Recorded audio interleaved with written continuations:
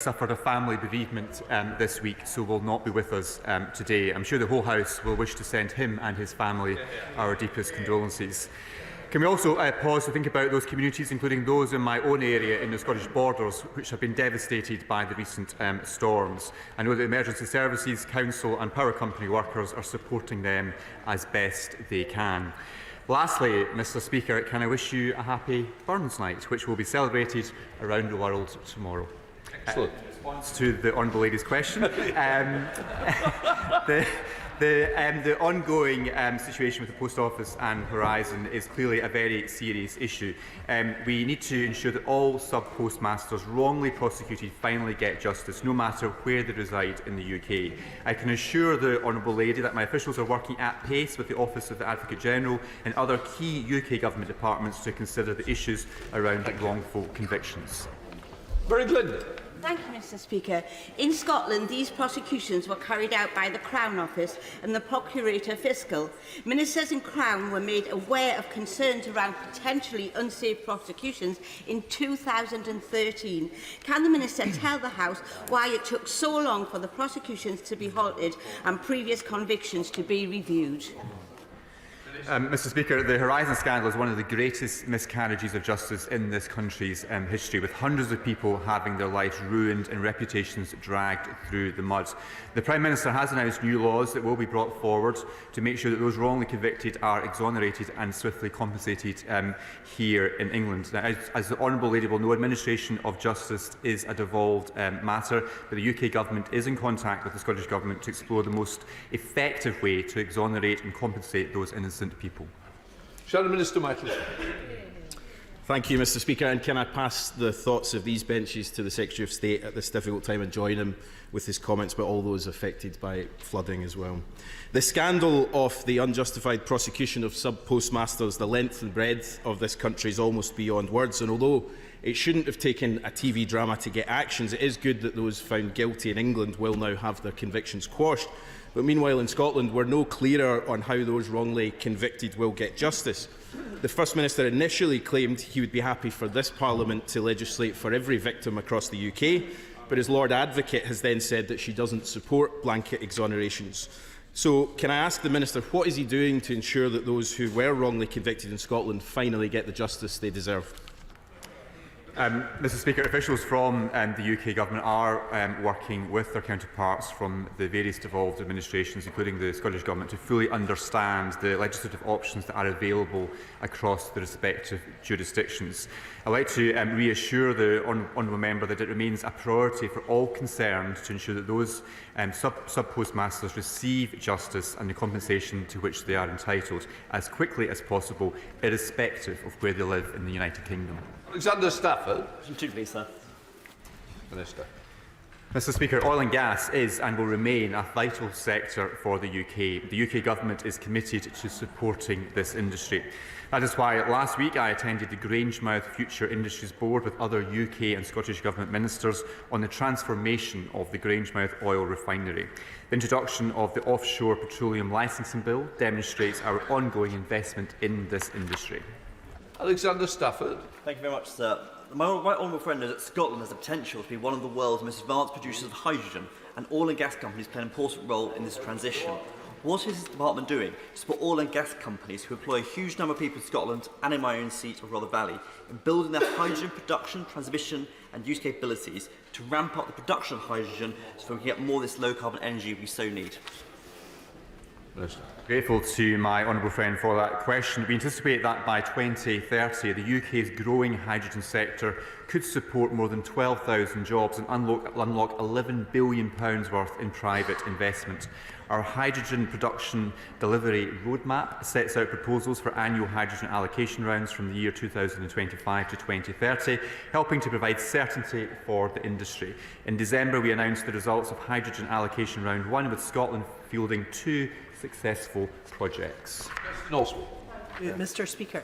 It's the renewable sector in Scotland providing the greatest job growth in Scotland's energy sector, with the number of jobs in the renewable sector in Scotland growing by more than 50% in 2021. And the future of Scotland's job security, energy and economy lies with renewables. So when will the UK Government finally match support for the Scottish Government's £500 million Just Transition Fund? Mr Speaker, well, I mean, the SNP's position on energy, and particularly in relation to oil and gas, is frankly all over the place. We don't know where the First Minister of Scotland stands on this. He described developing Rosebank as the wrong decision, but now seems to think that oil reserves can fund capital investment in an independent Scotland. We fully recognise the importance of the energy sector to Scotland. That includes oil and gas, it includes renewables. I will continue to work with all parts of the energy sector to develop that for the Scottish economy. Mr Speaker. Mr Speaker, the UK Government's funding for levelling up has now reached more than £2.9 billion. That's £2.9 billion, Mr Speaker, in Scotland. This includes almost £900 million of new funding announced last year. That's the equivalent of £535 per person in Scotland. The total is set to rise with millions of pounds of further investment in 2024. Chris Law. Mr Speaker, the Minister for Levelling Up will meet with me on Friday, but sadly this is not a courtesy that's been extended to the Leader of Dundee City Council, who's repeatedly invited the Minister to a round table in the City to discuss funding critical to projects such as the Eden Project and the Life Sciences Innovation District, amongst others. I've sought to continue the long-term investment regeneration of the City through these projects in the Tay City regional deal, so can the Minister assure me that he will urge his colleague to include in these our discussions on Friday, and his dreadful lack of engagement is from a UK Government that's committed to levelling up and not an outgoing Government winding down? Mr Speaker, the UK Government is investing more than £60 million in projects in Dundee, and these projects have been identified as key priorities by Dundee City Council and other local partners. Now, he mentions the leader of Dundee City Council. After receiving £20 million for Dundee from UK Levelling Up funds, the SNP leader of Dundee Council recently said, "This is just the UK Government element. I'm pursuing the Scottish Government as well, because we need both governments to work with us if we're to make significant economic inroads into the challenges we face." So, Mr Speaker, I hope the honourable member will now agree with me and agree to write a joint letter with me to his SNP colleagues in Holyrood asking, where's the money? Where's the money? Now we come to SNP spokesperson Tommy Shepherd. Thank you, Mr Speaker. On behalf of myself and my colleagues, I'd ask the Minister to convey our condolences also to the Secretary of State. Mr Speaker, we were given assurances prior to Brexit that the structural funds which provided capital funding for Scotland would be replaced by the specific levelling up and shared prosperity funding after Brexit. Can the Minister say how that funding now from those sources compares with what it was prior to leaving the EU? Mr Speaker, 4 years since the United Kingdom left the EU, the UK Government has announced more than £1.4 billion for new levelling up initiatives across Scotland. This exceeds the entire 7-year budget for the EU structural and investment funds for Scotland for 2014 to 2020, roughly £780 million of funding. So do not accept the analysis that the honourable member presents. Tommy Shepherd. Well, no, it doesn't actually, Mr Speaker, because this government has a tendency to draw all sources of capital funding into its levelling up myth. I'm talking about the specific Levelling Up Fund and the Shared Prosperity Fund, and they have given Scotland £471 and £212 million respectively, and that is exactly £98 million short of the £780 million that came from the EU structural funds. So when can we have the money, please? Exactly. Mr Speaker, the honourable member is simply not correct. £2.9 billion has been invested by this government into the communities, the length and breadth of Scotland. I know SNP members opposite have fought tooth and nail to stop that investment being delivered to those local communities, but this government, this Conservative government, will continue to invest directly into Scotland. Corinne Smith. Mr Speaker, question 4. Minister. Mr Speaker, funding policies for those studying in Scotland, including nursing students, is a matter for the Scottish Government. The UK Government supports collaboration between our nations to share best practice and provide better healthcare services. We will be open to future discussions with the Scottish Government about this. For that answer. My constituent has been denied additional funding for her nursing degree because she's domiciled in England but studying in Scotland, whereas those studying in England, regardless of where they're domiciled, can access this funding. So what advice can the Minister give me to help my constituent? Mr Speaker, nursing bursaries for those wishing to study in Scotland are a matter for the Scottish Government. Unfortunately, the Scottish Government only provides bursary support for Scottish domiciled nursing students, and only if they're enrolled in a course that leads to a diploma in Scotland. In contrast, the UK Government ensures that the Learning Support Fund is available to all UK students studying at English universities, regardless of where they are domiciled. I'd be very happy, on behalf of the Honourable Lady, to set up a meeting with my colleagues in the Department for Health to see how we might be able to pursue this further. Chapman. Number 5, Mr Speaker. Mr Speaker, with your permission, I shall answer questions 5 and 12 together. Mr Speaker, the latest official figures speak for themselves. These show sustained increases in both the import and export of goods between Scotland and the EU, with healthy results for services too. Mr Chapman. Well, the Brexit pain continues, with £140 billion wiped off the UK economy, more regulation making it tough for exporters, and relatively to similar-sized countries, Scotland exports are under real pressure.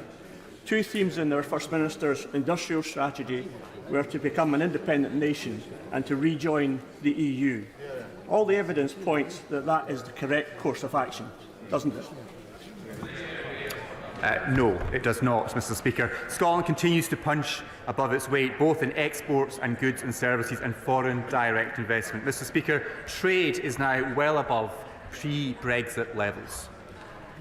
Thank you, Mr Speaker. According to the Government's own figures, new Brexit controls will cost the UK £330 million. Wow. Now, businesses in Glasgow are telling me that they're already suffering from increased costs and red tape when they're importing parts and exporting goods. Can the Minister explain to businesses in my constituency of Glasgow North West how Brexit is good for them?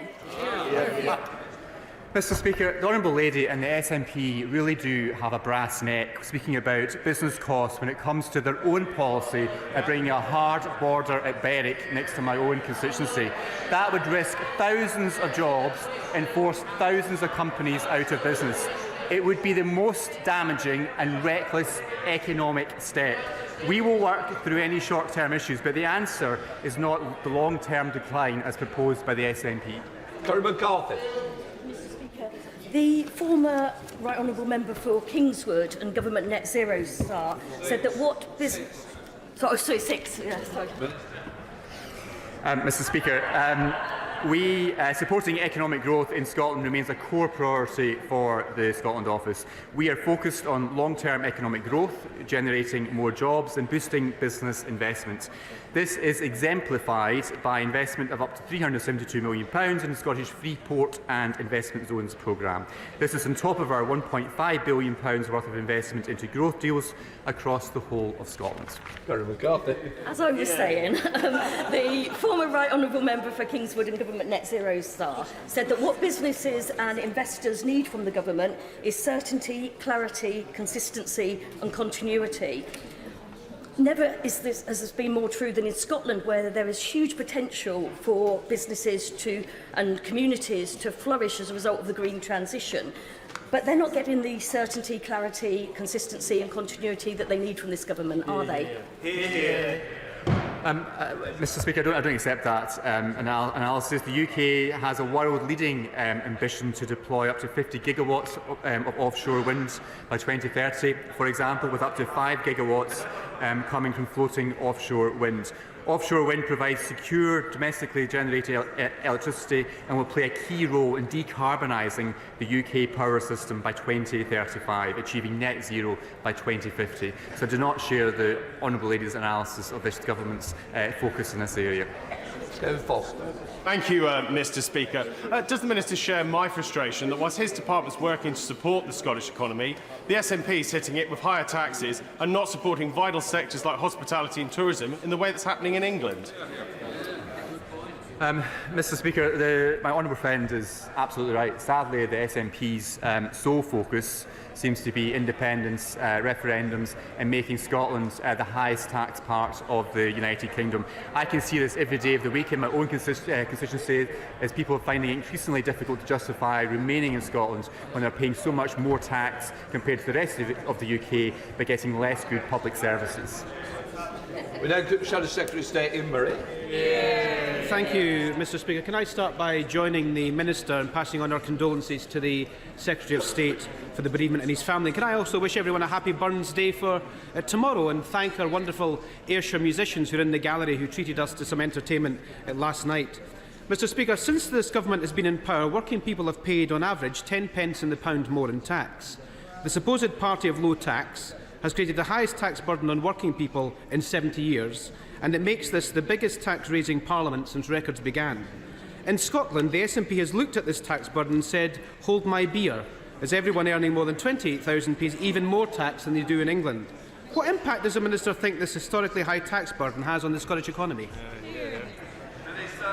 Mr. Speaker, well, this government remains focused on reducing the tax burden when it is prudent to do so. But as he identifies, in Scotland we have an additional challenge in terms of the high tax agenda being put forward by the Scottish Government, the SNP, and I share his concerns about the impact that is having on the ability of the Scottish economy to perform at its full potential.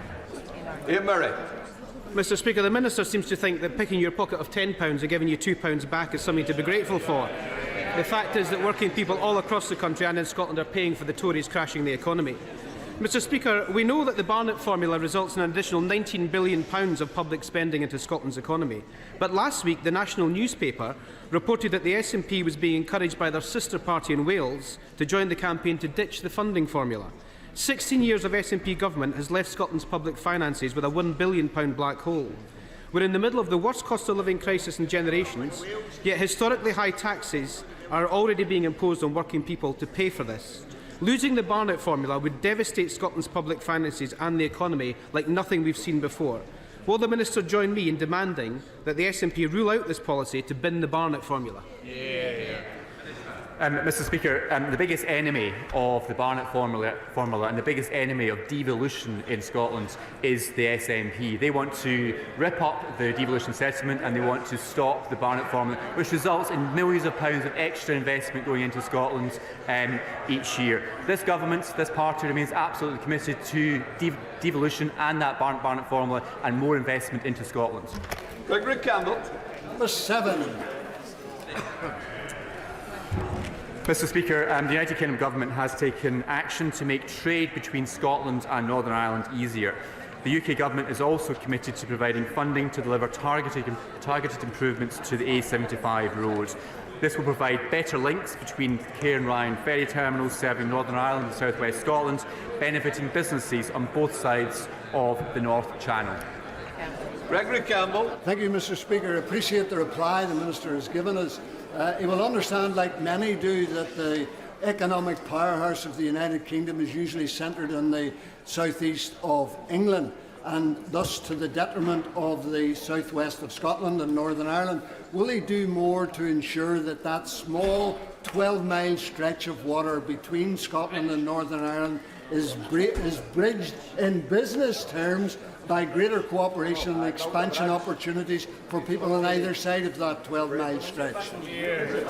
Mr. Speaker, the honourable member makes a very important point. I fully recognise the very strong links that exist between South West Scotland and Northern Ireland, and the potential to enhance those economic ties are great. Improved transport links are undoubtedly part of that with the A75 and ferry links. I look forward to working with him to see how we might be able to enhance and improve those links moving forward. The Select Committee speak with Shaw.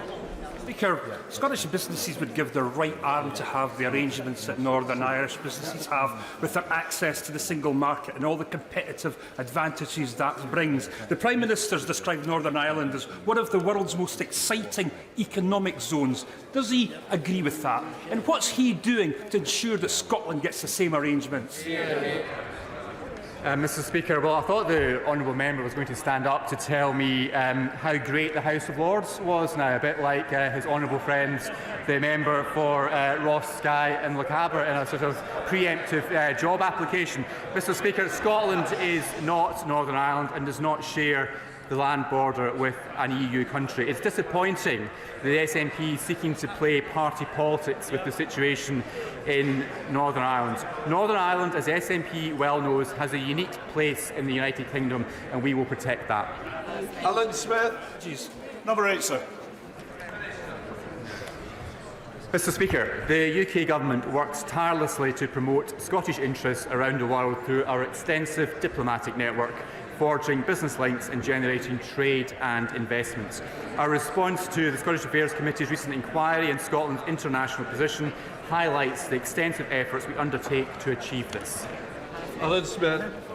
Thank you, Mr Speaker. I'm afraid I don't share the Minister's Panglossian view of this. Would you share my concern that recently published figures which show that in the years 2019 to 21, Scottish exports to the EU fell from 16.95 billion to 14.97 billion. Whatever the UK Government's doing, it's not working. So the Scottish Government has a pressing need to promote ourselves overseas for our economy and our society. Would the Minister not agree that now's the time to increase that overseas promotion, not cut it back on domestic wrangles? Mr Speaker, given the member's interest in this area, perhaps he could speak with his SNP colleagues in the Scottish Parliament. They are cutting funding to South of Scotland Enterprise, which will mean less support for businesses in the south of Scotland to grow, innovate and export. Perhaps he could tell the First Minister of Scotland that promoting Scotland overseas begins with supporting businesses at home in Scotland. Jamie Stone. Number 9, Mr Speaker. Mr Speaker, the UK Government recognises the important job that all NHS workers do, including those in the ambulance service. I see this every day of the week in my own constituency in the Scottish Borders. The UK Government would be open to exploring with the Scottish Government how we can work together and share best practice to reduce ambulance waiting times in all parts of the United Kingdom. Jamie Stone. Mr Speaker, last year in Scotland, almost 3,000 people had to wait more than 8 hours for an ambulance. But in recent days, women who might have to travel a 2.5-hour drive to Regmore Hospital in Inverness to give birth or for specialised treatment, they haven't been able to travel at all because the roads have been closed owing to the terrible weather we've had. Does the Minister share my deep anxiety for any woman who lives over 100 miles away from Regmore Hospital? Mr Speaker, I share the honourable member's concerns and I agree that these long distances are not acceptable, but it tells you all you need to know about the NHS in rural Scotland. NHS Highlands have said that it will need to substantially reduce spend following the SNP government's budget in December. The SNP government is taking a slash and burn approach to the rural NHS across Scotland. Douglas Ross. Pretend, sir. Mr Speaker, the autumn statement supported families and set measures to grow the Scottish economy. With a stronger fiscal outlook, the Government has the space to cut taxes for hard-working people and businesses. This is highlighted by cuts to national insurance benefiting 2.4 million people in Scotland and the extension of full expensing, ensuring the UK has one of the most competitive business tax regimes in the world. Order, order. Please, don't walk in front of members like that. Douglas Ross. Thank you, Mr Speaker. The Minister is correct that the autumn statement from this UK Conservative Government provided tax cuts for millions of Scots, provided support for businesses and invested to grow the economy. That was in stark contrast from the SNP's budget last month, which hiked taxes on hard-working Scots, failed to pass on the support to hospitality, retail and tourism sectors and has been widely criticised across Scotland. So does the Minister agree, as I do, with Sir Tom Hunter, who said at the weekend that the business community in Scotland doesn't believe the SNP has their back, and that must change. Thank you, Mr. Speaker. Well, I agree with my honourable friend, and Sir Tom is right too. Traders in Scotland have accused the SNP government of undermining the rejuvenation of high streets across Scotland with their tax hikes of 6.7% through business rates. The SNP must stop attacking employers and high street traders who are already under tremendous financial strain because of the SNP's mismanagement of Scotland's economy. Despite devolution rendering it pointless, the budget of the Scotland Office, along with that of the Attorney-General, has jumped by over £3 million since 2018-19, leaping up by £1.2 million just last year, while the Scottish Government's budget allocation suffered a real terms cut. Around 80 people currently work in Queen Elizabeth House alone for the Scotland Office, along with around 30 deluxe civil servants. What on earth are they doing, and how does he justify that to the Scottish taxpayer?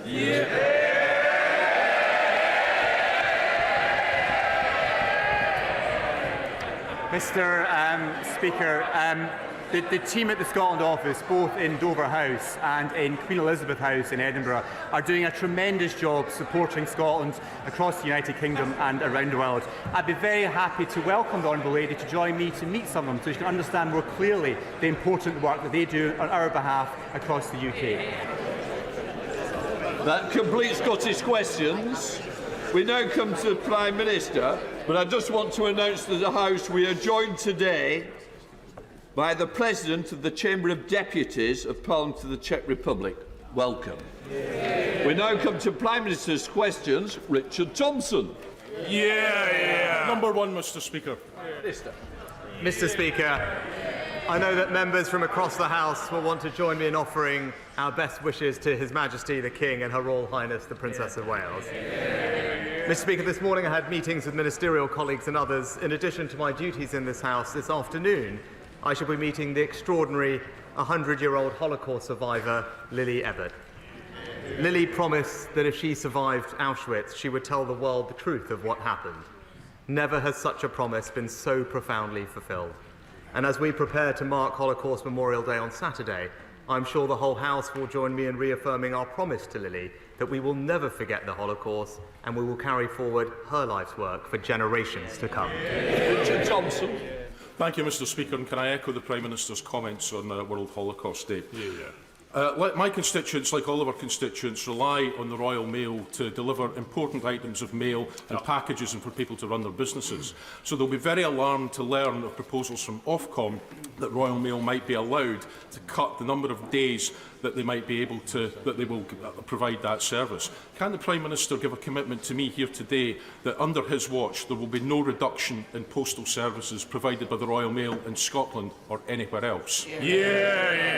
Well, Mr. Speaker, I agree about the importance of the Royal Mail's universal service obligation, and as you will have heard from the Minister this morning, we remain absolutely committed to ensuring that it remains as it is.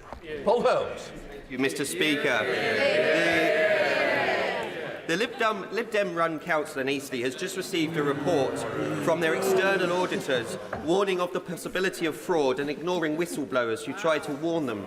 Does the Prime Minister agree with me that Lib Dem leaders who shun accountability, shun transparency and simply say "not me, Gov" should start showing some remorse and responsibility or make way for those who will? Well, We'll need the answer. Come on, my honourable friend raises an important matter to the people of Eastleigh, which I was pleased to discuss with him on my recent visit to his area, and I know that the contents of the report are deeply concerning. It is disappointing to see this Liberal Democrat-run council rack up debt with absolutely no plan for how to fund it. And the council has been issued with a best value notice, and I know that he is talking to the Department of Levelling Up, who will be monitoring the situation closely. We now come to the Leader of the Opposition, Keir Starmer. Thank you, Mr. Speaker. Can I join the Prime Minister in his comments about His Majesty the King and Her Royal Highness the Princess of Wales, and in his comments about Holocaust Memorial Day? Never again must be said more defiantly this year, as it's said every year. Mr. Speaker, last week we lost Sir Tony Lloyd, a true public servant who touched the lives of many people across the House and across the country. And I'm glad that his family were here yesterday to hear the many tributes to and memories of Tony. He will be greatly missed. Mr. Speaker, the Prime Minister's had quite a week, from endlessly fighting with his own MPs to collapsing in laughter when he was asked by a member of the public about NHS waiting lists. So I was glad to hear that he managed to take some time off. Can I just say, I wanted to the Prime Minister, I'm certainly going to hear the Leader of the Opposition. Those people who don't want to hear, they can certainly leave, because that's who it's going to be, so get it in order. Some of you are wanting to catch my eye again. It's not a good way to do it. Mr. Speaker, I love this quaint tradition where the more they slag him off behind his back, the later they cheer in here. Keep it going. And also, for this side, you can have a joint cup of tea. Come on. Mr. Speaker, I was glad to see that he managed to get some time off yesterday afternoon to kick back, relax and accidentally record a candid video for Nigel Farage. The only thing missing from that punishing schedule is any sort of governing or leadership. So was he surprised to see one of his own MPs say that he doesn't get what Britain needs and he's not listening to what people want? Prime Minister. Mr. Speaker, he talks about what Britain needs, what Britain wants, what Britain values. This from a man who takes the knee, Mr. Speaker, who wanted to abolish the monarchy, who still doesn't know what a woman is, and who just this week, one of his front benchers said that they back teaching divisive white privilege in our schools, Mr. Speaker. Looking at his record, it's crystal clear which one of us doesn't get Britain's values. Mr. Speaker, he spouts so much nonsense, no wonder they're giving up on him. And even now, as his government crumbles around him and his own MPs point out he's out of touch, got no plan for growth, crime or building houses, the Prime Minister is sticking to his one-man Pollyanna show. Everything's fine. People should be grateful to him. The trouble is, no one's buying it. Does he actually understand why his own MPs say he doesn't understand Britain and that he is an obstacle to recovery?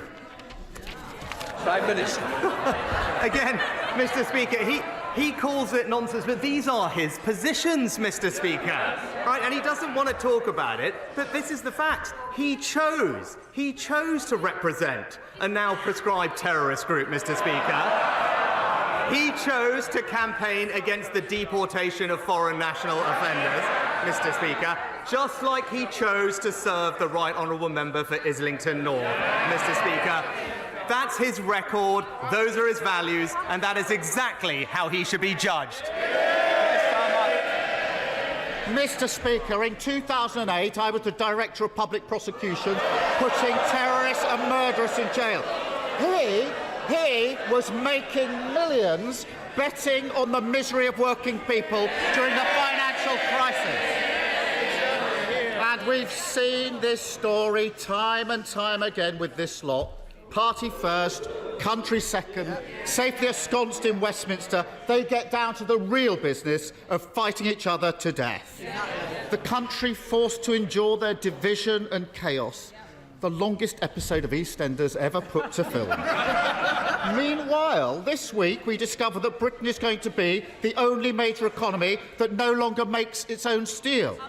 That the government is handing out £500 million to make 3,000 steelworkers redundant. And that the parents of thousands are being told that his free childcare promise is nothing but a mirage. Isn't he embarrassed that the Tory party is yet again entirely focused on itself? Mr. Speaker, yet more sniping from the sidelines. Yeah, you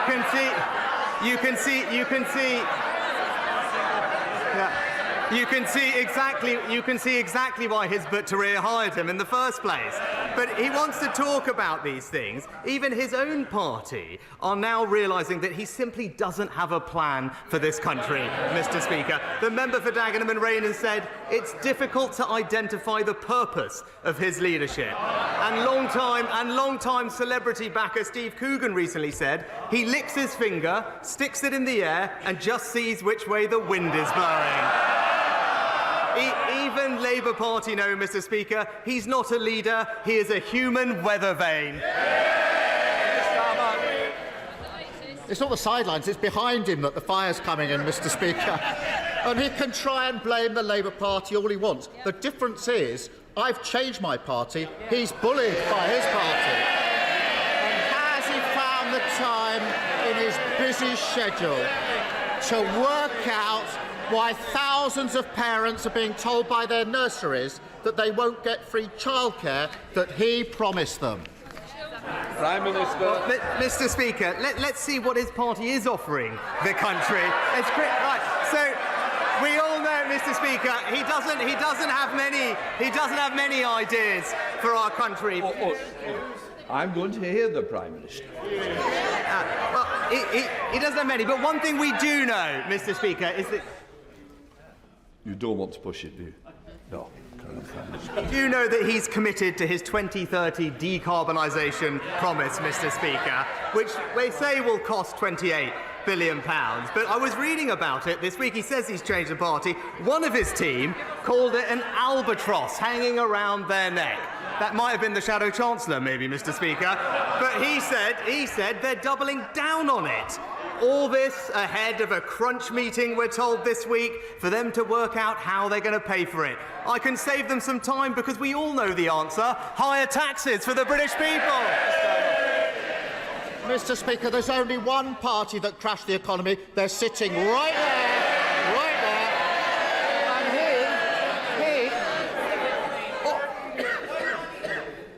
And Oh, Mr. Holmes, you've had your question already. Obviously, you don't want to remain for the resident. Here's Salma. He is Mr. 25 tax rises, and he's got nothing to say on childcare. Millions of families will have been listening for an answer, and they got absolutely nothing.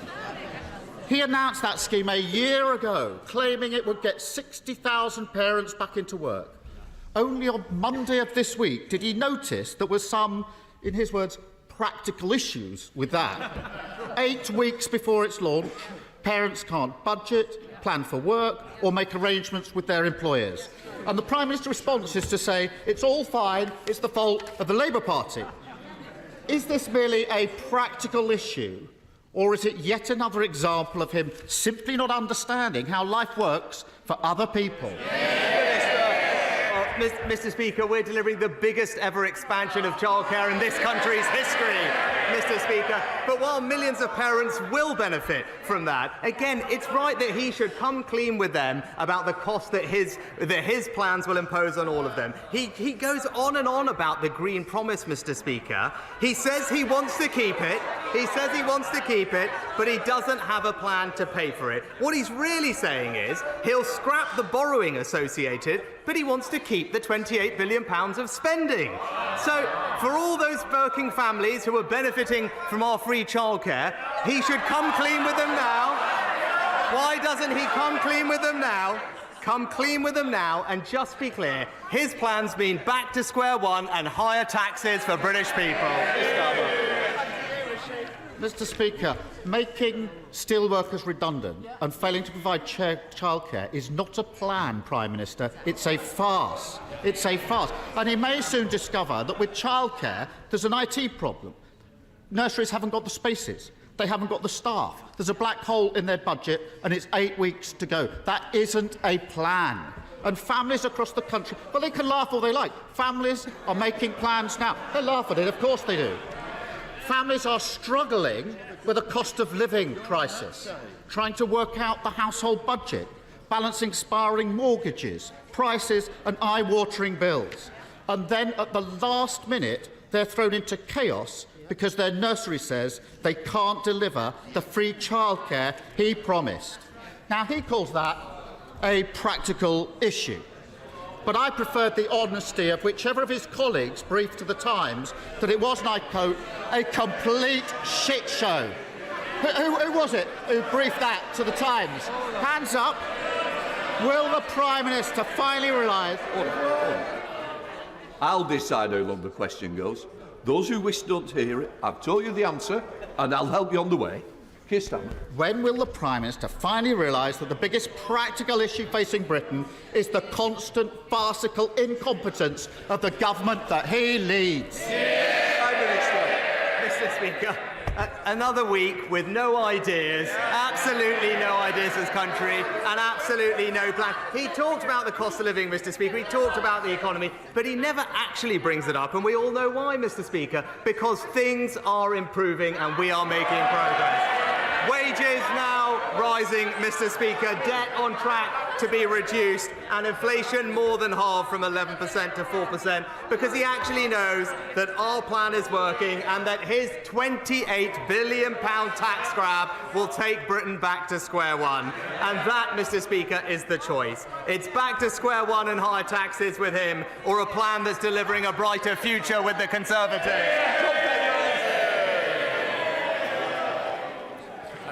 Change of gear, Mr. Speaker. Too many oligarchs and kleptocrats are living off ill-gotten gains beyond the reach of domestic courts here or in countries like America. Ever since the 2016 London Anti-Corruption Summit, moves to create an international anti-corruption court have been gathering momentum to plug this gap. It already has support from countries like Canada, Holland and Nigeria, and would fund itself from the fines it charged. Will this government take the lead in getting it underway, ending impunity for these crooks once and for all? Well, can I firstly pay tribute to my honourable friend for his work on this issue? As I'm sure he'll appreciate, establishing a new bespoke institution is a significant endeavour, but I know he's discussed it with the Foreign Secretary, who will look at the proposals in more detail. And in the meantime, as he knows, our Economic Crime Act has a raft of new measures to crack down on dirty money, and we will shortly be publishing our second anti-corruption strategy. Will set out ambitious plans for combating corruption, both here at home but also internationally. SNP leader Stephen Flynn. Mr. Speaker, last night, as Tory MPs were once again fighting amongst themselves, the public were sat at home watching John Irvine of ITV News report on footage from Gaza of an unarmed Palestinian man walking under a white flag, being shot and killed by the IDF. Prime Minister, such an act constitutes a war crime, does it not? Mr. Speaker, we've been absolutely consistent that international humanitarian law should be respected and civilians should be protected. I've made that point expressly to Prime Minister Netanyahu, and the Foreign Secretary is in the region this week making exactly the same point. Stephen Flynn.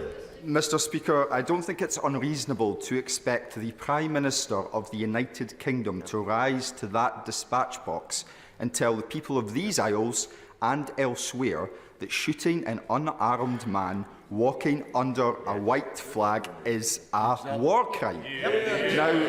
Now, in recent weeks, this House has acted with urgency and intent following an ITV drama. The question is, will this House now show the same urgency and intent following this ITV news report? And finally, back a ceasefire in Gaza. Mr. Speaker, no one wants to see this conflict go on for a moment longer than necessary, and we do want to see an immediate and sustained humanitarian pause to get more aid in and, crucially, the hostages out, helping create the conditions for a sustainable ceasefire. I set out the conditions for that earlier in the House. The Foreign Secretary is in the region today, and will continue to press all our allies and partners to make sure that we can bring about that outcome. Tom Hunt. Speaker, access to NHS dentistry is a key issue in Ipswich and Suffolk.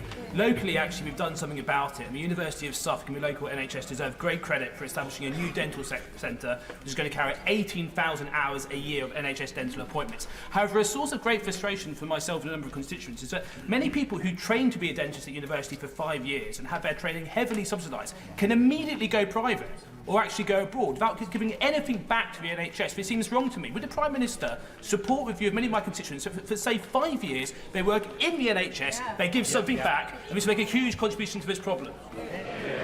Prime Minister. Well, my honourable friend is a long-standing campaigner for better dental access in his constituency, and I congratulate him on the new dental centre that's opening, which I know he worked very hard to deliver. And I agree with him. It's right and fair that we seek better value for the significant investment that the taxpayer makes in the education and training of the dental workforce. That's why, as our workforce plan outlined, we are exploring whether a tie-in would ensure that dentists spend a better proportion of their time in the NHS, and we'll be launching a consultation on this policy later this year. Colm Eastwood. Thank you, Mr. Speaker. In the week of the anniversary of Bloody Sunday, people in Derry are watching unarmed Palestinians being gunned down by Israeli soldiers. Over 25,000 people have now been slaughtered in Gaza. The Prime Minister says, and he said it again today, that he wants to see a sustained ceasefire. So my question is a very, very simple one. The next time there's a vote at the UN for a ceasefire, will his representative vote for it? Well, Mr. Speaker, of course we'll engage with all UN resolutions on their merits, and I've been clear no one wants to see this conflict go on for a moment longer than is necessary. We do want to see an immediate pause so we can get aid in and hostages out, because the situation is desperate for many people there. But a sustainable, permanent ceasefire needs to fulfill a set of conditions, including Hamas releasing all of the hostages, Hamas no longer being in charge of Gaza with the threat of rocket attacks into Israel, and an agreement in place for the Palestinian Authority to return to Gaza to provide governance and services. The Foreign Secretaries in the region, those are the principles on which we are working, and I believe those are shared by all our major allies. Sure. In 1859, Brunel opened his rail bridge over the River Tamar. In 2022, I met with Network Rail and others to celebrate the agreement to build a simple footbridge going over the railway line in Lostwithiel. That bridge still doesn't exist, and I have no completion date. Can my right honourable friend help? Well, I know that my honourable friend is a long-standing campaigner for the footbridge at Lostwithiel station, and I recognise her concerns and the pressing need for the construction of this footbridge. I'm told that Network Rail is currently working on a funding solution for this, so that it can take forward this important project in the next financial year, and the Rail Minister will keep my honourable friend updated on his progress. Ms. Twist. Thank you, Mr. Speaker.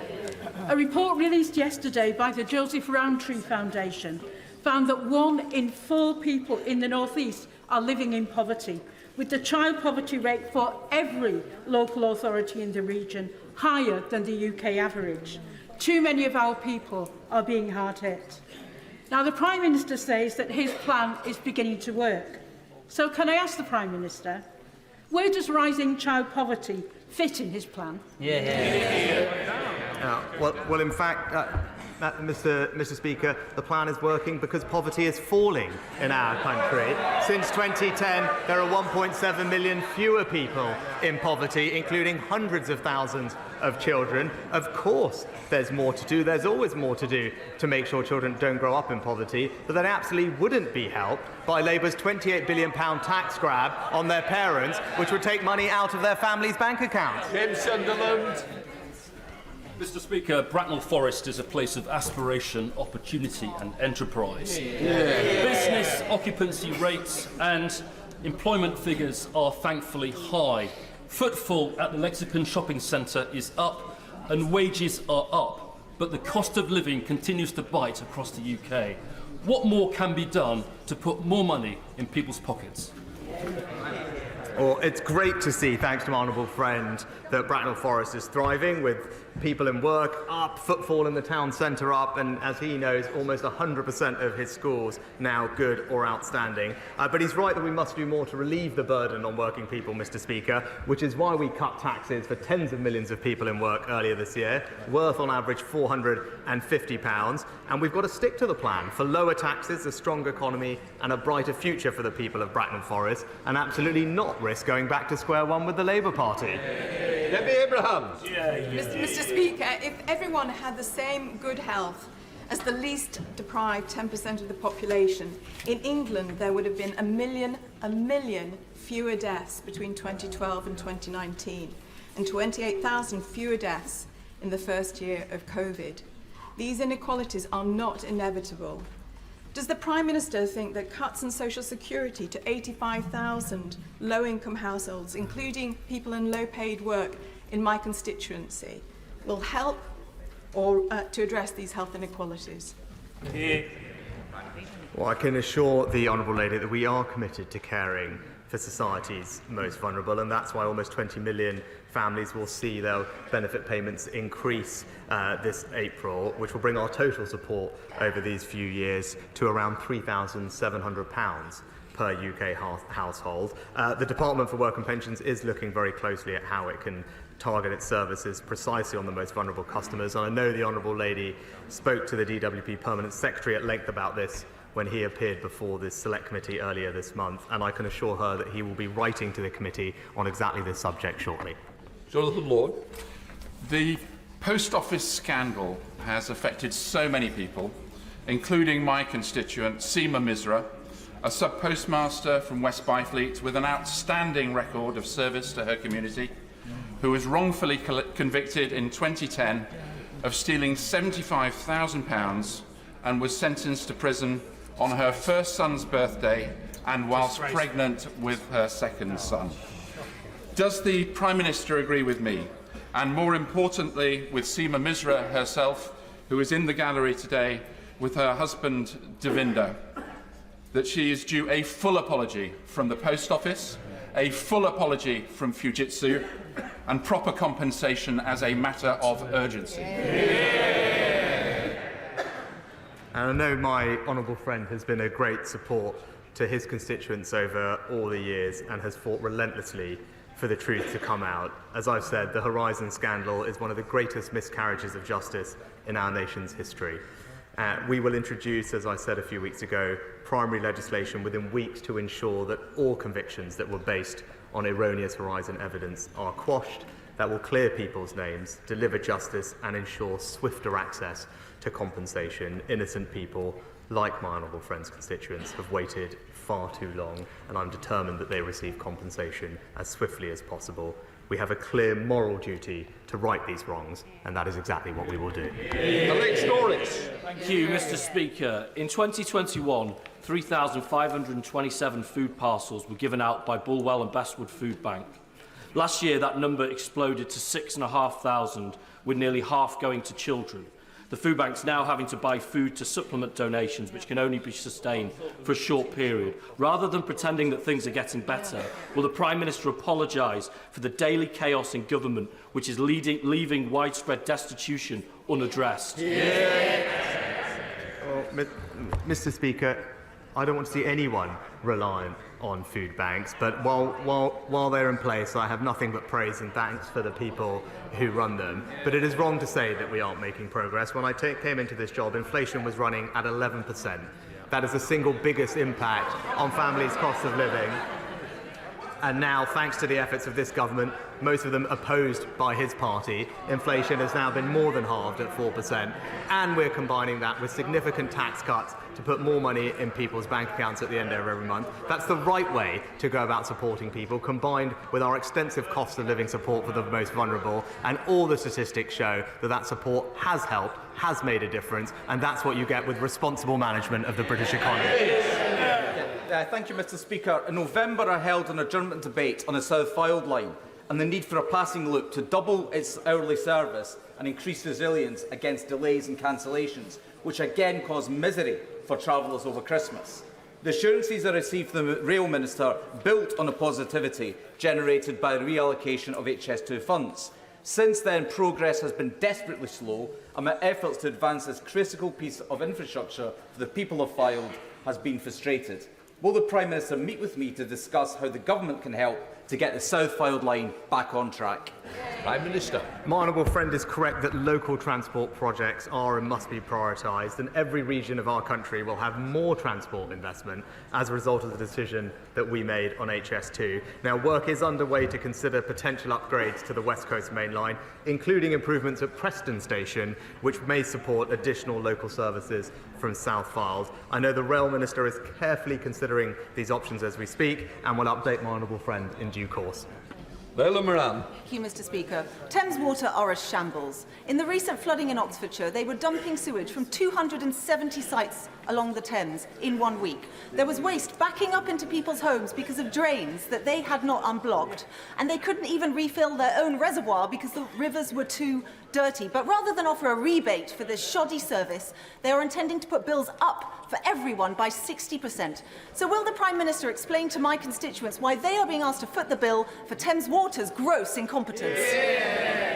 Well, Mr. Speaker, we've been clear that the volume of sewage discharged by water companies is unacceptable, and that's why we've launched the most ambitious storm overflow discharge reduction plan. And we have now achieved monitoring of almost every single storm overflow in England under this and previous governments, and have introduced unlimited penalties on water companies. And where there is evidence of poor performance, the Environment Agency will not hesitate to pursue water companies concerned, just as they did, I believe, a couple of years ago in the Honourable Lady's constituency, where they fined Thames Water specifically £4 million following a serious incident. Theresa May.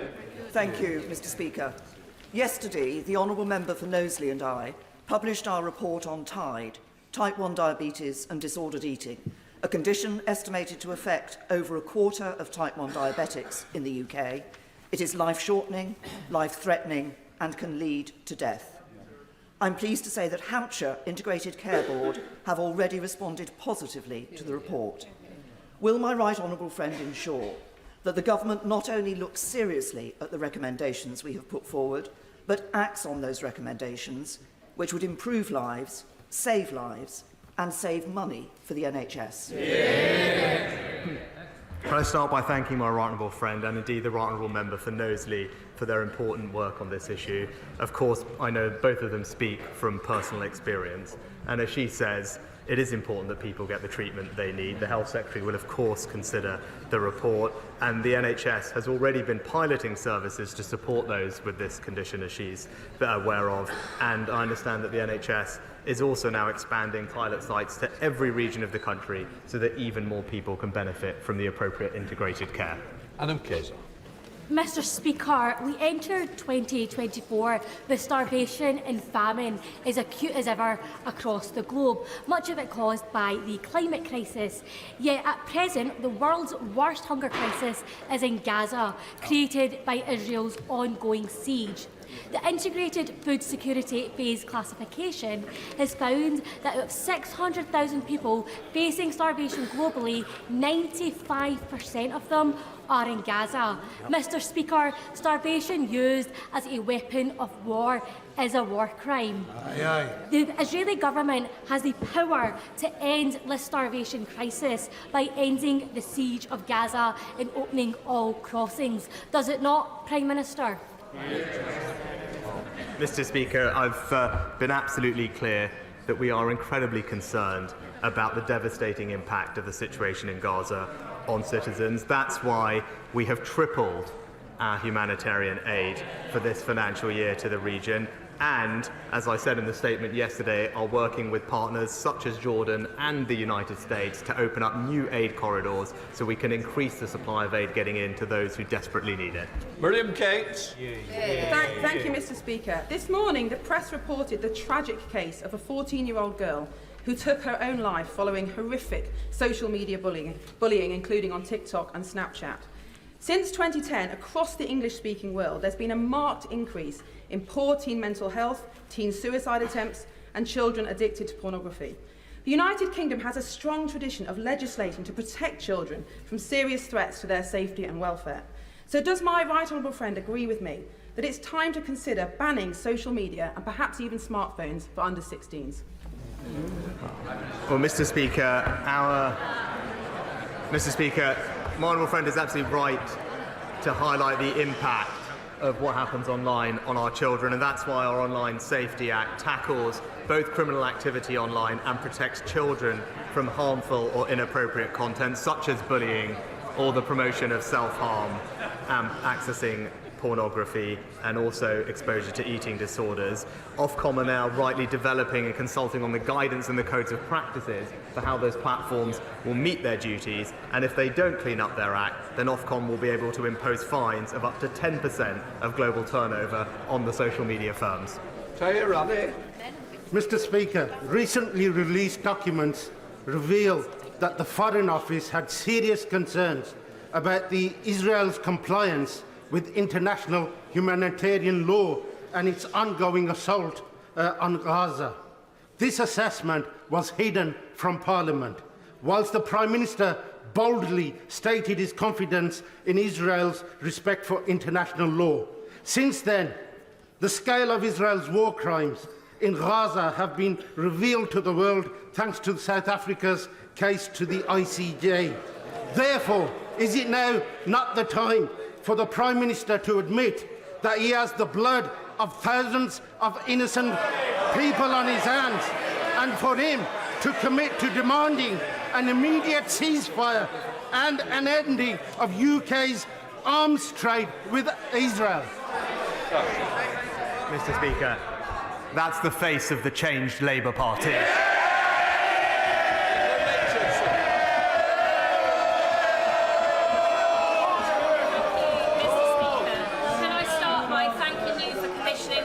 Educational Trust exhibition in Portcullis House and for your personal, unwavering commitment to Holocaust remembrance. Mr. Speaker, as we approach Holocaust Memorial Day, will the Prime Minister join me in commending the important work of the Holocaust Educational Trust, in particular their work with Holocaust survivors, who, despite living through the darkest moment in human history, continue to share their testimony in the hope of ensuring never again. In the face of the appalling rise in anti-Semitism which we see on the streets of Britain, will my right honourable friend join me in encouraging all members to sign the Book of Commitment and stand up against anti-Semitism? Mr. Speaker, I join my honourable friend in paying tribute to the brilliant work of the Holocaust Educational Trust and thank her for all her work on this issue. I'll be signing the Book of Commitment this afternoon during my meeting with Lily Ebbett, and I encourage members on all sides to do the same and to reaffirm with shared determination to ensure that the Holocaust is never forgotten and to defeat the resurgence of anti-Semitism and all forms of hatred in our country. Final question, Sarah Champion. Mr. Speaker, I represent a proud steel community in Rotherham who stand with the steel workers in Port Talbot at this very worrying time. My constituents don't want to see their taxpayers' money used to make British workers redundant, our primary steel-making capacity decimated and our national security compromised. So will the Prime Minister change his destructive course, starting by looking at the credible multi-union plan to safeguard our steel industry's long-term future? Mr. Speaker, I know this is an anxious time for steel workers in South Wales, but we are committed to working with the steel sector to secure a positive and sustainable future. The Honourable Lady will know that during the pandemic we provided support to Celsa, a steel company in South Wales, to safeguard jobs and ensure the sustainability of that plant. And what was proposed to happen in South Wales was the loss of 8,000 direct jobs, thousands more across the supply chain, and the complete closure of the plant. Because of the government's investment and support and partnership with Tata, we have safeguarded 5,000 direct jobs, thousands more in the supply chain, and ensured the long-term sustainability of that steel plant so it has a brighter future. Obviously, this is difficult, but it's entirely churlish of her not to recognise the largest support package. It is one of the largest support packages that any government has provided any company, and in the process safeguarded thousands of jobs. That completes Prime Minister's questions. Please let the chamber clear.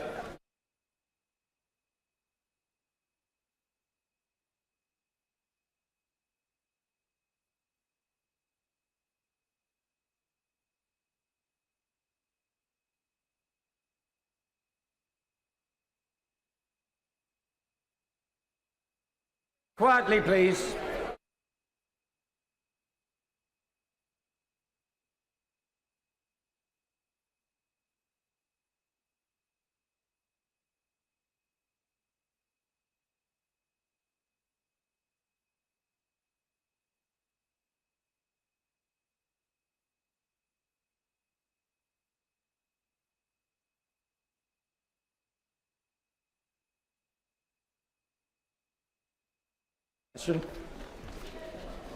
Pat McFadden. Thank you, Mr Deputy Speaker. To ask the Minister if he'll make a statement on resilience in light of recent extreme weather events, including Storm Isha and Storm Jocelyn. Minister. Thank you, sir. First, I would like to say how sorry the government was to hear that 4 people sadly lost their life due to Storm Isha, 2 in this country and 2 in Ireland. And I'd like to extend my sympathy to their family and friends. And at the same time, praise our emergency and utility workers who have worked so hard in some very difficult conditions in order to help the public. Forecasters at the Met Office raised a rare whole-country weather warning for the wind over the weekend in preparation for Storm Isha. The warning encompassed even rarer amber and red warnings for wind in the areas forecast to experience the worst of the storm.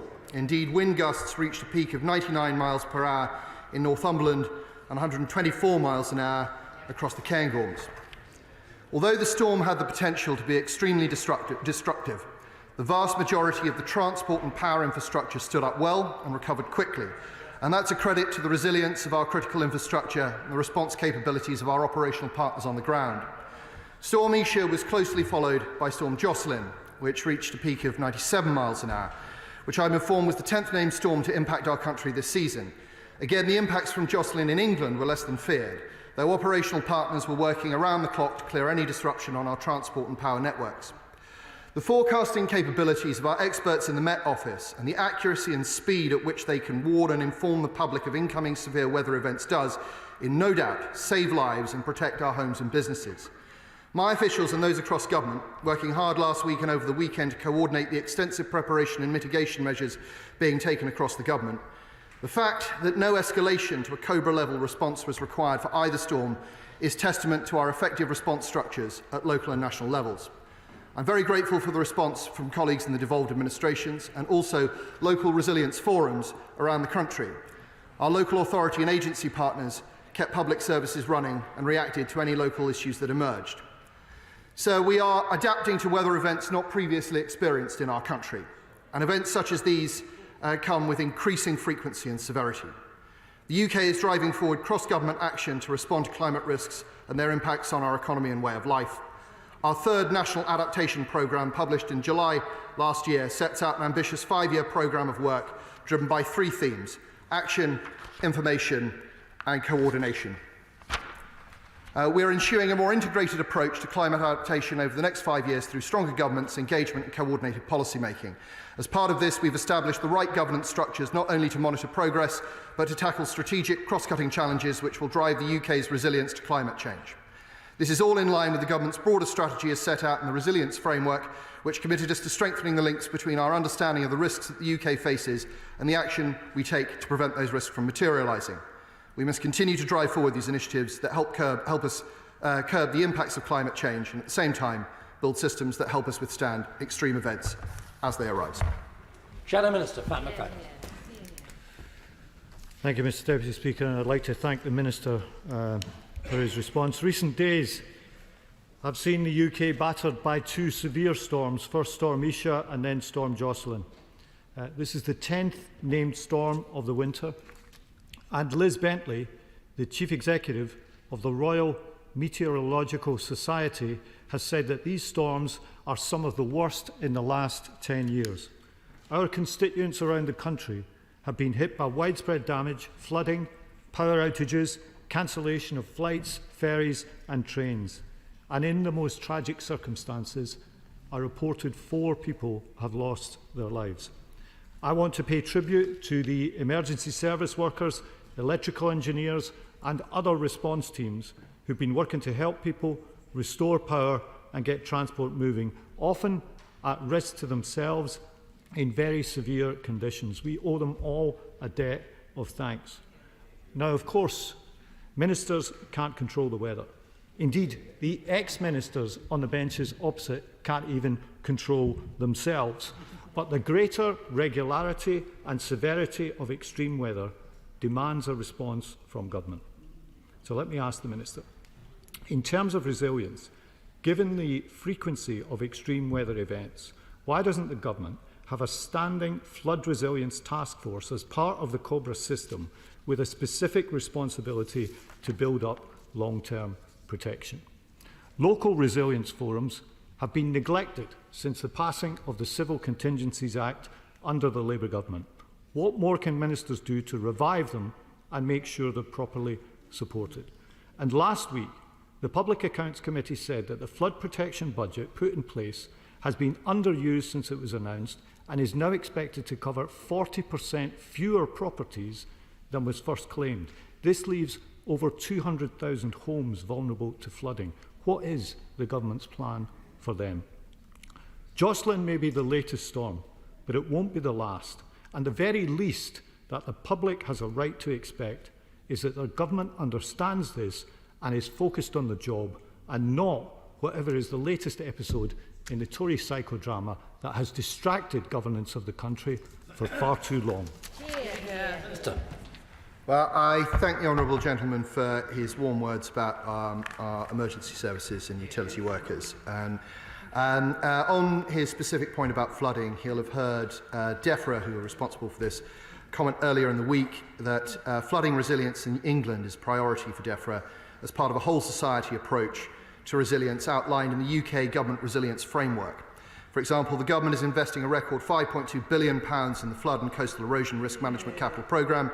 Since 2021, over £1.5 billion has so far been invested in flood defence projects across England, with over 67,000 properties better protected. Now, of course, response to flooding is just one part of our resilience work that is coordinated by Cabinet Office, and mercifully in the storms that we've just had, very, very few families were flooded out of their homes, but we're absolutely cognizant of the need to prepare. I mean, he will have seen, I hope, the NAO report published late last year, noting positively that since 2021, government has strengthened the arrangements to manage national risks, that it's taken steps to address extreme weather risks as whole system risks, and I'll return to that point in a moment, and that it's acquired good forecasting data for droughts, heat waves and storms. Now, what we've seen over the past few years is a noticeable improvement in storm preparedness and response. And if we remember Storm Arwen a few years ago, after 3 days,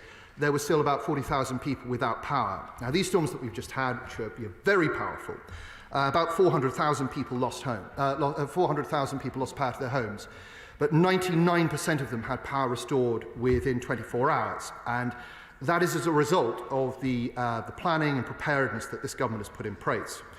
And that's because we've learned the lessons. We now have improved public warnings, we have hardened infrastructure, and crucially, we forward deploy repair experts. So when we see storms forming over the Atlantic, we signal to local partners in utilities, partners in the emergency services, and they go out and get ready on the ground. And that can be everything from clearing storm drains to being ready to repair infrastructure that might be vulnerable. We have better public information. Public is much more connected with the activity of storms. Naming storms may seem like a superficial change, but actually we know that it has improved public awareness of what's going on. We have better travel advice, much clearer, DFT doing great work through our operators. But also, Mr. Chair, we have superior forecasting. The government has invested a great deal in compute capacity and forecasting capacity that enables us to see where storms are coming. So this better coordination and better deployment of resources from the centre is meaning that we are working better with partners on the ground and getting better response when these extreme events take place. John. Speaker, can I thank the Minister for his statement and take this opportunity to thank his officials in the Cabinet Office that do so much that is often unseen. But for those perhaps have a little bit more of a public profile, would he join me in thanking the Environment Agency emergency response teams for the West Midlands, the Shropshire Fire and Rescue teams that have done such a great job, and indeed Severn Trent Water and all the officials in Shropshire Council and Telford and Wrekin Council. He mentions national infrastructure. Does he agree with me that highways can fall under that? And would he call upon Highways England to do more to ensure that the M54, an important road in Shropshire and connecting Wales and England, has less flooding in the future, and they put more mitigation and investment into doing that? I absolutely join him in his words of praise for those who've been working in the West Midlands, and I'm sure that my colleagues in DFT have heard what he said about the critical roads in his constituency. Kirsty Blackburn. Thank you very much, Chair. I do think it's a little bit cheeky for the government to take entire responsibility for the improvements, given the improvements that I know the SSE have put in place, for example. They have done a huge amount of work and deserve credit for that work, not just the changes to forecasting, for example.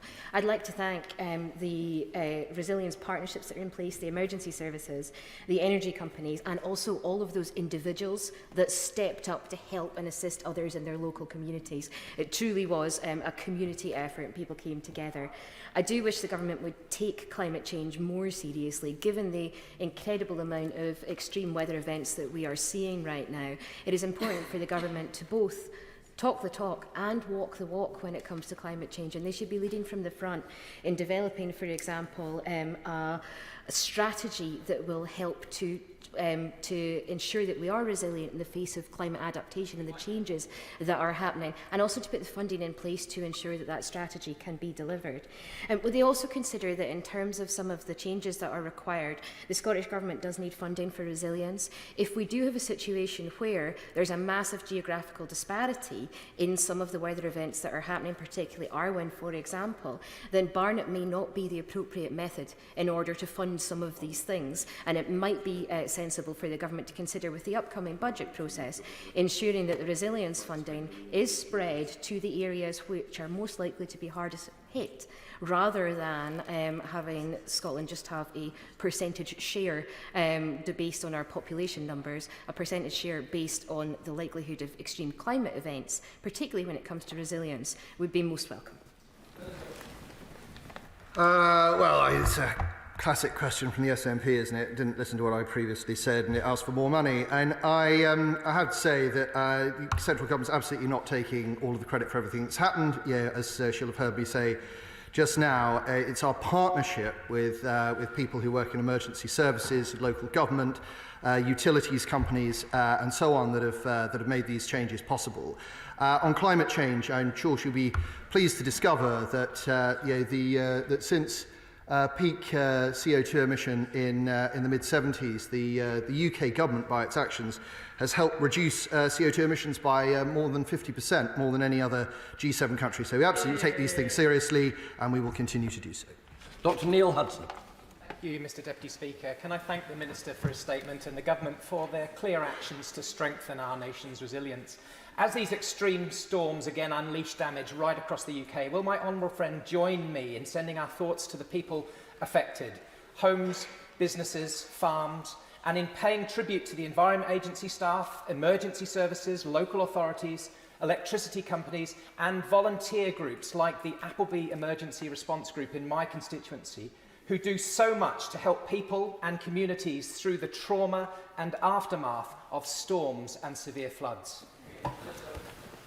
Well, I thank my honourable friend for that, and very happy to join him in paying tribute to the Appleby Emergency Response Team. And it is so often local community organisations that both have the connections and the awareness and the intel on what's going on the ground that make response possible. So, very, very happy to join with him in that, and glad to hear that although his constituency, I know, was hit by the storms hard, they've managed to move on from it quickly.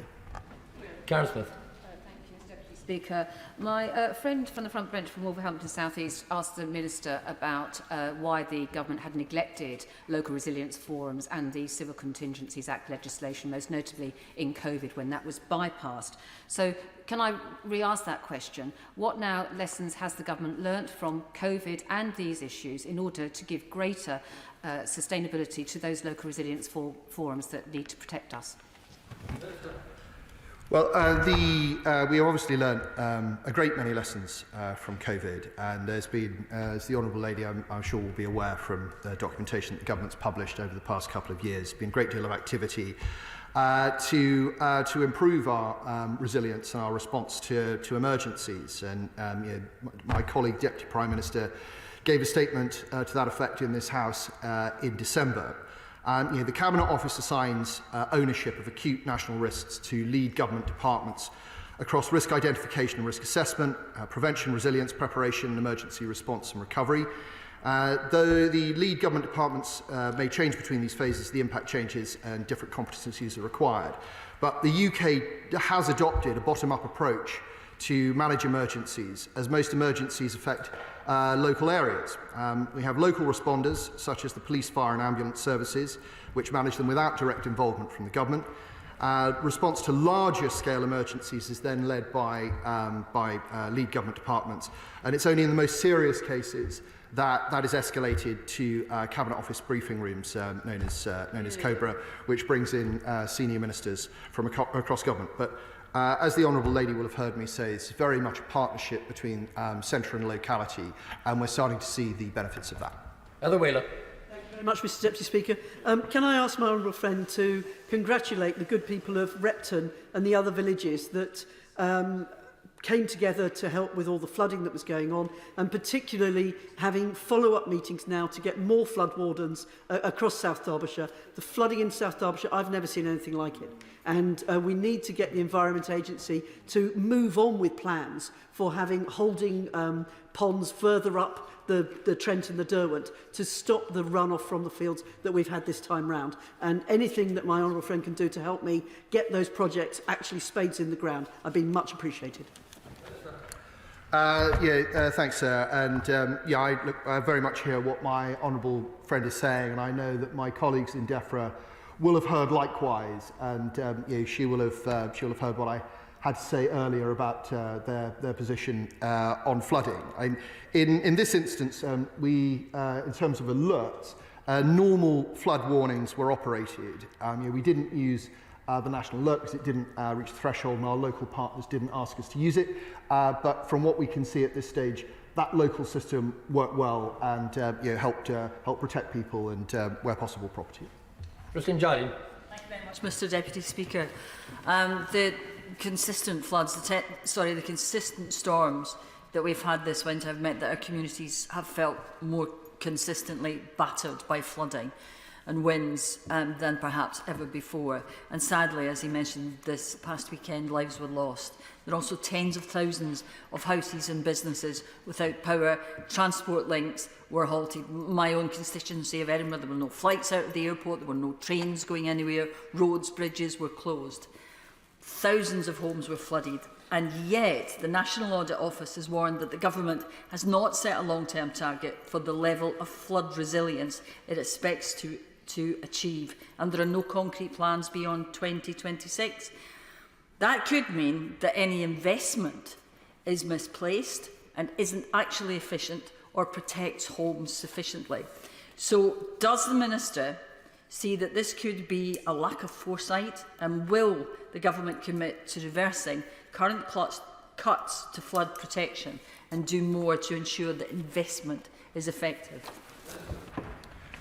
Well, the Honourable Lady will have heard what I said, reflecting what DEFRA had said earlier in the week about the £5.2 billion worth of investment in flood and coastal erosion risk management through their capital programme, and the fact that since 2021 the government has put £1.5 billion in flood defence projects across England. And to her first point about the level of disruption, we absolutely understand and sympathise with people who who've been put in this situation. And whilst we cannot control the weather, we can, by degrees, become better prepared for those events, both by the general resilience planning that government has been doing, but also, as I was saying, by having better intelligence on storms that are forming over the Atlantic, and making sure that we have the right people with the right skills poised to act quickly when these storms strike. And that, of course, means that we can minimise disruption to the public, even though we cannot eliminate it altogether. Henry. Mr Deputy Speaker, in my constituency of Broxtowe, some businesses and homes that I have visited have been affected by multiple storms and have received the flood recovery grant. But as it stands, those who have been affected by both Storm Babette and Storm Henk can only claim after one of the floods. So is the government looking at putting further support in place for individuals who have been flooded multiple times by these separate storms? My honourable friend raises a very important question. We know how awful it can be for families to be flooded out of their homes. The damage to property and effects, and sometimes to items with sentimental value. And it's very important that we have processes and procedures in place to make sure that we can help people out in those circumstances. On his specific point, I will make sure that he gets a response from colleagues in DEFRA. Jamie Stone. Thank you, Mr Deputy Speaker. During Scottish Questions, I spoke of how Caithness and North Sutherland was completely cut off. All the roads in and out were blocked during the storms. So a pregnant mum couldn't even begin to start on her journey when a contraction started, the 100-mile journey to Regmore in Inverness to give birth. Now, people speak of the helicopter ambulance. There's one based in Inverness, but if that has to go to an emergency in Loch Harbour on the other side of Scotland, then what does the pregnant mum do? To be quite honest, we're faced with a mum dying, a child dying. So when the Minister meets with the Scottish Government, would he please point out the utter folly of centralising these services in Inverness when we've got a perfectly good workable hospital in Wick which should be upgraded and put into full use? Well, I'm very happy to communicate that message strongly to the devolved administration. And I've visited Caithness and I've seen its remote beauty. But yes, one can only imagine what it would be like to be a young woman, giving birth and cut off from major services. So I feel that his plea for the upgrade at Wick is very important. Dr. Ben Spencer. Mr Deputy Speaker, and I thank my honourable friend for his statement. 2 weeks ago, Runnymede and Weybridge was flooded as a result of Storm Henk. And when flooding happens locally, my constituents have to navigate a whole host of different organisations with responsibilities, including Surrey Fire and Rescue, Surrey County Council, Runnymede Borough Council, Elmbridge Borough Council, Thames Water, Affinity Water, the Environment Agency, and Surrey Highways. And as part of my campaign to improve flood response and preparedness and protection from flooding, I've been calling for a local flood control centre to be a single coordinated access point for accessible support and advice and for clear and consistent communication. Would he meet with me to discuss it? I'm glad to hear that my honourable friend has such a worthy campaign to support his constituents, and I'll make sure that his request for a meeting goes to the most appropriate minister who may be able to advise him on how possible it is. Seema Malhotra. Thank you, Mr Deputy Speaker. According to the NAO, the Environment Agency has cut its forecast for the number of additional properties that will be better protected from flooding by 2027 by 40% since plans were first unveiled in 2020. In Feltham and Heston, also, the level of water in our streets in storms unable to drain away is getting noticeably higher and higher. So I have to push the Minister on this. Could he explain how he is confident that his plans are going to be sufficient to keep homes and businesses safe in the future from flood-related damage, and that this is the case across the country, because this is a huge and growing concern? Minister.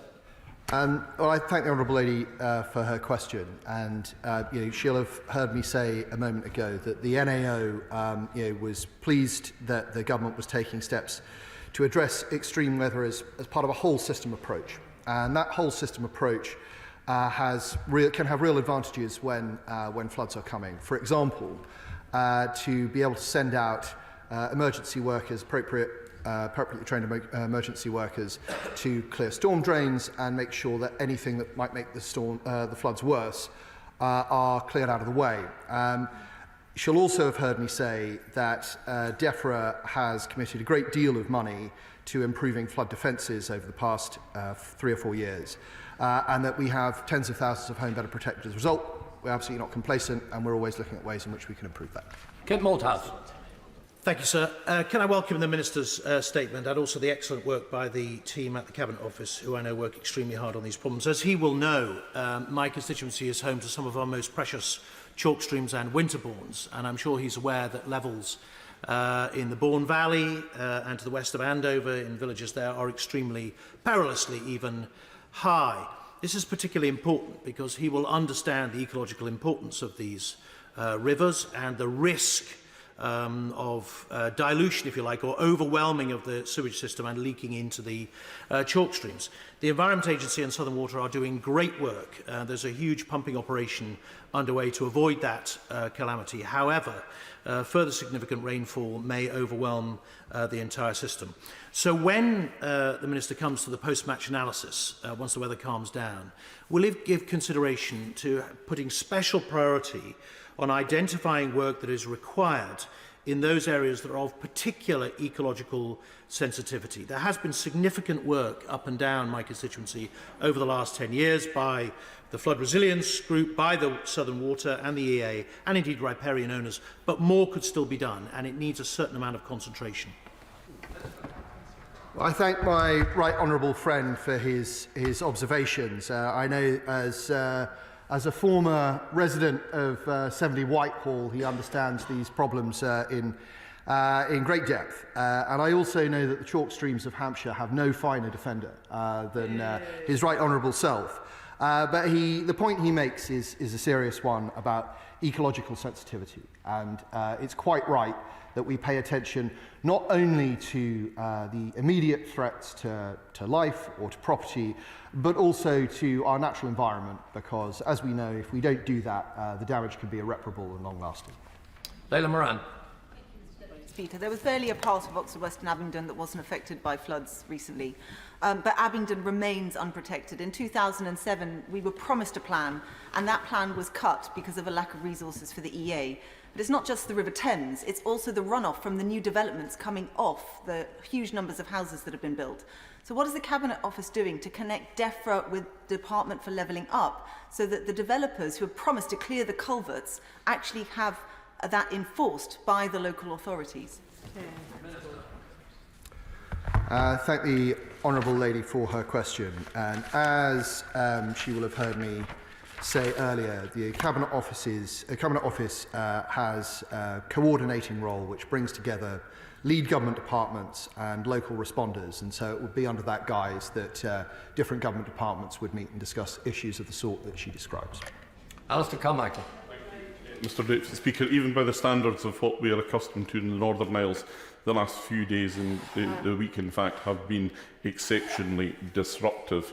So can I associate myself with those who have already expressed their gratitude to the road staff, the electricity engineers and others who have gone about their job, and also those who are doing it even if it's not part of their job, the responsive farmers who just get a bucket on the front of the tractor and get on with the clearing of the snow has been quite phenomenal. But is this not a moment to pause and reflect that some of the changes that are proposed in other parts of government could in fact weaken our resilience?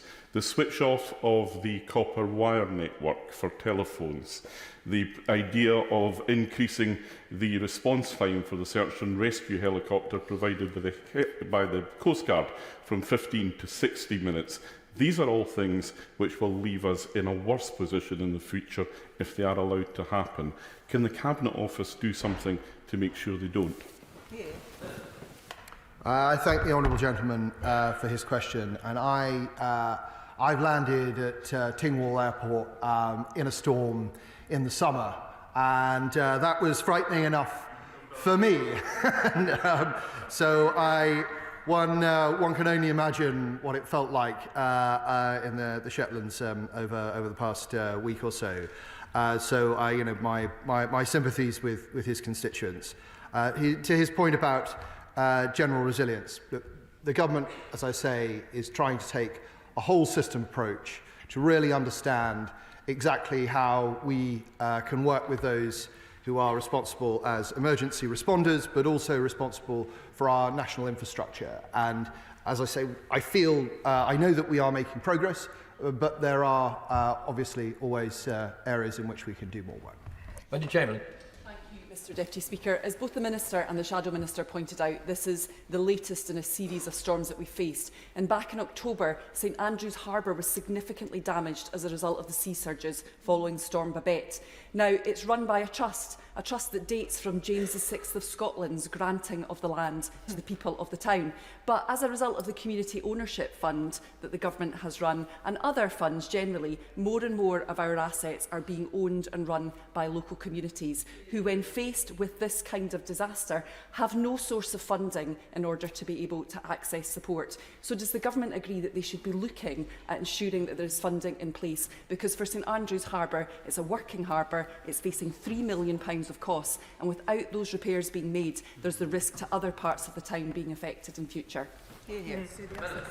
Well, I've learnt something I did not know about St Andrews Harbour this morning, and I'm very pleased to have learnt it. But yes, I'm sure that colleagues in other government departments, including DLUC, are considering these very issues. But community-owned assets can be a wonderful thing, and it's very important that assets such as local ports are governed by people who really understand the towns and cities in which they're based. So I'm happy to take that forward. Jim Shannon. Mr Deputy Speaker, can I thank the Minister very much for his responses, positive answers to the questions that were put forward. Farmers tell me in my constituency they can never ever recall floods and rain quite like it, and they tell me it's been of biblical proportions. So I'm very conscious of the fact of that volume of rain. Hailing as I do from a coastal constituency of Strangford, storms hit with a fury possibly not fully grasped. The coastline defences around Strangford Lock and within my constituency have been subjected to a level of onslaught never before seen. Can the Minister confirm the interventions and the discussions with the Department of Storm, ever mindful, Minister, that in the past this place, Westminster, gave substantial help financially to the department at Stormont to address coastal erosion? So with that in mind, what have been the discussions, and what help that's been given in the past can be given the same level of assistance perhaps be offered again? Thank you. I will ask ministers from other government departments to come back to him on the specifics, but obviously, as my honourable friend will know, we are very keen to see a restoration of Stormont, and I believe that the House will hear more about that very soon. Deputy Speaker, Somerset is so often battered by extreme flooding, and in response, the River Cam flood warning system is currently being piloted in my constituency. So a stretch near North Cadbury will be fitted out tomorrow with laser depth measuring devices that will send real-time messages and alerts to residents when the water levels start to rise. Will the Minister join me in congratulating Liberal Democrat councillors and Somerset Rivers Authority for this initiative, and agree with me that we need to fund more extreme weather resilience plans for isolated rural communities? I'm delighted to hear about this initiative in Cadbury. I have very fond memories as a schoolboy of walking around the hill fort there, and I'm well aware of the historic threats that Somerset has faced to flooding, and I'm glad that in recent instances, local government and central government have been able to work together for the benefit of people who live in the area. That concludes the urgent question. Point of order, Sir Liam Fox. Mr Deputy Speaker, an organisation in my constituency where I had grounds to intervene on behalf of a previous pub tenant has issued its current tenant with a gagging order and verbally told them not to contact their MP. Mr Deputy Speaker, what can be done to protect my constituents from such bullying and ensure that their constitutional rights are respected? Well, first, I'm grateful to the Right Honourable Gentleman for giving notice of his point of order. Constituents' ability to communicate with their Members of Parliament is constitutionally important. I'm concerned, very concerned, about the matter that he's raised. Constituents must be able to communicate freely with their Members of Parliament, and I trust and hope that urgent action will be taken to clarify that this is understood by all parties in this case. If the matter is not resolved satisfactorily, then I trust that the Right Honourable Gentleman will seek advice from the Clerk of the Journals, in the first instance, about how this very important issue might be escalated. Presentation of Bill, Secretary of State for Northern Ireland. Northern Ireland Executive Formation Bill. Second reading what day? Now. Today. Order. I advise the House that this is a very narrow bill. If the House agrees the business of the House motion today, then amendments may be tabled before the bill has been read a second time. I understand that the Chairman of Ways and Means has indicated that she will make her provisional selection of amendments soon after 2 p.m. Members who are considering tabling amendments are asked to contact the Public Bill Office as soon as possible. Presentation of Bill, Mary Robinson. Whistleblowing Bill. Second reading what day? Friday, the 2nd of February. Friday, the 2nd of February. Kit Malthouse. Mr Deputy Speaker, I beg to move that leave be given to bring in a bill to make provision about speeding offences on roads to which a 20-mile-an-hour limit applies, to make provision about the enforcement of moving traffic offences, to require 24-hour staffing on works on specified public roads, and for connected purposes. As I'm sure you're aware, Mr Deputy Speaker, life as a motorist has changed very significantly over the last 2 decades. Cars have become safer, more efficient, greener and quieter. And yet, despite the fact that the motor car is possibly one of the greatest contributors to human wealth, happiness and freedom, it has become seen by many as the root of all evil. Despite the enormous benefits that cars bring to our constituents, families up and down the land and indeed across the world, for many motorists, the world seems to be filled with councillors and officials dedicated to making their lives more difficult. Driving is becoming a minefield of potential traps and penalties, such that drivers are becoming paranoid and resentful about the entire system. When this happens, order tends to break down, and time, I believe, has come for a rebalancing. In this bill, therefore, Mr Deputy Speaker, I propose 3 modest measures which will achieve a better balance, and I hope see better results generally for motorists and members of our communities across the board. First of all, I propose that anybody caught speeding between 20 miles an hour and 30 miles an hour does not receive penalty points. Rather, they would be required to attend a speed awareness course, and repeat offences would require repeat attendance at speed awareness courses. And I should declare an interest, having been myself at a speed awareness course recently, caught doing 24 miles an hour on the embankment unwittingly, along with the Archbishop of Canterbury. Not at the same time or in the same vehicle, but he was also done for a similar offence. Now, Mr Deputy Speaker, the rollout of 20-mile-an-hour speed limits across the country has brought benefits in terms of road safety, but it has left many thousands of drivers disproportionately punished for straying over the limit. That you can receive 3 penalty points for doing 24 miles an hour in a 20-mile-an-hour zone and for doing 57 miles an hour in a 50-mile-an-hour zone seems unfair to many and is in danger of discrediting the system. In addition to penalty points and a fine, drivers so punished will also face higher insurance premiums at a time when premiums are rising significantly in any event. As it stands, it's possible to lose your driving licence by driving at 24 miles an hour 4 times in 3 years. 2 years ago, it was revealed that as 20 miles an hour rolled out across London, Transport for London was setting a target of 1 million speeding fines a year with the Met Police. This represents a huge increase in prosecutions and the accumulation of points. Analysis of DFT data by claims.co.uk confirms that of those speeding in a 20-mile-an-hour zone, 49% were exceeding the limit by 5 miles an hour or more, only 19% were driving above 30 miles an hour, and these numbers, of course, imply that 51% of those caught speeding were doing less than 25 miles an hour. In evaluations, Mr Deputy Speaker, speed awareness courses have proven to be significantly more effective in preventing reoffending than penalty points and a fine. If our objective is to improve road safety, particularly on residential roads, then it would be more effective to put people through repeated courses, perhaps with increasing intensity and time required. This would be a more proportionate approach and achieve better road safety. Points, of course, would still apply for those who fail to attend courses or indeed who fail their courses, which I understand is a possibility.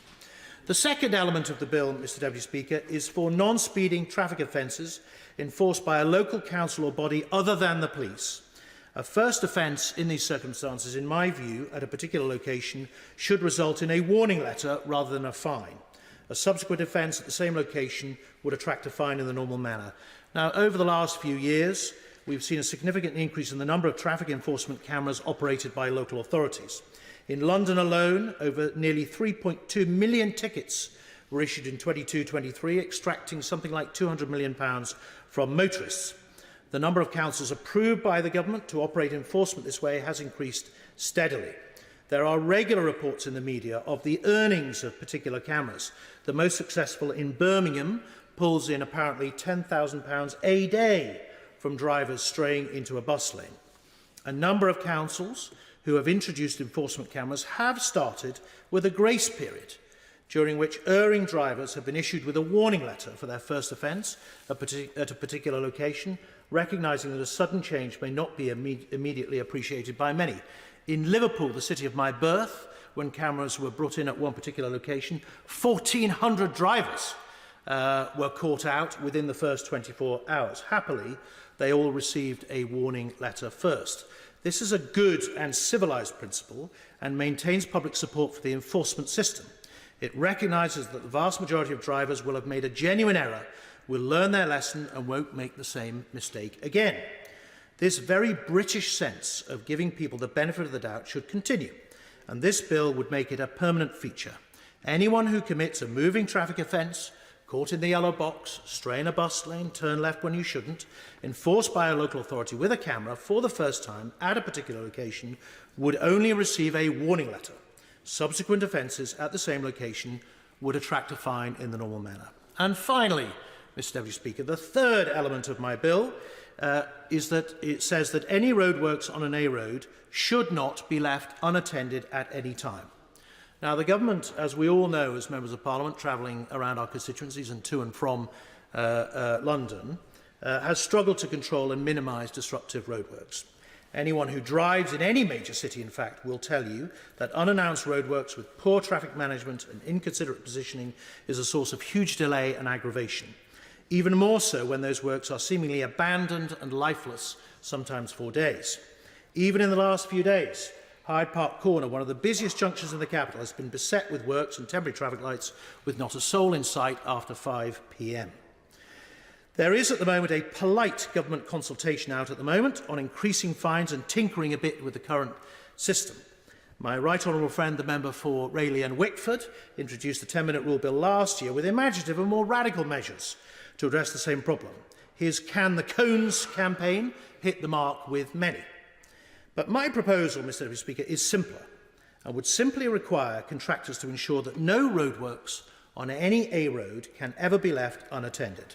Someone must always be on hand to deal with problems, speak to the public, alert authorities of traffic issues and generally manage the site. This obligation would also provide a powerful incentive for the works to be completed swiftly, and the duty could be satisfied by having at least one person always working on the site. A very efficient use of resources, and one which would show the public that contractors are being as diligent as possible and that works are being completed as swiftly as possible. Above all, motorists would know that their safe and smooth passage through the works was being supervised at all times. Mr Deputy Speaker, I hope that these three simple measures would improve all our lives with greater road safety, greater sense of proportion and civilisation, if you like, in the enforcement of non-speeding traffic offences and less aggravation for motorists going through abandoned streetworks. The question is that the right honourable gentleman have leave to bring in his bill. As many of that opinion say aye. Aye. Contrary, no. The ayes have it. Who will prepare and bring in the bill? Royston Smith, Will Quince, Nicky Aitken, Sir Desmond Swain, Philip Davis, Mark Menzies, Shailesh Vara, Julie Marson, Steve Tuckwell and myself, sir.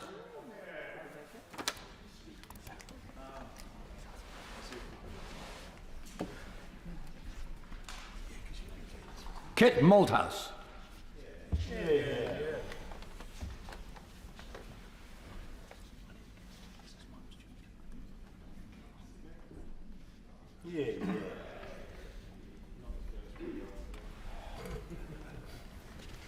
Road Traffic and Street Works Bill. Second reading what day? Friday, the 19th of April. Friday, the 19th of April. Point of order. Very briefly, the Right Honourable Gentleman for North West Hampshire kindly mentioned that I brought in a similar bill, or at least on the same subject, last year. I'd like to commend him for what he's done. Just wanted to put on the record that the Roads Minister was here to listen.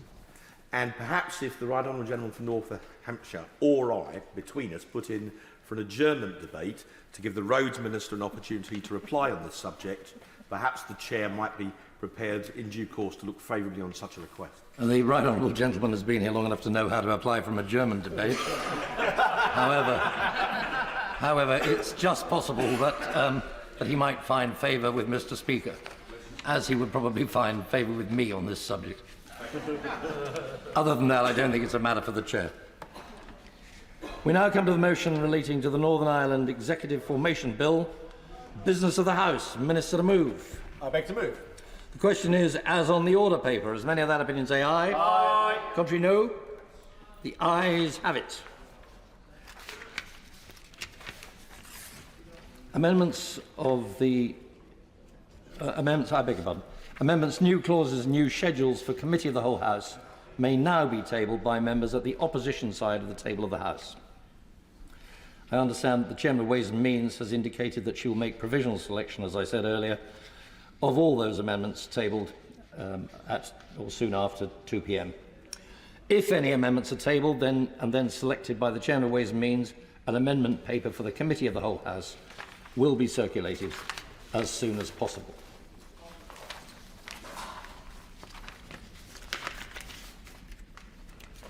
There we go now. Clerk will now proceed to read the orders of the day. Northern Ireland Executive Formation Bill, second reading. Now. Minister to move second reading.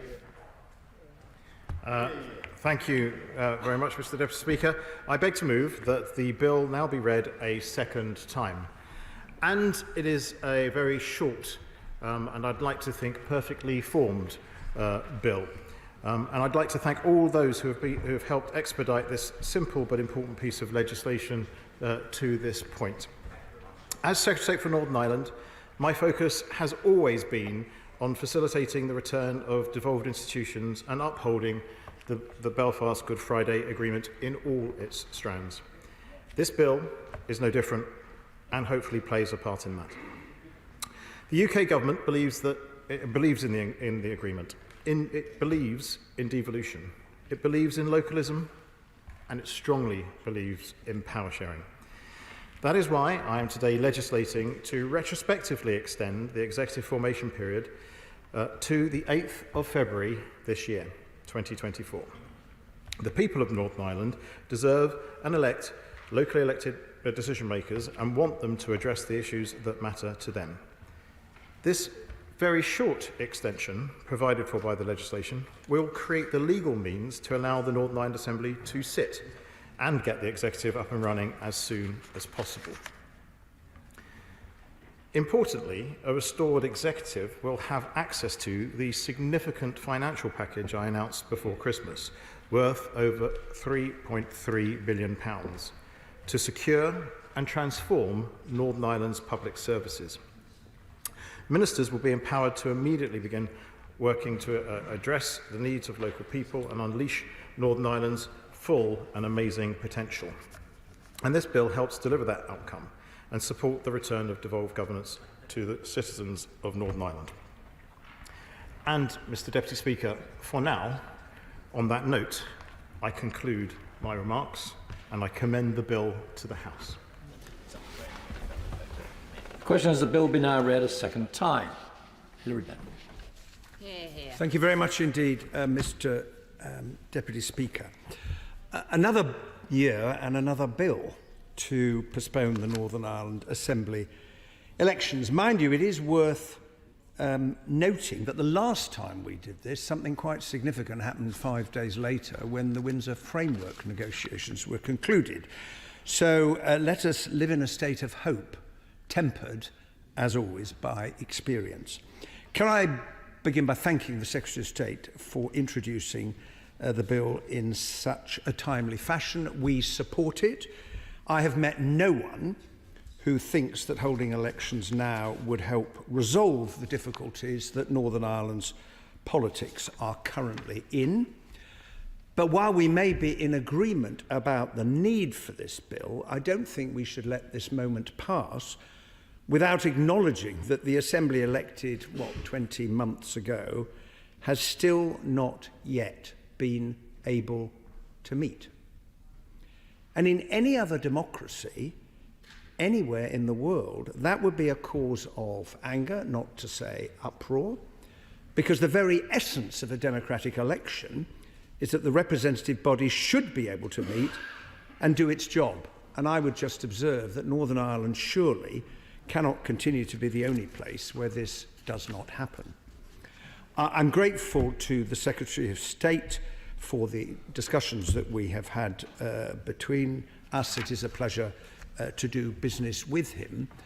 And as my predecessor, the Honourable Member for Hove, said just under a year ago, and I quote him, "It would of course be better if this legislation was not needed. Northern Ireland is a valued part of the United Kingdom, and restoring the Stormont Assembly and the Executive should be a priority for the government." Well, I know that it is a priority for the Secretary of State because he spent so much time negotiating with the DUP to try and find a way forward. And from the moment I took on this role, I have tried to support him and the government in that objective. And now, with the negotiations, it appears, having effectively concluded, we've come to the moment of decision. And I hope that the DUP will return to government. I think the DUP should return to government. And I say that for a host of reasons, above all because the people of Northern Ireland need to have their government back.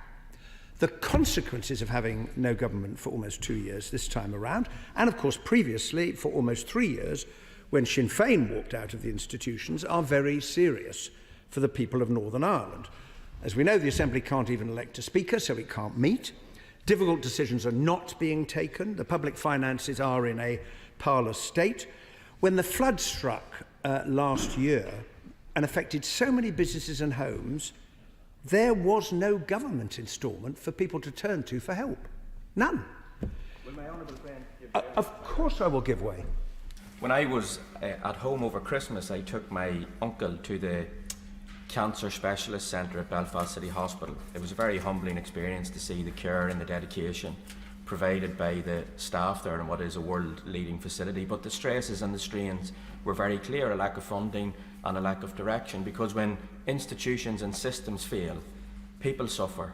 So this really has to be the last time that legislation like this comes before this House.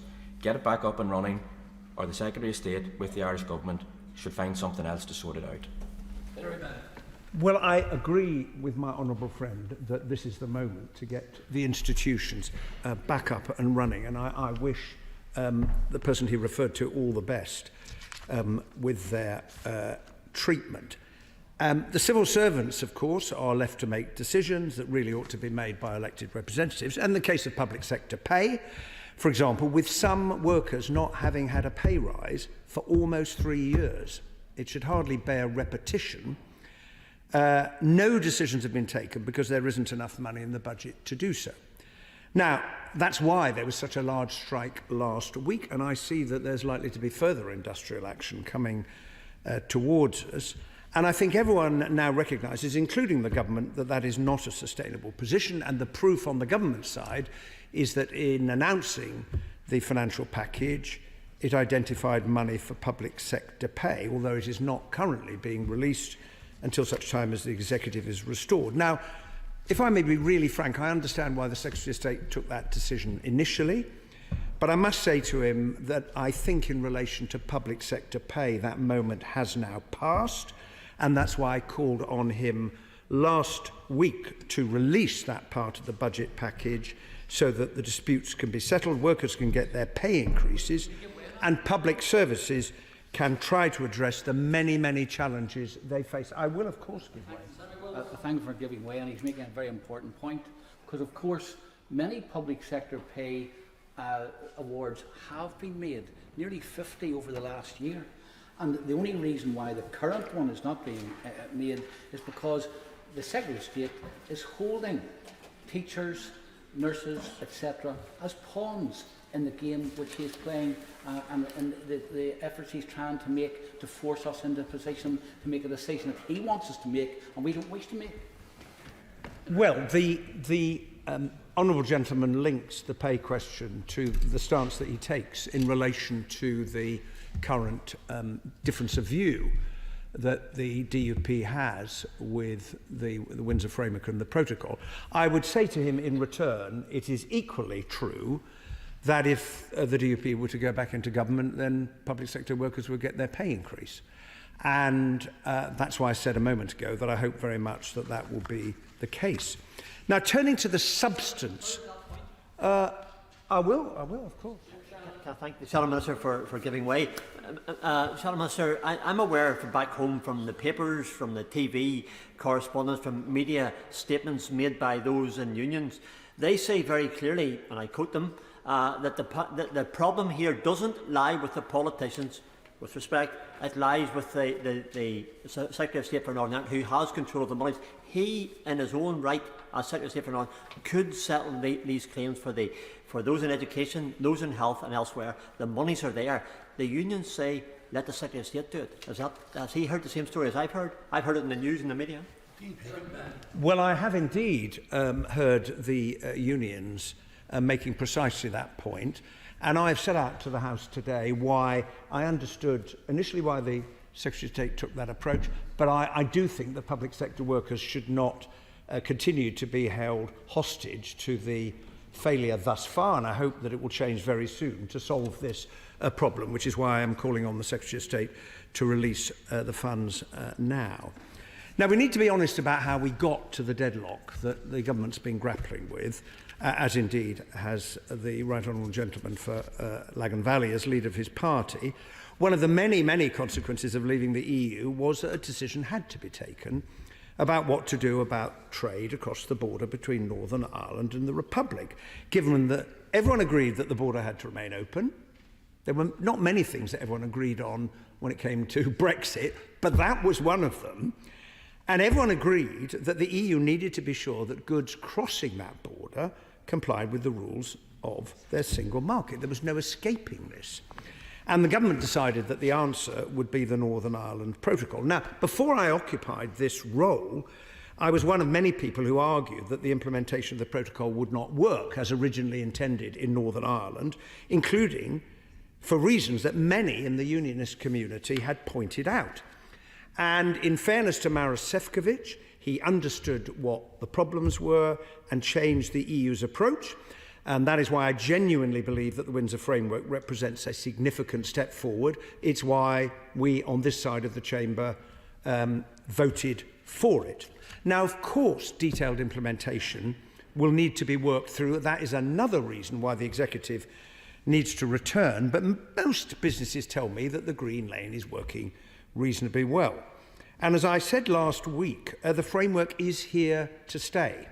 And I make no apology for reinforcing the point again today, because it will continue to be implemented by whoever is in government in Westminster. And anyone who thinks otherwise, with respect, has got it wrong, not least because any hope of negotiating future arrangements of benefit to Northern Ireland with the EU will depend on the Windsor Framework being implemented. Because if the UK were once again to renege on an international agreement it has signed, and it's happened before, there would be, for example, no SPS agreement reached or anything else, because trust would once again have been destroyed. Absolutely destroyed. At the same time, of course, unlike the rest of the UK, Northern Ireland continues to enjoy ready access to both the UK and EU markets, which is a huge opportunity for jobs and economic growth in the years ahead. And these are the facts which nothing is going to change. Now, what the government has been doing, we all understand, is negotiating on measures it could take to reinforce Northern Ireland's position in the UK internal market. And the Right Honourable Member for Lagan Valley has wisely and repeatedly said, and I support him in this, that any agreement has to be acceptable both to unionists and to nationalists. And that has shown great wisdom. In addition, there is a financial offer on the table, which I think provides a basis for going forward. So after months of negotiation between the government and the DUP, now is the moment to decide whether to restore the institutions. Now, on the detail of the bill, and there's not much, I have just one question. In his press statement on the 19th of January, the Secretary of State said, and I quote, "I intend to introduce new legislation which will take a pragmatic, appropriate and limited approach to addressing the executive formation period and support Northern Ireland departments to manage the immediate and evident challenges they face in stabilising public services and finances," end of quote. Now, I take it from those words he was referring actually to another bill that he thinks might be needed if the current negotiations fail. Can he confirm that that is the case? I'm not asking for any further detail, although we all hope that such a bill will not prove necessary because the institutions will return. Also, can the Secretary of State assure the House that as and when there is an outcome, indeed either way, he will immediately come to the House and make a statement? Oh yes, of course I will give way. Honourable friend for giving way. Would he agree with me that he talked in the questions to the Secretary of State about Plan Bs and alternatives, but would he agree with me that any alternative to restoration of the institution is suboptimal and is also not the settled position of this House? All parties have as their primary policy position on Northern Ireland governance the restoration of the institution. I agree 100% with what the right honourable gentleman has just said, and he anticipates a point I'm just about to come on to make in my concluding remarks. And they are these, that Northern Ireland has come a long way since the Belfast Good Friday Agreement in 1998. It is unrecognisable in so many ways and for the better. And in all of my meetings, all of my visits, I've been so impressed and encouraged by the energy, the enterprise, the industry of those I have met who are working hard to build a new and better future for the people of Northern Ireland.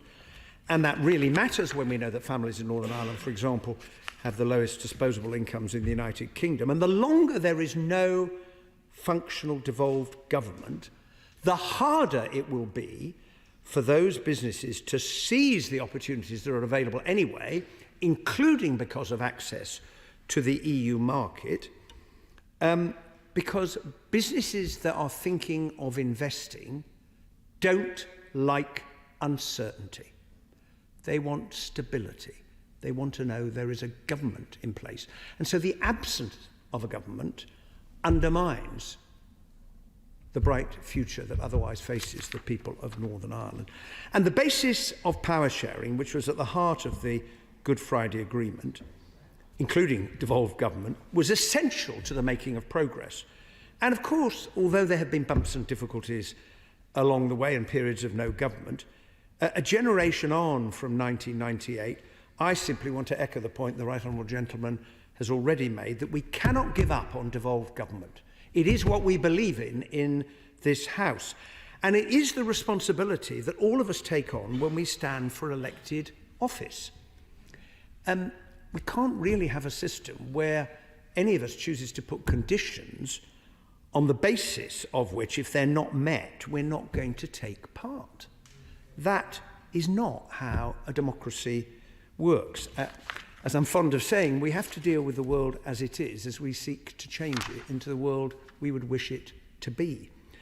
And it cannot be, surely, that politicians from all parties and all communities in Northern Ireland are somehow unable to come together to establish the Assembly, form an executive and get on with the task of governing. I will give way. I'm very much enjoying the tone and the thrust of his presentation. Of course, he is dancing between a majoritarian and a power-sharing arrangement in his comments, and so they're not quite perhaps as aligned as he might suggest. But my question is this. This is not the first time that Stormont has been suspended. In the past, Sinn Féin refused to come back to the Assembly, as I understand, over concerns about the language. And the UK government has made steps towards that in more recent years. I'm just wondering then, would he support the UK government making measures towards the current impasse over the Northern Ireland Protocol as modified by the Windsor Framework? Is that a position that he could support, alterations to that, which might be helpful to restoring power and alleviating some of the concerns of the unionist parties in Northern Ireland? I'm grateful for that intervention, and I believe strongly in Northern Ireland's place as part of the internal market of the United Kingdom.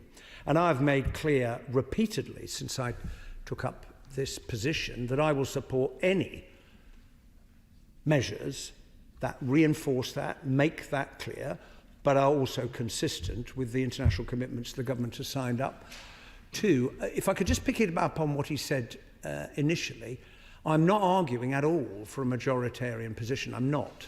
I believe in power sharing. I am as wedded as the Secretary of State is to the letter and the spirit of the Good Friday Agreement. I'm making a point about the responsibility of politicians to participate in that power sharing arrangement. It's the responsibility. And I would make those remarks equally to those who have collapsed the institutions previously and the current cause of the collapse, because in the end it's not in the interests of Northern Ireland not to have a functioning government. If I could clarify that. I will give way and then I will finish. Well, because he's raising a very important point. The whole point of the agreement and of power sharing is that it is based on consent. So how can the unionist community consent to law-making by the EU in which they do not participate and have no influence? Very bad. Well, the right honourable gentleman asks a very pertinent question, but it is a consequence, if I may respond, of a course of action that personally I didn't think was a terribly good idea, and he thought it was. And the moment we left the European Union, everybody knew there was going to be a problem that had to be addressed. There were really, to keep that open border, there were only two practical propositions. The first was the right honourable member for Maidenhead, the former Prime Minister, came up with a scheme to try and keep the whole of the UK within the arrangements of the single market, having announced we were leaving the single market, and that didn't work out. And the second option was to do the same in respect of Northern Ireland.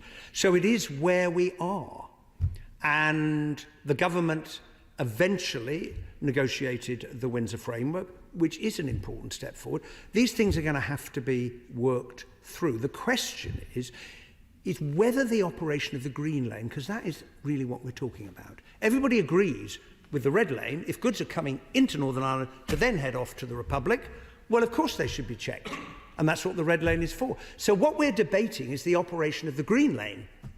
Question, does it really make sense for there to be no power-sharing government institutions, no assembly, no executive in Northern Ireland because of a debate and an argument about the operation of the green lane? Well, my view very strongly is that is not sufficient a reason not to have a functioning government. And I would just conclude by saying the people of Northern Ireland have been waiting long enough, and now is the time for everyone to get back to work. Yeah. Julian Smith. Mr Deputy Speaker, and I just want to say a few remarks in support of my right honourable friend who is moving this bill. I think it's absolutely the right thing to be doing, and I want to pay tribute to the patient work that he has done over the past few months and his officials have done, officials here in the UK, in the Northern Ireland office, in the Northern Ireland Civil Service, and in the different political parties at Stormont. There's a huge need for this institution of Stormont to be restored, whether it is public sector pay, which has been mentioned already, whether it is health waiting lists, whether it is creaking public services, charities and others relying on public purse, or whether it's the limited offer of childcare in Northern Ireland. This institution needs to be back up and running. There's also divergence happening on medicines and other issues as a result of the fact that Stormont is not sitting. There's a really good deal on offer that the Secretary of State and the Prime Minister have put forward before Christmas. That provides over £3 billion and it will unlock many of the challenges currently facing Northern Ireland. My right honourable friend for Lagan Valley and his team, I understand, seem to have negotiated also a very good deal with the government on issues around the Windsor framework. And I hope in the coming days and weeks we'll be able to see the results of that work. I'm sure some within his party will still have concerns. This will not be perfect, but much better now, having moved forward and done so much work over the last few months to go back into the executive and to make the further arguments from there. For unionism generally, being in the devolved assembly is the key route to making the case for the union, for the NHS, for the fact that being in the UK defence and security system is better for Northern Ireland, and for making sure that any remaining concerns on the post-Brexit arrangements are dealt with. The Secretary of State has put the 8th of February as the end date for this bill. My understanding is that the government is supporting the final stages of the DUP negotiations. There's no bullying, there's no hard demands, there's just support for the work that my right honourable friend is doing with his party and the discussions he's having, and a real hope that in making the decision to go back into Stormont, if they do, the future for Northern Ireland, the future for young people and generations to come will be best served by this institution getting back up and running with local ministers and making decisions in the best interests of this key part of our country. Thompson. Thank you, Mr Deputy Speaker. I'll begin, as is becoming sadly customary now, by saying how much a matter of regret it is that we're back here discussing a postponement to elections. Very firmly of the view that Northern Ireland is governed best when it's governed locally, and that for the sake of all the people of Northern Ireland, we wish to see the Assembly return in early course. But having said all of that, we also see no point or utility or prospect of progress being made by holding an election at this point. Now, there were opportunities last year to reflect on 25 years of devolution being in place in Scotland and Wales and in Northern Ireland. And I remember with great pleasure the special meeting of the British-Irish Parliamentary Assembly in Belfast, where there was meetings across at Stormont itself, but also at Belfast Castle, where those who were charged with having a care for affairs and relationships between our islands and jurisdictions had the opportunity to benefit from the breadth of experience of those who were actually involved in the peace process and in the Good Friday Agreement and in establishing devolution. And to have that kind of transfusion of knowledge and experience, I certainly found as a temporary custodian of a role of somebody who is charged with having a care as being something that was incredibly valuable. And it was also a tremendous opportunity to have the opportunity to reflect on how far all parts of the UK that had been experienced devolution over that quarter century, but particularly Northern Ireland, how far they had advanced and progressed in that time. And it also brought into sharp focus and relief, I feel, how much is missed by having Stormont sitting empty at present.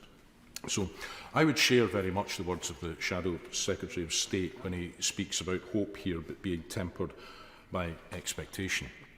Now, I always very much enjoy the opportunity to visit Northern Ireland, whether in a private capacity or in my role as the SNP's spokesperson, and to take the opportunity where I can to engage with businesses and community groups and representatives of wider civic society. And I've had much cause to be grateful to elected members in Northern Ireland across varying parties for the opportunities that they've given me to do that and the doors that they've opened and the insights I've been able to gain. And I think that what has come through from many of those visits and what I observe is the sense of frustration at how politics is presently failing in Northern Ireland. And I say politics rather than politicians deliberately, because it is a failure of politics across many strands that has taken us to this point. And we saw that bubble up most obviously in the recent strikes. Now, I highlighted in the budget debates that we had in this place, in the Northern Ireland budget, about the problems that are caused and the potential solutions that are deferred by civil servants having to try and cheese-pair to set budgets within the confines of the ghosts of ministerial decisions past. Now, I remember from my time in local government the frustration that you would get from council officers if you were unable to provide any kind of clear political direction on what it was you actually wanted to happen. And while it was always possible under different circumstances to set balanced budgets, how much better it was to be able to set them in the context of having some clear political leadership about the choices you wish to make with the resources at your disposal. So that is certainly a consideration here. It is impossible to set the kind of strategic budget directions that are needed in Northern Ireland right now, absent a working institution at Stormont. Now, when it comes to public sector pay, the Secretary of State says that using part of the £3.3 billion cash allocation to settle these claims ahead of Stormont being reconstituted would be it's a political decision and therefore not one that he is willing to make. Now, I would just say, as gently as I can, that taking a decision not to act is also taking a political decision in its own way. So the decision not to act is also political. And I would join with other voices in this place that we have heard and that we in this debate, previous debates, and as I'm sure we will hear later, to urge the Secretary of State to reconsider his stance on that, because public sector workers in Northern Ireland, the brunt of whom the pressures that are being caused are falling on, really do deserve the pay settlements that their counterparts elsewhere in these islands have been able to get. And I will just mention in passing that the levelling up funding, it was said that the absence of a functioning Stormont was the reason why the UK government was unwilling to progress with making funding and levelling up. That caused me to have a wry chuckle to myself, given the UK government's disinclination to work with the devolved governments that are up and running in Scotland and Wales. So I think there's a certain amount of cherry picking going on there with the excuses that are being offered. So punishing the people of Northern Ireland to try to bring to bear some additional political leverage on politicians has not been a conspicuous success so far, and nor do I believe it's an appropriate lever to try and continue to use where public sector pay is concerned. Now, as I say, this was a failure of politics, and the fundamental problem that has led us to where we are stems from Brexit and the manner in which successive governments chose to take that forward, lest we forget, against the express wishes of clear majorities both in Scotland and in Northern Ireland. Again, I allowed myself a wry smile that during debates about the Scottish independence referendum in 2014, we were told about the trade border we'd apparently be creating with the rest of the UK, only then 2 years later to see the UK government going hell for leather towards creating a trade border within itself between Great Britain and Northern Ireland. Now, I do remember a backbench business debate about the Northern Ireland Protocol, and I very much enjoyed causing some consternation on the opposite side of the chamber by pointing out, maybe a little bit indelicately, that if Scotland were once again independent and in the European Union, would be able to enjoy free trade with Northern Ireland as a way that neither of us can currently enjoy as part of the Union, based on the deals that have been put in place. So I'm very, very clear, Mr Deputy Speaker, in closing, where my preferences are for the constitutional future of these islands are in that regard. But short of that, bringing the UK back into the single market and the customs union would make this go away. But accepting that that is not politically realistic, given the stance of the current government or the aspiring government, what I would say is that having closer alignment on sanitary and phytosanitary matters especially would be of enormous benefit, not just to people in Northern Ireland, but also right across these islands, and particularly for my own constituents, speaking selfishly for those involved in the agriculture and food trade. Bringing that closer alignment is a much better thing to do, because the closer we're able to come into alignment, the lesser, I believe, these issues become, and that is something that would be manifestly in the interests of all of these islands, whatever constitutional future we all go on to choose in future. Thank you. Sir Robert Buckland. Mr Deputy Speaker. It's a pleasure to follow the Honourable Gentleman for Gordon. I was listening very carefully to his assertions about Scotland, an independent Scotland being a member of the European Union. I'm not sure that that assumption is actually the right one to make, bearing in mind the view of some other member states of that union, notably Spain, which I think make a reality check to some of the loftier rhetoric of the SNP about their position in Europe and the world should they choose to separate from the rest of the United Kingdom.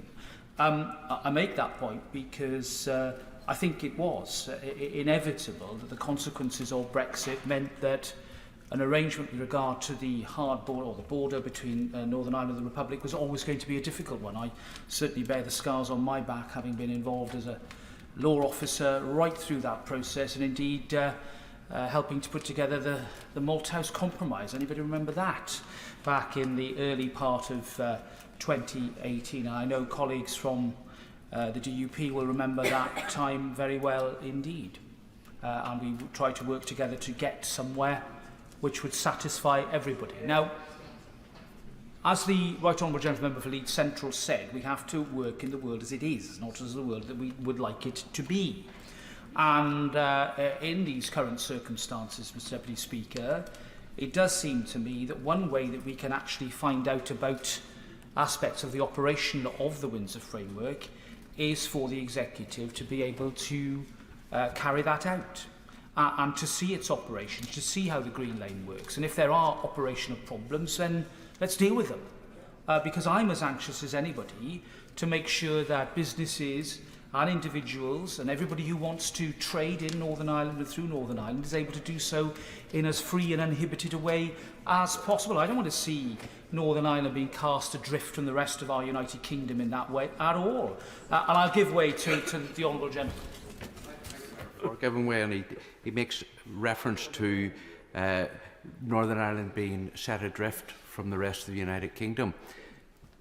Businesses in the United Kingdom are finding it difficult and bureaucratically difficult to trade with Northern Ireland. As a consequence, the divergence of trade is continuing day and daily and is increasing as we go. That's why everyone says, oh, the Republic of Ireland is booming. That's simply because their supply chain has changed as well. They're no longer coming through the UK, they're getting it straight from France. But one point that I want to find out, can you tell me what engagement has the British government had with the EU in relation to changes that we need to be made to the Windsor Framework and to the protocol to work? The Honourable Gentleman, obviously my right honourable friend, the Secretary of State, will answer about any engagement that the UK government has had with Brussels, and he's right to cast it at that level because it is a matter between that government and the EU. Bearing in mind the Republic's membership of the EU and the fact that the EU has that competence to negotiate a treaty. But it is only barely a year since the Windsor Framework was agreed. I think in all reality, again, coming back to the world as it is, I think it would be wrong of us here to blithely assume that somehow that can be reopened here and now. I'm not saying it can never be reopened. Of course, everything can be reopened. Indeed, there will be an opportunity in a few years to look at the whole trade agreement that we reached with the EU and in the review period in 25-26.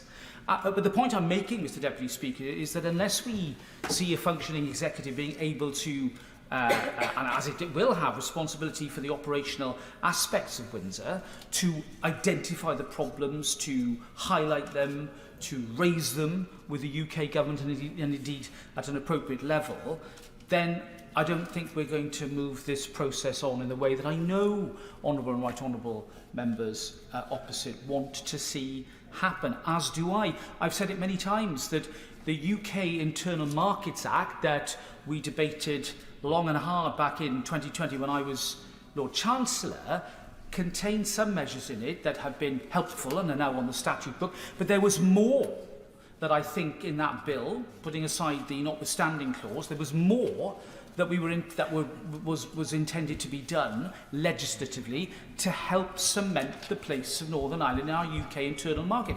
And I think we should do it. And I think we should legislate. I know the member for my honourable friend, the member for Belfast East, very much agrees with me on this point. We want to see that, and I want to see that happen. But we're here in January 2024. I note the shortness of the period that the Secretary of State seeks to extend for the purposes of this Act. I think that is sensible and right. I think, tempting as it is to have longer periods, I'm not going to call them blank cheques, but longer periods, I don't think that would be right. And I wish him well, and I wish everybody in the negotiations well in coming to a sensible and pragmatic solution that allows the Government of Northern Ireland to continue. I'm not going to repeat the points made by honourable and right honourable members, Mr Deputy Speaker. I see it in the committee that I chair weekly.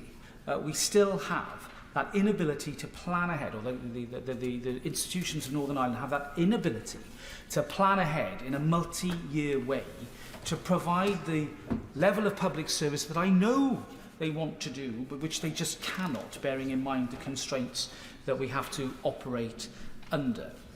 And unlike previous periods of direct rule, this time there would need to be legislative change here on the floor of this House for that to happen.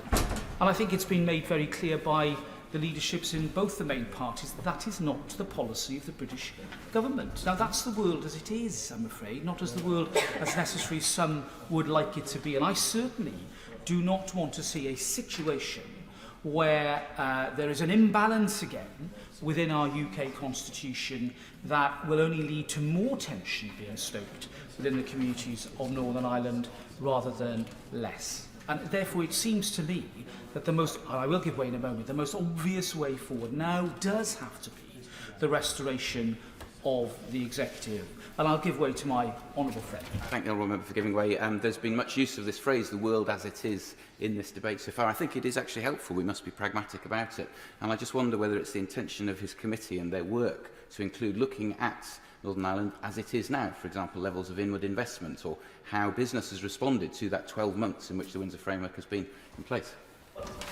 I'm very grateful to him. We are in the process of preparing a report on the state of public services in Northern Ireland. We've taken a wealth of evidence, and I'm grateful to the Honourable Gentleman Member for Strangford and the Honourable Lady Member for Upper Bann, who are active members of the committee. They will have heard the same evidence that we have heard. We are looking into the energy market and indeed the move to net zero in Northern Ireland, very important issue, bearing in mind hard-pressed bill payers and the particular pressures that they are under, bearing in mind the way in which energy is supplied. And of course we're looking at issues as varied as education right through to paramilitarism. I think it's right when it comes, I will give way in a moment, I think it's right when it comes to Windsor that I think, I sound a bit like Chow In Lai, in that in some respects it is still too early to say precisely what its effects are, but there's no doubt that as the Honourable Gentleman from South Antrim has said, I'm sure he's going to intervene again, there is already evidence of excessive bureaucracy and problems that are real for businesses on the ground. And I'll give way to him again. Because Northern Ireland sits under EU rules and laws, the carbon tax offset for energy costs is twice what it is in the rest of the United Kingdom, and that's simply because we are having to take on board European law as opposed to what is passed in this House. And again, the Honourable Gentleman is right to point out some of the facts here about the position that we find ourselves in. But I'm not going to labour the point. I'm afraid the consequences of Brexit are always going to be complex and difficult for Northern Ireland, bearing in mind the particular importance of the border and the clash, if you like, between the irresistible force of the logic of a single market that wishes to police its border very rigidly and the immovable object of the fact that the border has a particular status and a sensitivity that means that to make it excessively hard creates other problems and other issues that we are all very familiar with. That, I'm afraid, is the difficulty that we have to wrestle with, all of us. And I know that this place sometimes risks sounding rather portentous and nannyish in the way it talks about Northern Ireland. We have to be very careful about that. But what I'm saying is that in resisting that approach, it is absolutely logically correct to say that the best way to cure this issue is for the institutions of Stormont to function now. And I'll give way to my right honourable friend. Would my right honourable friend have a message for the unionist community in Northern Ireland as to why they should put up with EU laws they do not influence and why they should put up with border controls when they're trading within our own country? My message to them is simply that the message I would give is that we still need a functioning executive to work out and to bring to account in proper scrutiny issues with the framework, so that at a Stormont level it can be absolutely understood, debated in far more detail than the time and the capacity we have in this House, and for that work to be done thoroughly by the institutions of Stormont, so that this place is even better informed, and the government in particular is even better informed about what it needs to do to correct some of the problems that have been thrown up by the anomalous position that Northern Ireland finds itself in. That is, I think, now where we stand. We have to get on with exercising these institutions in order to actually solve some of the problems that honourable and right honourable members quite rightly raise. Before I finish, I will simply say this. I commend the right honourable gentleman, the member for Lagan Valley, for his forbearance, his patience, and the way in which he is approaching these issues. I do commend him. It is not an easy position for anybody to be in. All of us will have to make compromises in our political life. Goodness knows that's been something I've had to wrestle with. And I simply say, on behalf of the committee I have the honour of chairing, that he goes with all the goodwill and support that I can muster on behalf of the committee that I chair. And I do hope that 2024 will be a moment not of more pause, not of more political vacuum, but a moment when responsibility can be taken up, the reins of government can be held firmly by my friends in the DUP, and that we can see progress for the people of Northern Ireland that I know everybody wants to see. Thank you. Sir Geoffrey Donald. Thank you very much, Mr Deputy Speaker, and I thank the Right Honourable Member for South Swindon for his comments and wish him well in his ongoing work as Chair of the Northern Ireland Affairs Committee, a very important work that it is. And I do want to say also to the Honourable Member for St Helens North, who is not in his place, that of course we recognise that with the pressures on our public services at this time, we want to get to a place where we will see our political institutions restored on a sustainable basis. And as the Shadow Secretary of State reminded us, on a basis that unionists as well as nationalists can support. Because that principle of cross-community consensus is at the heart of the Belfast and successor agreements. And it is the key element and principle that enables those institutions to operate in what remains a divided society in Northern Ireland. To be absolutely clear, Mr Deputy Speaker, the Democratic Unionist Party supports the devolution. We support the concept of the people of Northern Ireland being able to elect their representatives and to have good government delivered through those institutions, the Northern Ireland Assembly and the Northern Ireland Executive. And so we are very clear that our objective is twofold. Firstly, to address the issues and the problems created by the Northern Ireland Protocol as part of the withdrawal agreement of 2019-2020 and provide the basis for the restoration of our political institutions. We are approaching the 2-year mark now since my party took the decision to withdraw the First Minister, and that then precipitated a process that ultimately resulted in the institutions not being able to function. That was not a decision we took lightly.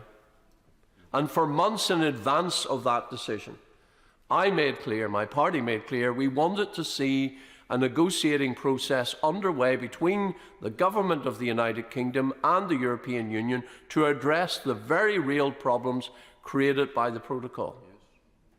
And sadly, those pleas were ignored. And there was no process. In fact, we were told variously by Irish government ministers, EU representatives, and so on, that the protocol would not be renegotiated. So I stand today and I recognise that as a result of the actions my party has taken, the EU were brought back to the table. There were negotiations. Changes have occurred. And further change will come as a result of our actions. You know, as I watch the political discourse back home in Northern Ireland and I listen to the commentary of some who share our concerns about the protocol and its impact on Northern Ireland, but who at this moment in time are talking up that some deal has been done, that clearly they think they know the detail, and that it falls short of what they need or require. But I will say this, Mr. Deputy Speaker. My party can stand over its record of the change we have delivered and will deliver. And I say to those who point the finger at us, what have you delivered? What has the traditional Unionist Voice party delivered by way of change to the protocol? Absolutely nothing. Not a single thing. Nothing. And yet they put up posters in the dark of the night before any deal has been done, talking about a sellout. Well, what have they sold? What have they delivered for the people of Northern Ireland? What has been their contribution to securing the change that we need to restore our place in the United Kingdom and its internal market? And we read lots of other pearls of wisdom on social media about what is needed, what is required. And we hear all kinds of speculation from the commentators about what has been agreed, despite the fact they haven't seen the detail. And there is undoubtedly an attempt to orchestrate opposition to a deal that has not yet taken place, an agreement that has not yet concluded. And the very fact that we're sat here today in this House of Commons extending legislation reflects the fact, the reality, that no agreement has yet been reached. If it were, we wouldn't be here. And yet, there are some who, for their own narrow purposes, are putting it about that certain things have been agreed, that it's all there, and they know what it is. They are entitled to their view. Everyone is entitled to their perspective.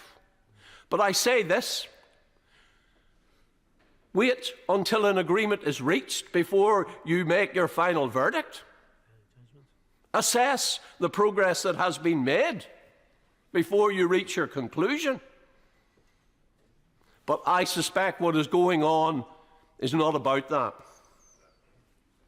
The truth is, Mr. Deputy Speaker, there are some, a tiny minority, but there are some who don't want Stormont back, who don't want an assembly in Northern Ireland, who, and I quote, would rather have imperfect direct rule than an imperfect Stormont. That is what they say.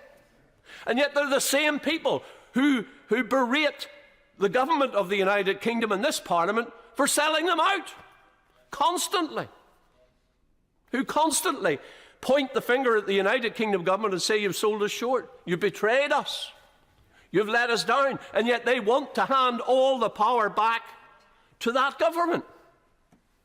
That is not the view of the vast majority of Unionists or people in Northern Ireland. And we understand that, which is why we are committed to getting a solution, to moving things forward, to making progress, to resolving the issues that have harmed Northern Ireland, our economy, our businesses, and yes, our place in the United Kingdom. I am a proud unionist. I am proud to be part of this United Kingdom. I am proud to have served my country in this Parliament for almost 27 years. I'm proud of the service that I've given, unlike some others, to my country when I put on the uniform of the Ulster Defence Regiment to protect everyone in the community from terrorism and violence. And yet today, because of the stirring up that is going on, I was threatened. Threatened. By those who never put on a uniform. By those who haven't served our country. And when I checked out, one of the people who threatened me on the register didn't vote at the last election. Can't even come out to vote for our future in the Union, never mind do anything about it. And yet they're threatening people like me, who's working day and night to try and find solutions and to move Northern Ireland forward on a basis that the vast majority of people can support. Well, I will just say this to those who stir up and those who threaten. The Provisional IRA attacked me in the past, and it didn't deflect me from the task that I have and my colleagues have to do our job and to get the best that we can for Northern Ireland. And I will not be deflected now. I will continue on the course. I will continue to engage with the government until we get the progress that is needed to enable us to take a decision about whether it is sufficient to restore the political institutions. And let's not forget, when we took the decision to come out of the institutions, it was about the protocol. It's about restoring Northern Ireland's place in the United Kingdom and its internal market. It's about ensuring that when goods are flowing from Great Britain to Northern Ireland and staying within the United Kingdom, they flow freely. It is about ensuring that our place in the economic union is respected and protected in law. And it's about ensuring that our place in the political union is respected and protected in law. That is important. That is what we are striving to achieve, to ensure that in terms of Northern Ireland's place within the United Kingdom, it is valued, it is respected, and it is protected. That our right to trade within our own country is respected and protected. That is what we are aiming to achieve. But I make no apology, Mr. Deputy Speaker, that we're also aiming to strengthen our ties across this United Kingdom. Devolution in Scotland, Wales and Northern Ireland has altered the way that we govern in this nation. Brexit, our decision to leave the European Union, has altered things. And that is why, as part of what we are proposing, we want to see a more joined up, a more cohesive approach across the Union, working together on economic issues, trade issues, education, health, that we are joined up on those matters. So we're working to make progress on this. I also want to say something else, Mr. Deputy Speaker, that I find quite insulting. When the Secretary of State convened talks at Hillsborough to discuss the funding of our public services in Northern Ireland, I didn't ask the Secretary of State to do that. I am very clear. For me, this is not about the money. This is about Northern Ireland's place in the United Kingdom. And when we've made the progress that I hope we will make, we will sit down with the government and we will finalise arrangements in relation to the future sustainability of our political institutions, the funding of our public services. But I do want to say, Mr. Deputy Speaker, to echo the comments that have been made by other colleagues in the House this afternoon. Our public services are only as effective as the people who work in them. And we saw during the COVID pandemic our healthcare workers on the front line working hard, our doctors, our nurses, our ancillary staff, our care workers, all working, taking risks, putting themselves on the line. In education, our teachers investing in the future of our young people, and many others who work across our public services in Northern Ireland. They deserve their pay rise. They have earned their pay rise. It is essential to the delivery of our public services that they get their pay rise. And I hope that the Secretary of State, in advance of reaching an agreement, whenever that might be, on the outstanding issues, which I believe we are moving towards finalising those outstanding issues, then I would hope the Secretary of State for 2023-24 will transfer the funding that the Treasury have committed to and enable our public sector workers to have the pay rise that they deserve. We do not want to see politics played with them, and I urge the government to do that. And today I noted that the Irish Congress of Trade Unions, Northern Ireland, have come out with yet another statement calling on the Secretary of State to act, and I echo their comments. They deserve the pay rise, and I do hope the Secretary of State will reflect upon this. So in conclusion, Mr. Deputy Speaker, some have said that they hope this is the last time that we have this type of legislation. But that requires us to reach agreement. It requires us to resolve and finalise the outstanding issues so that we can move forward.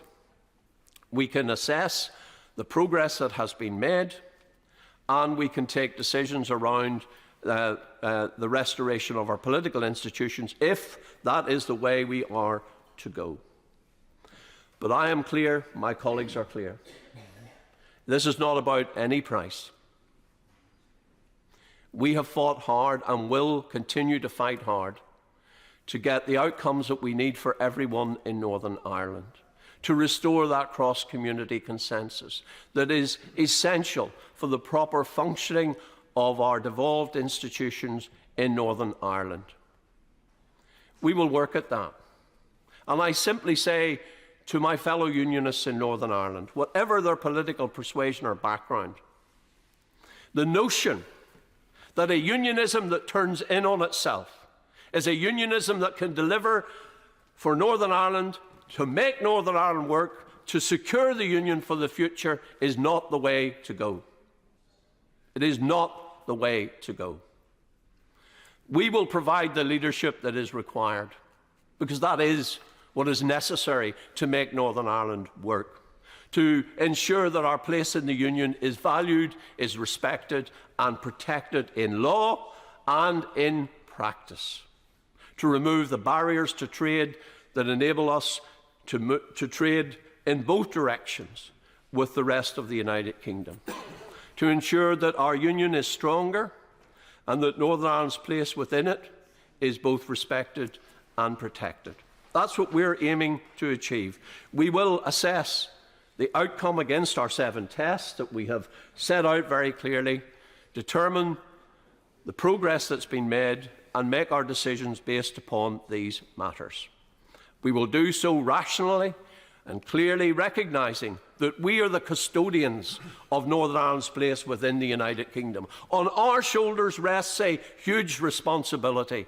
Mr. Deputy Speaker, we will not shirk that responsibility, and we will not be found wanting in continuing to defend Northern Ireland's place in the Union. Stephen Farry. Thank you very much, Mr. Deputy Speaker. I probably won't do the Right Honourable Member for lacking very much favours, but can I congratulate him on the tone of his speech and say that I did find it to be encouraging in that respect. Obviously, Northern Ireland at present is in an incredibly difficult place, and in terms of the overall situation we find ourselves in, it is fair to say that there is disappointment, anger, frustration and indeed bewilderment that we don't have functioning institutions. That is a view that's shared by the vast majority of people in Northern Ireland and indeed by businesses and civic society organisations. When the January 24 date was set for the outgoing bill, it seemed to be so far off into the future that it seemed to be inconceivable that the institutions wouldn't be restored by that point. But here we are. It is, in a sense, bizarre to see a piece of primary legislation going through this Parliament to essentially extend and facilitate a negotiation by 2 weeks. And I do have to say that decisions could have been taken at any stage in the previous year and indeed the previous weeks and indeed days to avoid this situation. On the surface, this is a very simple bill, but beneath it lies a much bigger story. So this may well be a pragmatic extension in the hope and expectation of a breakthrough, and can I sincerely say that I do hope that that is very much the case. But the people of Northern Ireland have been patient and overly patient in many respects in terms of seeing this brought to a conclusion. And I have to say there will always be that degree of scepticism until we see that positive outcome. However, for others, this will amount to potentially kicking the can down the road for another couple of weeks and potentially deferring what will be much bigger decisions that have to be taken in the event that we don't see that speedy resumption of devolution. One aspect of this situation we find ourselves in is the story of Brexit itself, which has been alluded to by both of the opposition front benches, which is how the DUP backed a hard Brexit and didn't reconcile that with the implications for Northern Ireland in terms of special arrangements that had to be put in place. And there is no perfect solution to the challenges that Brexit poses to Northern Ireland. The Windsor Framework, I think, does perhaps offer the best approach to putting a square peg into a round hole, short of a wider reassessment of the overall UK relationship with the European Union. But I have to stress that whatever the residual issues that exist in terms of the Windsor Framework, and I do fully accept that businesses have frustrations with certain aspects of what they are seeing, and the same applies for consumers in some respects.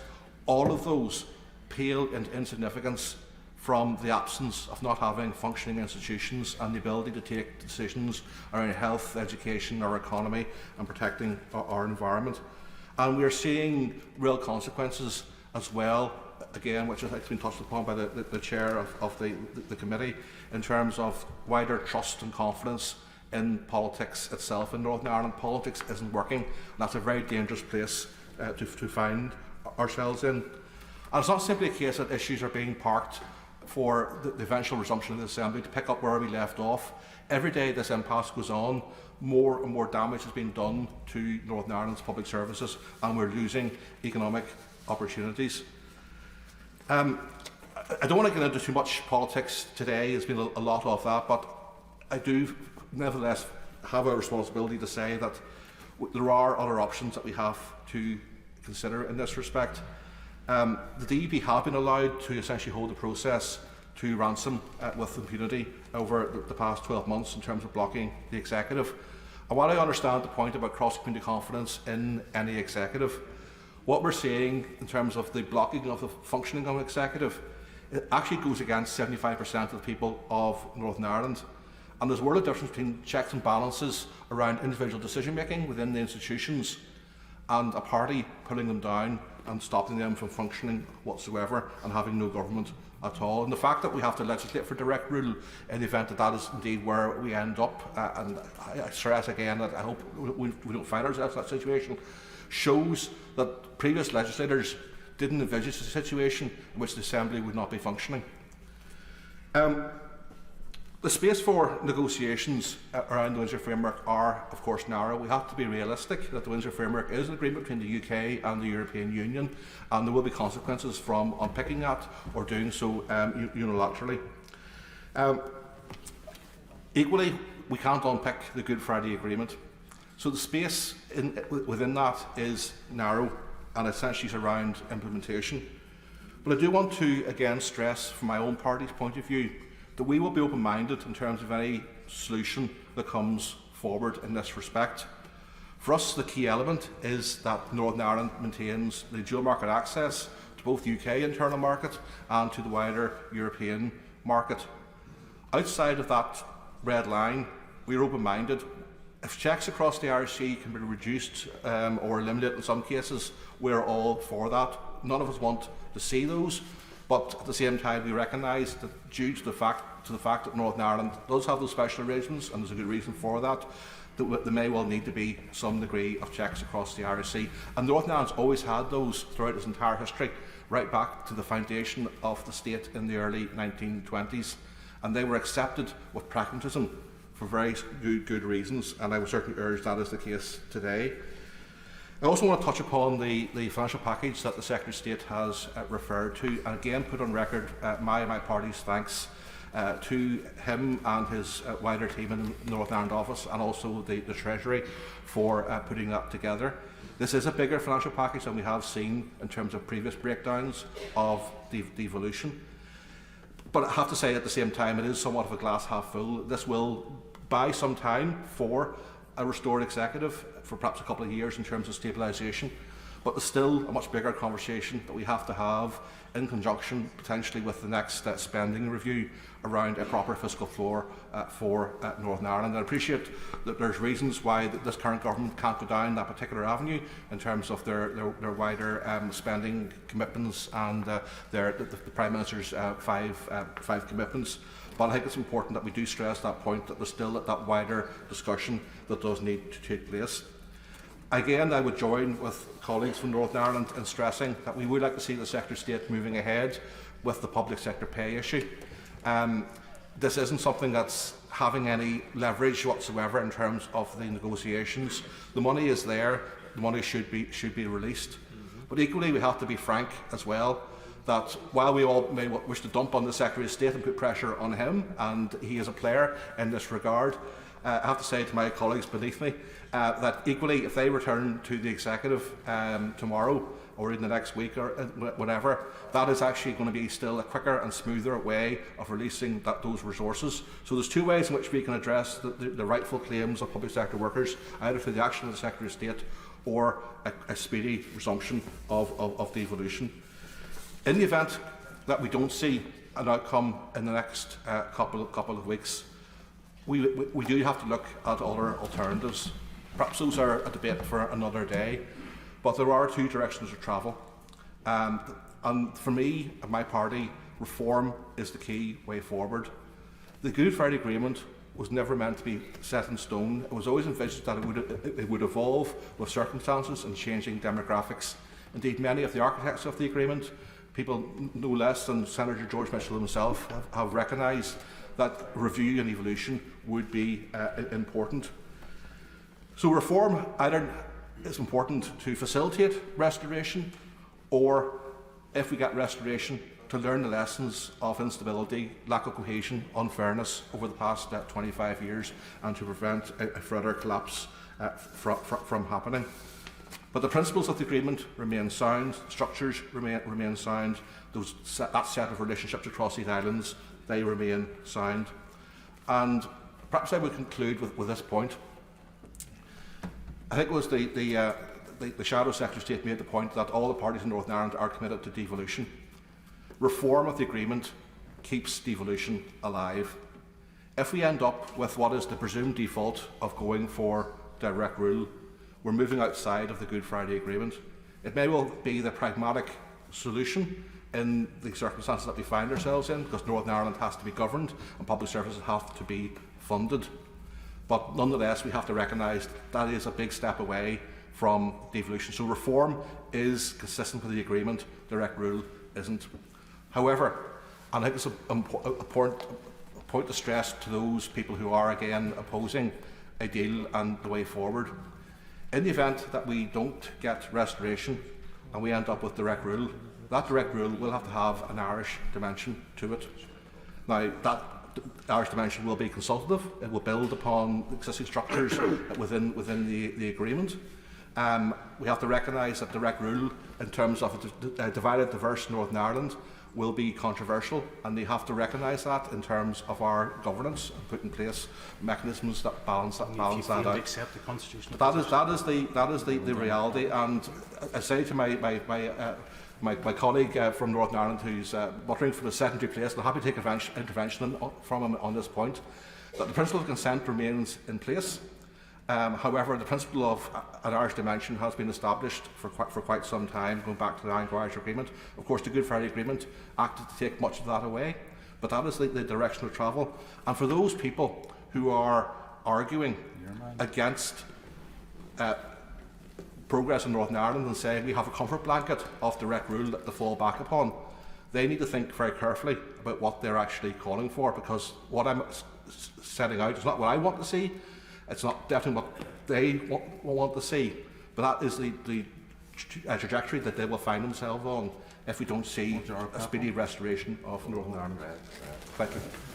Colin Eastwood. Thank you very much, Mr Deputy Speaker. Can I begin by saying the Right Honourable Member for Lagan Valley and I haven't agreed on very much recently. In fact, it kind of drives me crazy. And we don't agree on much of what we've debated today over the past couple of years. But I do strongly believe that he comes at this from a position of strong belief. He comes at it in an attempt to represent his constituents. He comes at it from a good place. It's a different place than me, and we want to end up in a different place. And maybe I would argue he's helping us along in that regard. But I do say this very clearly. Those people who have threatened him today couldn't lace his boots. And every single Democrat in this House or elsewhere should stand in solidarity with any of us who are being attacked like that. I think we are in a more hopeful place than we have been today. I was expecting last week to come and have to debate a much wider piece of legislation that would have seen us going in a different direction. If this today symbolises that we're getting closer, at least, to a resolution, then I think we have to welcome it and we have to give it space. There is nobody more frustrated than me at the slowness of this process. There is nobody, I think, who has expressed frustration more than me about how we've got into this situation. Of course, it's nearly 2 years now since we've had a government in Northern Ireland. Just before that, we had COVID, which is a very strange time. And before that, we had 3.5 years after Sinn Féin brought the government down of having no government. People in Northern Ireland now feel like the default setting is to have no government. That just isn't good enough. And any of us in this place who really believes in devolution, who've really put their shoulder to the wheel around this peace process, need to ensure that we can very soon have democratically elected politicians in Northern Ireland dealing with these issues. Because I do find it, frankly, embarrassing at the state of our health service. I was reading some figures the other day about dementia diagnoses. Some people in the western part of Northern Ireland are waiting almost 6 years to get diagnosed with dementia. In what modern democracy should that be seen as acceptable? I mean, we are very lucky that people aren't on the streets in uproar at those kind of figures. The public sector is being tied together by a string. Our health service is at the point, if not beyond the point, of collapse. And it isn't the fault of those people who've been asked to go into the tough places, do the tough work for very little pay.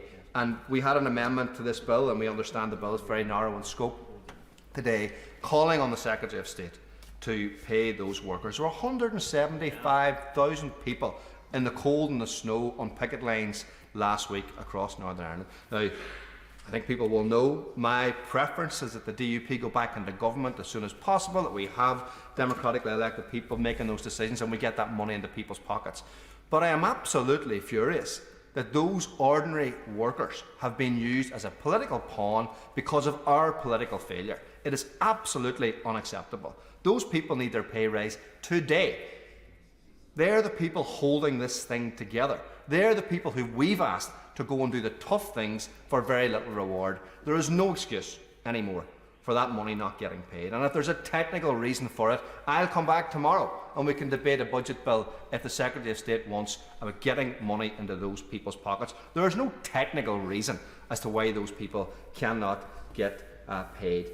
We have talked about solutions. We've got lots of solutions, and I noticed that the member for North Down talks about reform. We're up for that conversation about reform. In fact, we had an amendment today that would have got, I think, the Assembly back up and running again if we used a different mechanism for electing the Speaker as at least a first point. We also understand that we have to get a proper reformed institutions at Stormont. But my strong view is the best way to have that conversation is whilst we have a government and an executive in Stormont, because I do fear that we would end up in a 5-year negotiation about what reform would look like, and all the way we still wouldn't have a government in Stormont, locally elected people dealing with the people's concerns. Some of us in this chamber have been through many long negotiations and know you can go into a negotiation wanting to fix one little thing. 5 years later, you haven't fixed that thing and you've done 3 or 4 different things that nobody asked for in the first place. So I think we need to be cautious about that. We need to be committed to reform. But the first thing that has to happen is the people who were elected to represent the people of Northern Ireland, the First Minister who was elected to be the First Minister, they should be in place. They should be allowed to do the job that they're elected to do. And then we can have a proper discussion about how we reform our institutions. Because a blind man on a galloping horse could tell you we have to reform those institutions because, frankly, they're not working. And I would make one plea today to all other political parties, and I'll make the commitment myself, that the next time, if we do get Stormont back up and running, the next time that a particular political party has a major disagreement, can we have a discussion about that, and can we all commit not to pulling the institutions down? The edifice of government should not be the first thing that goes when we have a difficult decision to make, and I think that would take us a long way. Look, I'm glad that we've come to this point. I think it tells us something about the direction of travel. I think the history of our place should remind us all that at some point we always have to take on our own dissidents, whether within our own party, in our own community, on social media, or wherever they reside. But they need to be taken on because the broad swathe of opinion, whether they're nationalist or unionist, are not interested, want ordinary people to be looked after. They want their health service properly resourced. They want their schools properly functioning. They want their public sector workers paid properly. The broad population want a government in Stormont, and they want it now. Order. Before I proceed, I remind honourable members that this debate, the second reading debate, has to end at 3:23. I assume that honourable members will want to hear the front benches wind up. I'm not going to put a time limit on it, but it's up to honourable members whether they choose to hear the front benches or not. Gavin Robinson. Thank you very much, Mr Deputy Speaker, and without encroaching upon the advice you've just given, am I right to assume that there are 3 backbenchers still waiting to address? Because I think we can parse the time well between us if that is the case. I think it's 3. I'm not sure if I'm wrong on that. As things stand, yes, but one honourable member left the chamber and came back in. Another honourable member who indicated that she wished to speak has left the chamber but is entitled to come back in because she heard the opening speeches, as did the honourable gentleman's colleague. So all I'm saying is I urge brevity upon you. I know that's difficult. At the moment, speeches are running at more than 10 minutes. That's too long. Mr Deputy Speaker, for that, and I certainly do not take those comments personally because it's a trait that we have amongst us of Ulster Scots lineage that we can sometimes add a few extra words or phrases. Mr Deputy Speaker, I'm proud to follow on in this debate, and I want to acknowledge the constructive tone from the Honourable Member for Foyle. I think he is right to say that should we find ourselves in circumstances like this in the future, then yes, we should talk. And if I wasn't willing to follow the constructive tone of this debate, then I would gently remind him that at a time when we tried to have those conversations, there were some chiding us and encouraging us to take the action that we did, mocking us for not doing that, but I'll leave it there. I am proud also to follow in the remarks from my party leader, our party leader, the Leader of Unionism, and the Right Honourable Member for Lagan Valley, who has very carefully and clearly and thoughtfully articulated not just where we have been, where we are today, But the aspiration that we have outlined for the last number of years, that we have been to the electorate, that we have highlighted the difficulties and the deficits within arrangements foisted upon us, but the challenge for us all to recognise that the prize for restoring Northern Ireland's place within the United Kingdom in reducing the constitutional harm, removing the democratic deficit, the prize of doing all of that allows us to get back to the place where Northern Ireland functions as well as it has in the past, in a way in which people within Northern Ireland are confident of their place within this United Kingdom, irrespective of their constitutional outlook. A place where people in Northern Ireland can recognise that it is through their elected representatives, directly and locally, that they can shape their own future. It doesn't matter what passport they hold, they live in Northern Ireland and can benefit from, and do benefit from, the relationship that has spanned for centuries on these islands. And so when he refers to custodians of the future, and I remind people that our place in politics is to protect and promote our place within this United Kingdom. That is our first and foremost principle. And so for individuals who have in the last number of days, and will no doubt continue in the next number of days, to raise questions or sow discord, let me say this: the Democratic Unionist Party are united in the task we have before us. We highlighted the pitfalls and the dangers of what was proposed to us back in 2019 at a time when others dismissed and demeaned our position. When we asked for change and indicated the consequences it could have for power-sharing arrangements in devolution, we were dismissed. We were set aside.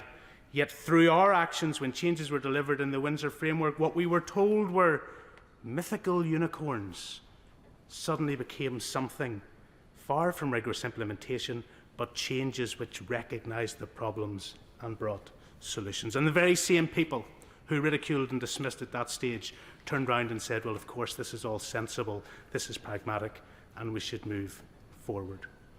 When faced with the choice between religious observance on that which was agreed with the European Union or the importance of devolution, sadly there are those within Northern Ireland political society that chose religious observance with the EU.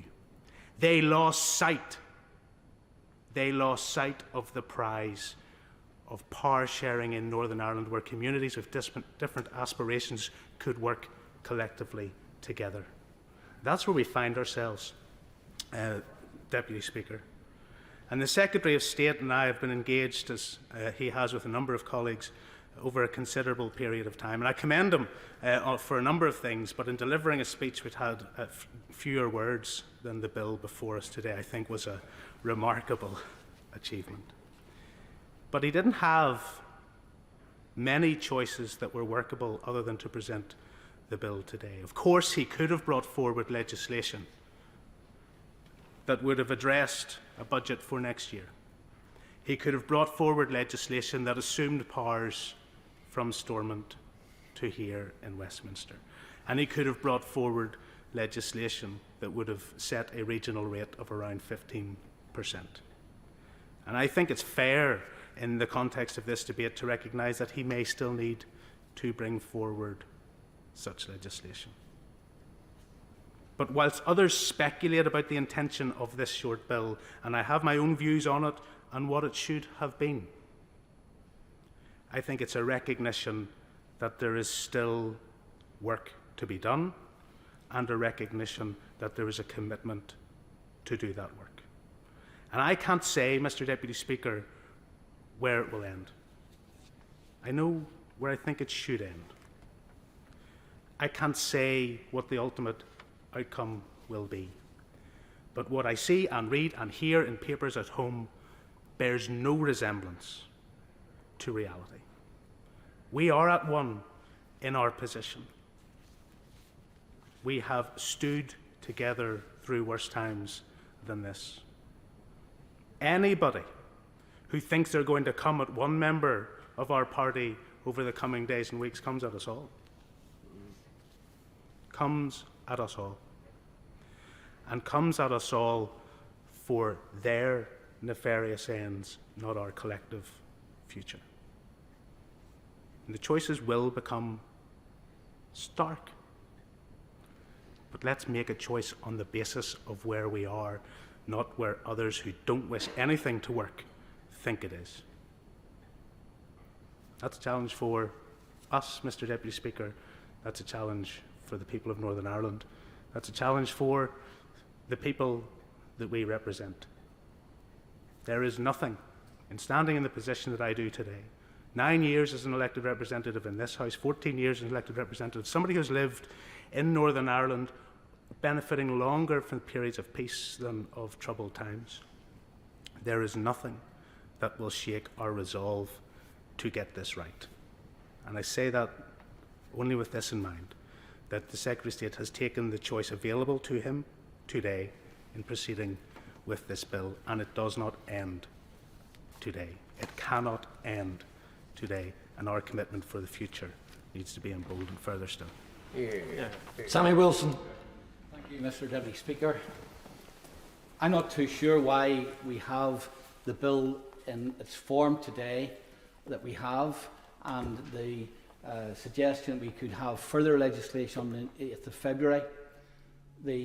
I suppose the generous interpretation of this is that the government still recognises that there's a lot of work which needs to be done in order to have the concerns of the unionist population dealt with.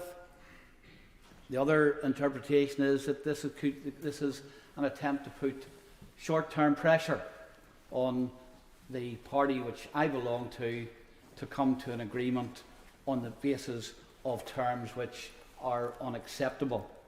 And I've got to say the record of the government, and I know the government is intent on trying to put the failure of its negotiations with the EU behind it, because it's got so much internal division within its own party about how it has not and how it has failed to deliver on the promises of Brexit. But Northern Ireland cementing this agreement into the constitutional position of Northern Ireland is not good for a government which claims it wanted to take back sovereignty, and is not acceptable to unionists in Northern Ireland who have gone through terrorist campaigns and shown resolve in terrorist campaigns to stay within the United Kingdom.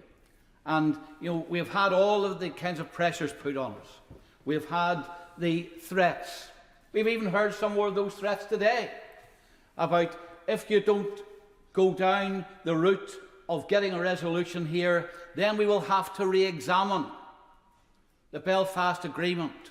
We'll have to maybe take away the safeguards that there were, because, of course, with unionists now not being the dominant parties in the Assembly, it's very easy for those who said safeguards for minorities were important in the agreement, but now just to dismiss them. And I must say, I listened to the member for North Down.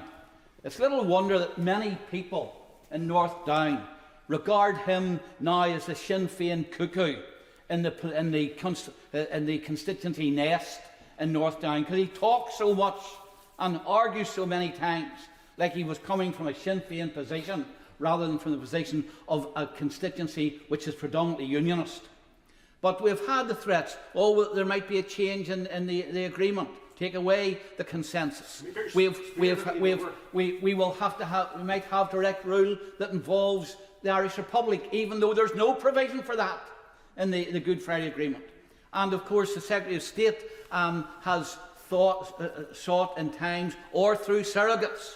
I know what the chairman, the member for North Down, echoes the words of the chairman of the Northern Ireland Affairs Committee in threatening that there could be big change which is detrimental to the Union if we don't come to an agreement quickly. We've had the bribes. And of course, we have also had the bullying. If you don't go back into the Assembly, then people are not going to get their pay rise and everything else. And I've got to say, Secretary of State, it does not become the current government to use the workers in Northern Ireland as pawns in trying to push us into a situation which the Secretary of State well knows is not necessary because we have had nearly 50 public sector pay agreements awarded during the last year. But because there is now the opportunity to use public sector pay agreements, it's being put as pressure. As far as we're concerned, and I mean, our leader has made it quite clear, we want to see devolution restored. In fact, devolution only stopped because the government refused to listen.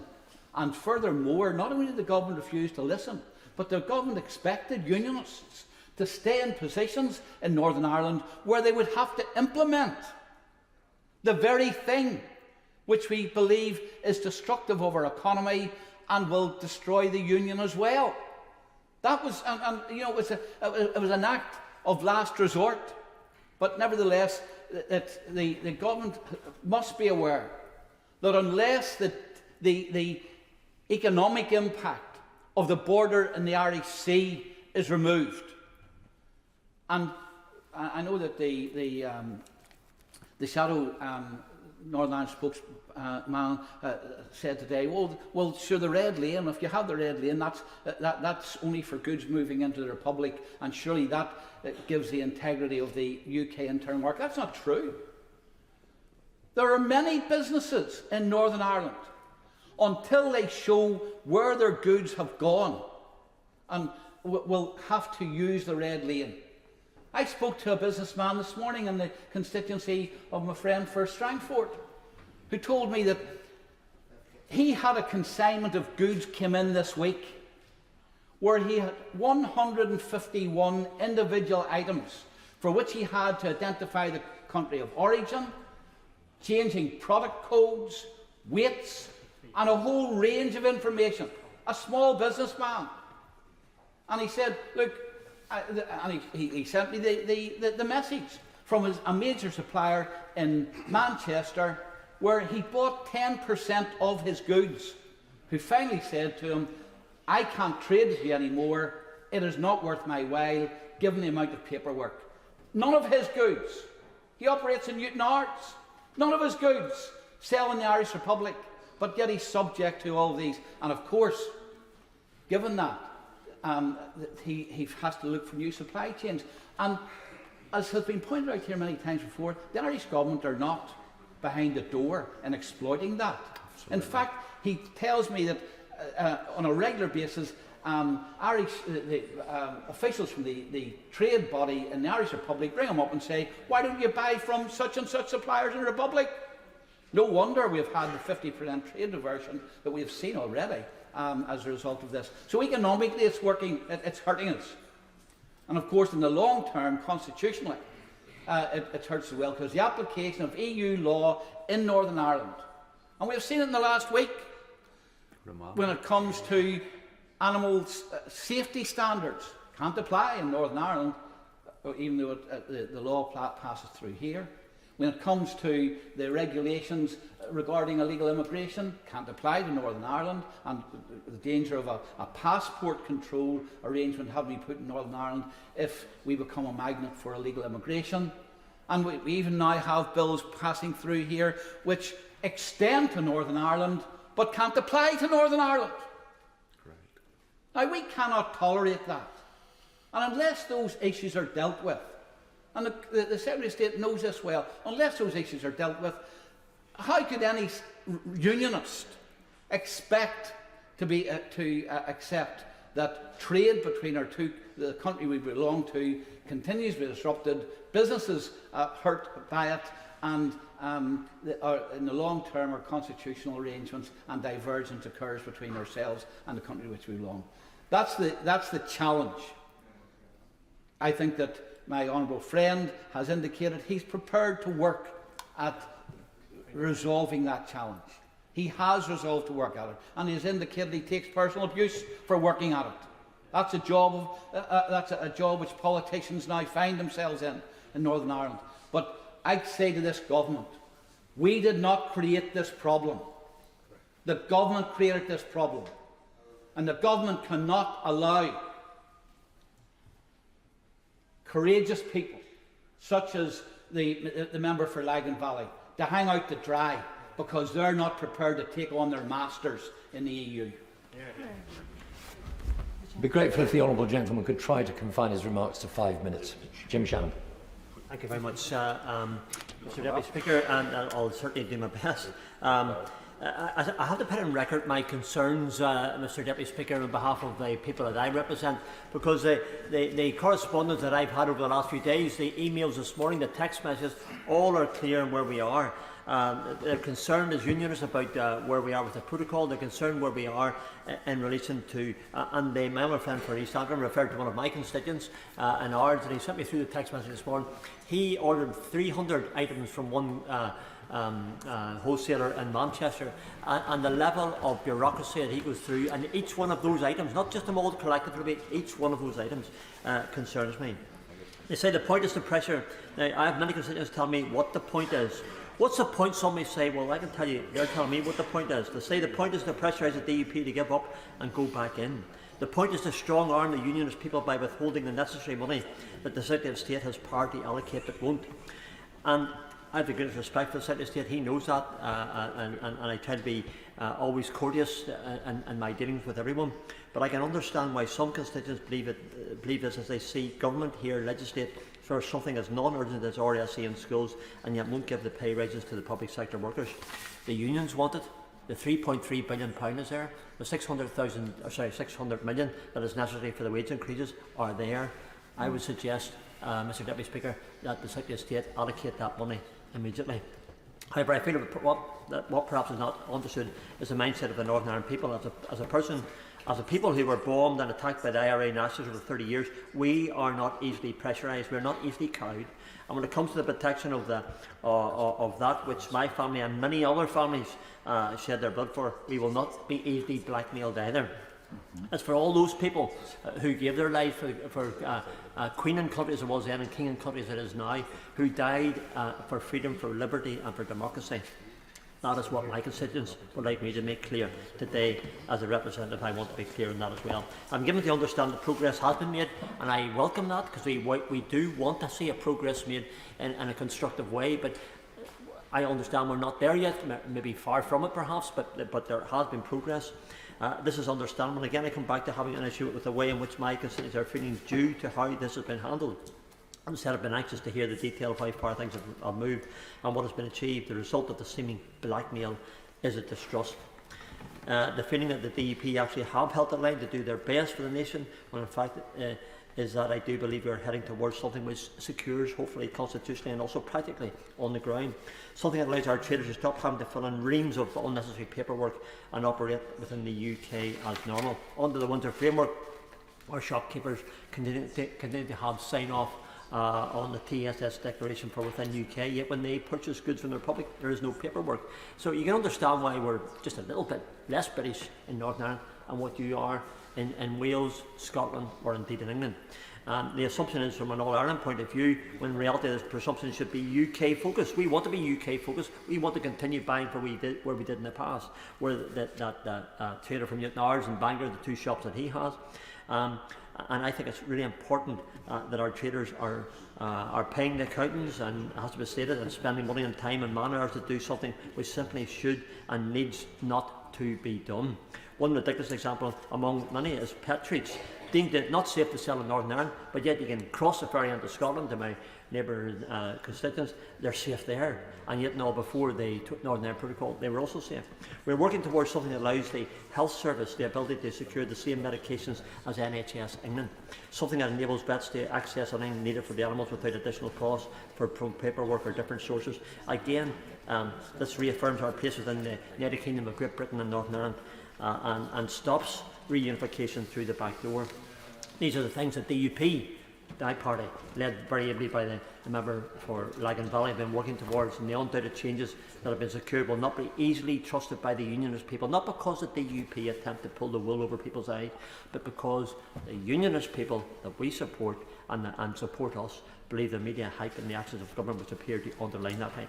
The Secretary of State is aware, and I'm coming to the end, Mr Deputy Speaker, the Secretary of State is aware that we in the DUP will not be blackmailed, and the fact that we have continued to negotiate and secure further changes is testament to the fact that we will not accept any deal. We only accept the right deal. I fervently hope that with that the next few weeks bring about the last complex changes that are required for the unionist people and indeed for the good of people throughout the province, no matter what their political persuasion. But during this formation debate, there should be no doubt that should that fail in negotiating the correct deal, we are not afraid to face our electorate. I look forward to seeing the deal and seeing how the words on the page will affect life in Northern Ireland. Whilst I support a 2-week extension, I understand the very clear reasons why I ask government to get the messaging right. Instead of seeming to work against us, and it seems like that, work with us to find a solution and to get this right for every person of every colour and creed in Northern Ireland. We want to have a restored assembly, but it must be the right one. And the concerns of unionists with the Northern Ireland Protocol, and that has to be addressed as well. The power for necessary change lies at the feet of the Secretary of State and with government. We will do our best to bring about a change and to find a deal, but we cannot and will not and must not ignore the voice of unionism. Thank you. Flora Anderson. Thank you, Mr. Deputy Speaker. And I'd like to thank all the members for contributing to this debate. We are united in wanting the best for the people of Northern Ireland. In particular, we heard a very powerful speech from the Right Honourable Member for Lagan Valley, and no one who heard it could be in any doubt about his determination to fight hard for unionism. And the whole House will be sorry to hear that he's been threatened, Mr. Deputy Speaker.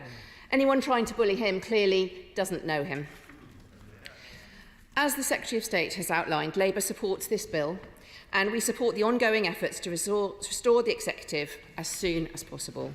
In the short amount of extra time that will be afforded by this legislation, the restoration of power sharing and devolved government must be the absolute priority for the government. And while I commend the important work that civil servants are doing to keep the mechanics of the state functioning, the truth is that communities across Northern Ireland need the executive and they need the MLAs to be back in their rightful place, taking the important decisions that are so desperately needed for the effective delivery of public services, for health, for education, for protecting the environment. On my visits to Northern Ireland, I've had the chance to meet many inspiring community groups who are struggling because of cuts and because of the cost of living crisis. And while all of these groups are making an enormous difference within and across their communities, they've all told me that the one thing that would make the biggest difference to their work and for people suffering from that cost of living crisis is a restored and functioning executive. Just last week, we saw the biggest industrial action in Northern Ireland's recent history, with an estimated 150,000 public sector workers joining the strike. There is clear and obvious wide-scale dissatisfaction and impact with the consequences of the current political situation across Northern Ireland. And given that the government is only legislating to push the deadline back by 15 days, it's vital that we see quick progress and that the limited time available is not squandered. As the Shadow Secretary of State has said, whatever happens, the money for public sector pay, which the Secretary of State has made clear is available, should be released so that workers in Northern Ireland finally get the pay increase that they deserve. The current situation must not be allowed to become the accepted norm. Failure to restore devolved government could and is causing damage that could take years to undo. So to conclude, Mr. Deputy Speaker, Labour will support this bill, and I urge the Secretary of State to do all he can to ensure that an agreement is reached and to keep the House informed at every stage. Thank you. House, Chris Eaton-Harris. With the leave of the House, Mr. Deputy Speaker, I'd like to close this second reading debate. At the beginning, I spoke for a whole 2 minutes because I did want to hear what everybody had to say. I was hoping it wouldn't go on quite as well as it did, but there were very important speeches within it. But the bill itself, which I will come to in a moment, the bill itself simply says in Clause 1, in Section 1, brackets 1 of the Northern Ireland Executive Formation, etc. Act 2022, for the 18th of January 2024, substitute the 8th of February 2024. A short extension in time. There's a second clause about the commencement and short title. And so my 2-minute speech was simply to keep within the scope of that debate, but we've managed to touch on Scottish independence, public sector pay, leaving the European Union, the Malthouse Compromise, the Northern Ireland Select Committee agenda, and reform of the Belfast Good Friday Agreement, all within 2 hours. And so I shall learn yet another lesson about debating in Northern Ireland debate on the floor of this House by just saying what I think all the time at the very beginning. We had a number of excellent interventions in this debate. I'll talk about the speeches we heard, but the interventions from Member for Woking, Aberconwy, South Antrim, were all interesting and important. But actually, I just want to put on record to the member for St Helens North that the whole House wishes his father well. And I know he's not in his place now, but it's very important that we do recognise that we are all human in this business. Also, I'd like to thank all those that did speak in the debate. Right honourable member for Leeds Central, Skipton and Ripon, right honourable member for Gordon, right honourable member for South Swindon, for North Down, for Foyle, who member for Foyle gave an excellent speech, and I associate myself with many of the comments he made within it, for Belfast East, and a characteristically passionate speech by the right honourable member for East Antrim, who I really do appreciate the way he put his words in his contribution and what he actually said. And of course the member for Strangford. But the one, I guess, standout contribution was from the right honourable member for Langan Valley. And I thank him profusely for the conversations we've had over the course of the last weeks and months. I know he really does want to get the best deal for Northern Ireland that works for both the nationalist and the unionist communities, that's based on the basis of consent, that means he can restore, find the conditions to restore the institutions. I know he and his party believe in devolution. And I truly believe, and he listed the number of things that he has managed to achieve in his leadership of his party, he should be and can be rightly proud of what he has already achieved in that space. The fact he's been threatened for doing the job he should be doing is a disgrace. It's extraordinary. And we know, I mean, we're all in this place, unfortunately, have to come across, but these people are cowards and idiots. And I know they will not deter the honourable gentleman. I've noticed in my period of time as Secretary of State that the number of followers you have on Twitter or X does not necessarily equate to the number of brain cells you might have, or the amount of common sense or decency you display as a human being. They are characteristics that are personal. They are characteristics that you can display as a human being, and unfortunately some people choose to have a different persona when they're on social media, and emailing, say some really stupid things. And I promise the honourable gentleman, right honourable gentleman, I shall work with him and indeed use whatever power I have to make sure that he does not feel insecure in going about his business properly, because no parliamentarian should do. But I'd like to thank all honourable members for their contributions, as I said. When we gathered to mark the 25th anniversary of the Belfast Good Friday Agreement last year, we noted the hard-won gains of the peace process and that should be honoured by the restoration of the devolved institutions. And there is broad agreement on the main substance of this bill. Our priority must be to continue also to restore devolution in Northern Ireland. And as asked by the Shadow Front Bench, this is the immediate issue that I am completely concentrating on. They did ask, the right honourable gentleman did ask about what other legislation there might be. There could be future legislation. I do not want to be in that place. He asked me to make a statement to make sure, or when things, or should things move, that I will keep the House updated. I absolutely guarantee that I will do that, should things move forward. And of course, you know, he wouldn't expect me to not have prepared for all eventualities, and I will update the House again as to my plans if it's not proved possible to restore the executive by the new deadline. But I really do hope that those plans will not be needed. He asked me, and a number of members mentioned public sector pay, and the government recognises the vital work that public sector workers carry out, and they should be fairly paid in recognition of this work. The UK government, however, does not have the authority to negotiate pay in Northern Ireland. And I recognise that the uncertainty in relation to pay awards is causing a pressure on Northern Ireland finances, and this is why the government put a very fair and generous financial package on the table to offer a new executive a non-repayable injection of help to restore the executive manage that pressure. But alongside, I'll have to give way to the honourable gentleman. Mr Deputy Speaker, and not to spoil the mood, but the trade unions would be quite upset if we didn't take the opportunity to say they're not asking the Northern Ireland office to negotiate their pay. They will negotiate with their employers, as is right in the normal course of events. They are asking that the money that was secured and agreed in December be released to their employers so they can get on and do the negotiation.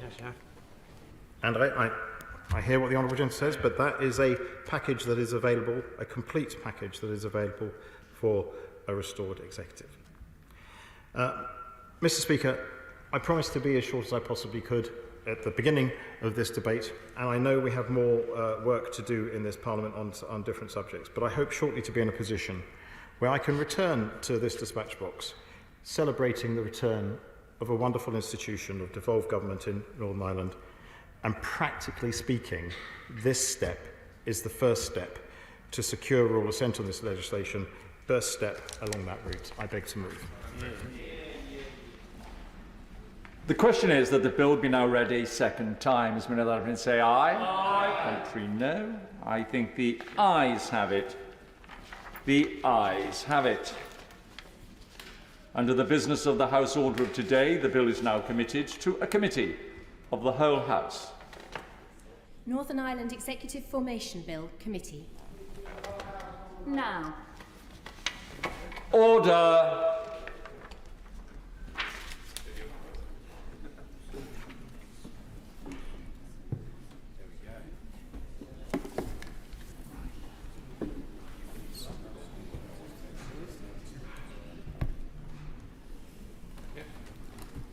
Order.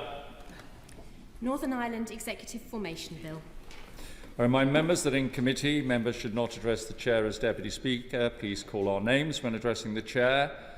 Chair, it's got Madam Chairman here, but I think we'll pass on that while I'm here. And Mr Chairman are also acceptable. We will begin with Clause 1 stand part, with which it will be convenient to consider Clause 2 stand part. The question is that Clause 1 stand part of the bill. Call the Minister. Formally, move formally, sir. That's it. Hilary Benn? Anybody else?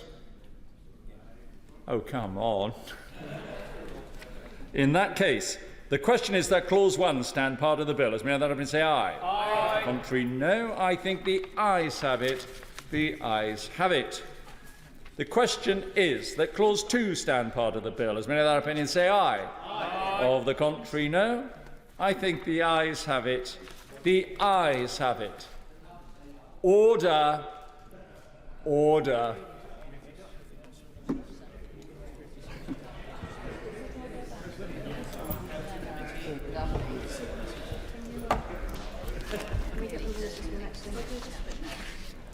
Well, it'll stand on the record that my contribution was longer than anybody else's during the committee's day. Order. Whip to report. I beg to report that the committee has gone through the bill and directed me to report the bill without amendment. Thank you very much. Under the order of the House of today, we shall now move to the third reading of the bill. Now. Minister to move third reading. Thank you, Mr Deputy Speaker. I nearly did what the member for East Antrim would have wanted me to do, but I will call you Mr Deputy Speaker whilst you're here. I beg to move that the bill now be read a third time. And before I start, I wish to place on record my sincere thanks to everyone involved in the bill's passage so far through the House and their support of this expedited passage. I particularly want to thank the front benchers of all parties for their collaborative and constructive engagement. We've had a reasonable outing today at second reading on a whole host of issues concerning Northern Ireland. And I'd like to think that the tone of the debate that we have had over the course of the last 2 hours will be reflected in the positive tone that we can take in our negotiations and talks over the next few hours, days, however long it may be, so we can get to that wonderful place that I do believe that we would all want to get to. Can I reiterate my comments about the Right Honourable Member for Langham Valley and the words he said? I really have enjoyed working with him, listening to him, understanding the points being made that he makes when he represents unionism so powerfully as he does. It is vitally important, I know, to him that we get this right. And I know that sometimes that particularly can be, I don't know, some of the conversations I think we can say have been repetitive occasionally, but maybe all these conversations have a point. And I'd like to think, and I'd like to hope he would acknowledge that I have a very deep and fundamental understanding of the issues that he and his party have been outlining over the course of the last days and weeks and months. And I would like to think they are being reflected in the conversations that we are having now. I don't think there's anybody in this House that does not want to see Stormont returned, the Assembly sitting, the Executive up and running, ministers making the choices that the people that elected them would like to see. And I give way, obviously, to the Secretary of State. I'm ever mindful of the Secretary of State and just his comments there was saying the goodwill that there's been in this debate, the goodwill there's been exchanged between members as well to try and find a way forward. Could I ask the Secretary of State perhaps to use some of that goodwill to ensure that the monies that the Secretary of State has got, the 3.3 billion, the £600 million that is needed to address the payment pay agreement with the medical sector and also with the teachers, build upon that goodwill, make that gesture, ensure that the unions have the pay increase that they've been seeking, and which there is consensus in all parties on this side of the chamber for that to happen. Could I ask that the Secretary of State use your goodwill, build upon it, and make that gesture today?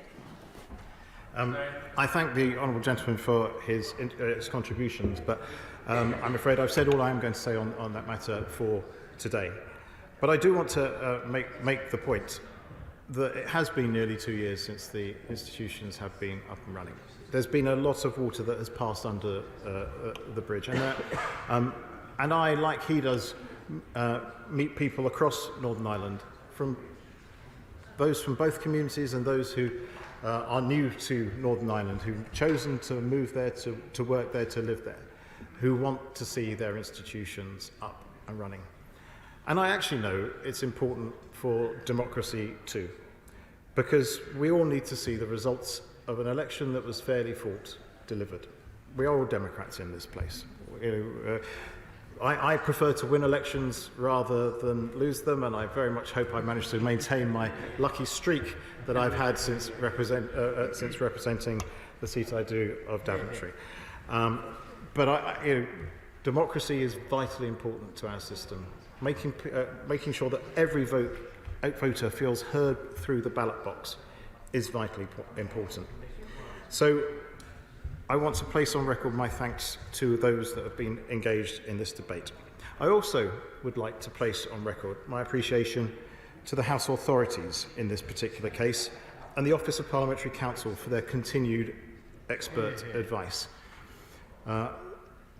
Honourable members involved in this debate, right honourable members involved in this debate, knew that there could have been a different piece of legislation laid today, and that's probably where we were progressing to. So the slight course correction that we have taken did involve a huge amount of help from those people behind the scenes that make this place function so well, and I just want to put on the record my thanks to them.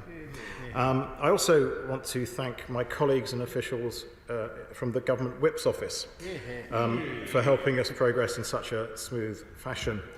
As ever, I am grateful to them for everything they do, and I understand their pain as a former government whip and government chief whip. But I think I can conclude by repeating what I said at second reading.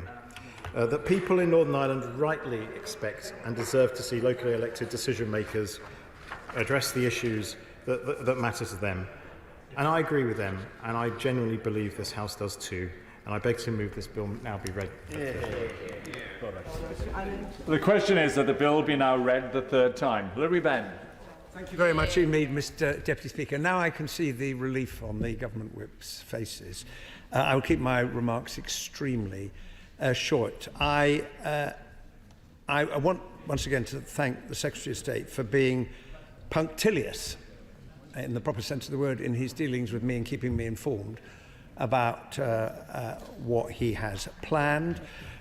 To echo his thanks to civil servants, although I should think in civil service careers this is probably the easiest bill to draft, because that one line can't have taken terribly long. And the third thing I want to say is that to join in the praise there has been to the Right Honourable Member for Lagan Valley for the speech that he made, the passion that he showed, and his willingness to set out the argument which has united, I think, all parts of the House today, that is in the interests of the people of Northern Ireland to have their government back. And I wish him, I wish the Secretary of State, in whatever further conversations they are due to have in the next few days, every success in bringing this to a conclusion. Because the people who in the end will really feel the benefit of an agreement are the people of Northern Ireland. We criticise governments, but we look to them when we want things to be done, to help us to deal with problems, to advance the interests of society. And that is why the people of Northern Ireland have the same right as everyone else to see their government in place. And referring back to my comments right at the beginning, I think I bring my contribution to this passage of this bill to a close in a slightly better state of hope than perhaps when it began. And I wish all those involved every success. Thank you very much, Mr Deputy Speaker. I'm looking at anybody who wishes to contribute on any side. The question is that the bill be now read the third time. As many of that opinion say aye. Aye. Contrary, no. I think the ayes have it. The ayes have it. We're now going to move on. So those wishing to leave the chamber, please do so promptly and quietly.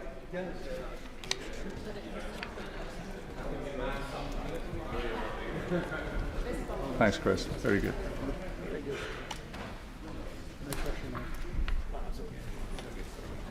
Absolutely. Thank you very much. We now come to the general debate on the situation in the Red Sea. I call the Minister to move. Grant Shapps. Mr Deputy Speaker, I beg to move that this House has considered the situation in the Red Sea. Last week at Lancaster House, I set out why we're living in a far more dangerous world. Honourable members will need no reminding. We're dealing with multiple conflicts at once. Russia's increased the intensity of its attacks on Ukraine. The appalling Hamas atrocities of October the 7th have brought the conflict to the region. And most recently of all, international shipping is now being threatened by the Houthi proxies, aided and abetted by Iran. Since November, there have been more than 40 attacks on commercial vessels across the region. It's salutary to think that it's been 30 years since the maritime law was codified in the United Nations Convention on the Law of the Sea. Some 168 nations backed the UNCLOS Treaty. The UK signed it, Yemen acceded to it, even Iran as signatories. And there's a good reason why it achieves such broad support. All nations rely on global trade, and none more so than the UK, where a full 90% of UK commerce comes to us by sea. Mr. Deputy Speaker, some 12% of international trade passes through the Red Sea every single year, welcome, amounting to more than $1 trillion worth of goods. In addition, 8% of global grain trade, 12% of seaborne traded oil, and 8% of the world's liquefied natural gas all passes through this ancient seaway. Perhaps even more astonishing is that 40% of the goods that are traded between Europe and Asia go through the Red Sea as well. And sadly, Mr. Deputy Speaker, the Houthis' unlawful and callous attacks are putting all of that trade at risk. 12 international companies have been forced to suspend the passage through the Red Sea because of these attacks. The number of vessels transiting Bab al-Mandab was 54% below the level observed in the previous year, and diverting vessels around the Cape of Good Hope has had a crippling impact. Not only adding days of delay and vital deliveries being held up, but driving up international shipping costs to prohibitive levels. Some reports suggest shipping costs up by 300%. But what these Iran-backed Houthi pirate thugs forget is it's the least well-off nations and people who suffer the most from their illegal actions, starting with Yemen itself, where almost all of their food comes to it by sea. So at times like this, these nations need to be stood up to, and nations must stand up to them. Attacks on Red Sea shipping automatically make this a global problem. I give way to my honourable friend. Right honourable friend for giving way, and I congratulate him on his recent speech. According to the House of Commons Library, there are 12 Iranian proxy forces in Bahrain, in Iraq, in Lebanon, in the Palestinian territories, and in Yemen as well. To what extent, so it's not just about the Houthis, although this is what we're dealing about now, to what extent are we able to keep tabs on and to monitor, or work with allies who can keep tabs on and monitor those dozen proxy forces that Iran is now using with increased, sadly, increased repetitiveness to attack our own interests, but the interests of our allies as well? Mr. Deputy Speaker, my honourable friend's absolutely right, and something of an expert in this area. Iran are absolutely behind all of the different proxy groups that he outlined, and many more as well, and they are, in a way, able to control this without getting themselves too involved. And the world needs to wake up and recognise that. We're, of course, monitoring all of that incredibly closely. But it is true, I think, that as with the Houthis, with all these other groups, that appeasing the Houthis, all these other groups, now will not lead to a more stable tomorrow, in the case of the Houthis with the Red Sea. And it's just being blind to the sponsors of terror that will not benefit the international order in the long run, which is why it's so important that the world has acted on this. And I will give way. I apologise for interrupting the Defence Secretary, but the shipping side of things has seen an extraordinary reduction in confidence in that route. The only way in which confidence is going to be restored for ships to be able to pass through the Gulf of Aden and up through the Red Sea is by an increase in military convoys. I'm sure he's coming on to this, but what steps are being taken to drive up military convoys to escort vessels through that passage? My honourable friend, as ever, raises an excellent point. That is what Operation Prosperity Guardian is all about. It is that task force which enables the shipping to be protected to an extent. He may be getting to a broader point about whether there should be individual ships protected. The view that the world has taken is that Prosperity Guardian provides an umbrella to the wider shipping. Of course, the sheer volume of ordinary traffic through the Red Sea means that you need that international task force, in this case US-led, for the security of the Red Sea and the Gulf of Aden. And this is incredibly important. I mean, after all, we are part of defending the international rules-based order in the actions that we're taking. So, Mr. Deputy Speaker, last week I was actually on board HMS Diamond, who are right at the heart of this issue in the Red Sea, talking to our brave sailors who are out there protecting our critical sea lanes. The House will know that this is the first Royal Navy ship's company for 32 years who fired in anger or in self-defence in their case. And it was fascinating talking to them about their experience, but also witnessing their professionalism in the way that they have dealt with this challenge. It really did not have to be this way, Mr. Deputy Speaker. We've worked hard to warn the Houthis off. At the start of the year, the world sent a very clear message to the Houthis. End your illegal and unjustified actions. Stop risking innocent lives. Please stop illegally detaining vessels and crews. Cease threatening the global economy. But all of these warnings, all of them, fell on deaf ears, and eventually enough was enough. And so, I'll give way. I completely support the government's action, which is totally in accordance with international law and defending freedom of navigation on the high seas. But we can only do it with people. Otherwise, there's no one to maintain the typhoons or to crew the warships. We now have people leaving 3 times as fast as we're recruiting them, as the Secretary of State is aware. Can you give a commitment now? He'll come to the House before Easter to make a statement about what we're doing about retention of critical armed forces personnel. He knows why this is important. Well, my honourable friend's been very, very solid on these issues, and he and I have spoken about it through the Select Committee and elsewhere, and he'll be pleased to know that I've recently been holding meetings with individuals who he believes himself will help to resolve this issue, and I am working very hard to make sure that, in common with actually many Western militaries, armed forces, that we do have the men and women we need for our armed forces, skilled up to the right levels and capable of taking on this challenge. He'll be reassured to know that I also went to Akrotiri last week and met the Typhoon pilots, again, incredibly highly skilled, but backed with an enormous array of tanker pilots, ground crew, mechanics, and many others besides. It's very, very important that we support them. I'm working very hard on this, and I will come back to him and the Select Committee, and indeed the House, with future plans to back up what Haythorne, Waite and others have already proposed.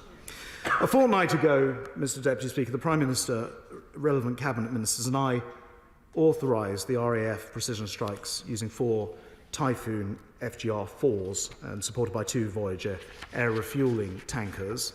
They struck facilities at Bani in the northwestern of Yemen and an airfield at Nablus. The sites being used to launch reconnaissance and attack drones as well as cruise missiles over the Red Sea, and they were destroyed. And let me reiterate what has been said before. This was limited, necessary, proportionate. It was taken and done in self-defence and in response to very specific threats and in line with international law. I will give way. My right honourable friend for his contribution and for all he has been doing over the last few weeks. As he makes clear, this has been an increasingly difficult situation. We had no choice but to act. But can I ask, what is our assessment of the extent to which we need to degrade Houthi capabilities for them to change their intent and for them to change their actions? Because as yet, I'm unclear as to whether we have that ability to look into what the Houthis are thinking, let alone Iran's activities. And we must also recognise, Mr. Deputy Speaker, that the Houthis are at best a disobedient ally and not really a proxy, so they do have their own interests that they are pursuing. Well, my honourable friend, with her immense experience from Foreign Affairs Select Committee Chair perspective, is absolutely right about the formation of the Houthis, who, if you look back in their history, are actually opportunists. Only as far back as 2015, they didn't support Hamas. Now they claim that their entire programme is in support of Hamas's illegal activities. She also asked, quite rightly, the question of what proportion of the Houthi equipment and machinery has been destroyed.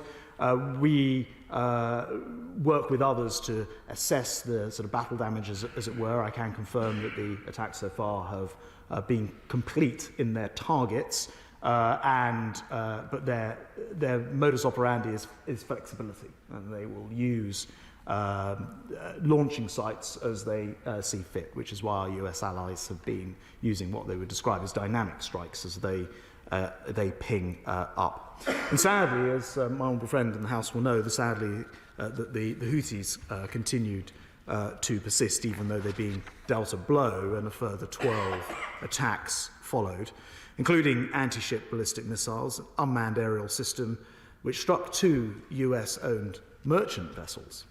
Our intelligence has continued to highlight an ongoing and imminent threat to our commercial and military vessels across the region. As the Prime Minister told the House just yesterday, attempting to respond to the Houthis after they launched their irrational assaults is simply not a sustainable way to proceed. So on Monday night, working alongside our US partners, but also with support from Australia, Bahrain, Canada and the Netherlands, the Prime Minister and I authorised a second wave of strikes. These are once again deployed using precision-guided pave-way 4 missiles.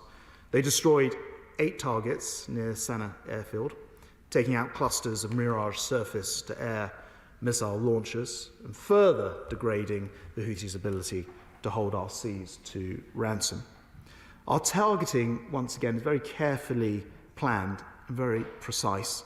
We're not aware that there were any civilian casualties at all, and the operation was designed in that context.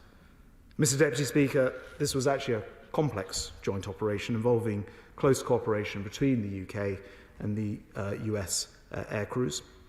I wish to pay tribute to our brave pilots and our air crews who carried out this action so very effectively. Last week, as I mentioned, it was a real honour to meet those pilots and the support team in Akrotiri, and each of them professional to the last. But the military track is only one part of a much more comprehensive government response, and as the Prime Minister set out in his statement yesterday, we're working diplomatically to reduce the regional tensions, making it clear, especially to the Iranians, that they must stop supplying weapons and intelligence and training and money to the Houthis. We're working with our allies to halt the illegal flow of arms to the Houthi militia. We're working and seeking to cut off the Houthis' financial support. And we're determined to help the people of Yemen, who the Houthis are not friends of, to ensure that they receive the humanitarian aid that they need. And despite the Houthis' absurd claims to be the sort of Robin Hood of Yemen, the reality is they're simply exploiting the turmoil in the Middle East to their own advantage and in their own self-interest, a point that was made to me very strongly when I spoke to the President of Yemen recently. Ordinary Yemenis have not benefited, not one iota, from their malign activity. On the contrary, they're actually the victims of the same Houthi thuggery as anyone else. It hits our and the world's global trade, and it will only in the end also hurt the Yemeni population, damaging their security, driving up food prices. But the Houthis should be in no doubt at all that the world needs them to cease and desist their illegal behaviour. So, Mr. Deputy Speaker, today, as I said at the top, we're living in what feels like a more dangerous world. But the UK will not be cowed. We will not retreat to our shores. Instead, we will continue to lead. We're already, as the whole House knows, leading in Ukraine, and we've increased our military support to £2.5 billion and signed a historic agreement on security cooperation, laying the foundation for a century-long partnership with our Ukrainian friends. We're also leading in NATO too, where we've sent some 20,000 personnel to participate in exercise Steadfast Defender. To put that into context, Mr. Deputy Speaker, there are 32 countries involved in this operation, and we're providing half of this NATO exercises personnel. We're also, though, on today's subject, leading in the Red Sea. This great waterway is one of mankind's earliest trade routes. In fact, it was active since the days of Pharaoh, active through the Roman times, and we will do all we can to keep it active in the 21st century as well. We're working with our allies to deter regional danger, keeping these vital sea lanes open so our ships and many others can traverse the ancient waters without fear. Thank you. The question is that this House has considered the situation in the Red Sea. John Healey. Thank you, Mr. Deputy Speaker. The House was set today to debate the full sweep of defence and international affairs until yesterday's change to business, which gave this debate the focus on the Red Sea. Whilst I know that members on all sides will welcome the opportunity to debate and question the government on the UK's presence and on the tensions in this part of the Middle East, and I look forward to the contributions from all sides to this debate. Nevertheless, I hope ministers will ensure that we also get the opportunity soon to debate the broader aspects of defence, especially on Ukraine, as the Defence Secretary has sort of indicated tonight in his remarks he's also keen to do. Mr. Deputy Speaker, I will give way, of course. I've said for a very long time, in the old days we used to have set government debates on government time on defence, as we are doing this afternoon. We haven't so far in recent times at all. It's been down to the Backbench Business Committee, which I very much welcome, the BBBC, it's a great organisation. But nonetheless, we ought to have defence debates in government time on a Wednesday or a Tuesday, set by the government, and I hope very much the Secretary of State will make sure that happens in the future. Well, the honourable gentleman has a great experience in this. He's right to say government time signals the importance that government gives to the business that it brings to this House. So whilst the Backbench Business Committee does an important and useful job, it's government time that matters. And since the Defence Secretary has been in post, we have not had that general debate on defence, and we should. And we have not had a debate on Ukraine for 4 months, and we should. Certainly ahead of the 2-year mark next month, when we see the anniversary, the bloody anniversary of Putin's illegal invasion in Ukraine. I'll give way to my honourable friend. I'm most grateful. We've also not had a debate since the 7th of October on Israel and Palestine, which is perhaps quite extraordinary. In fact, there's an irony that had we gone ahead with the original debate today on international relations, that could have been a subject for debate, and that is now restricted by this debate. It's clear why this is a priority. That probably is a priority as well, which the government might wish to take up, which I raised previously with the Leader of the House.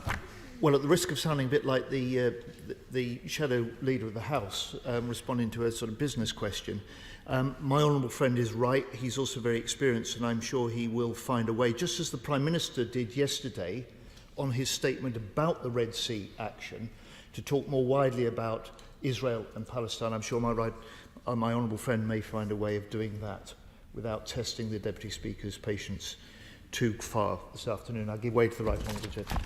I'm very grateful to the right honourable member. Can I thank him for the remarks he just made about Ukraine? And I think it is important in the context of everything which is happening globally that we take the opportunity once again to say that we stand up with Ukraine, particularly in the light of the changing political landscape in North America and the responsibility that there is on all of us here and our allies in Europe, that we must send out the message that we will do everything that is needed to support that country and that they must prevail against the aggression from Putin. Well, Mr. Deputy Speaker, I for one appreciate the leadership that he gave to his party when Putin invaded Ukraine.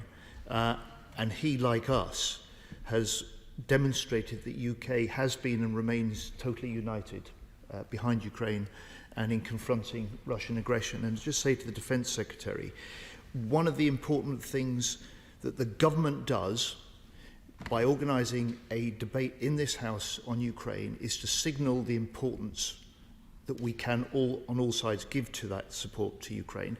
And also it's a chance to explain to the British public why this matters so much, why defence of the UK starts in Ukraine, and it is essential to our interests that Ukraine and not Putin prevails. I'll give way.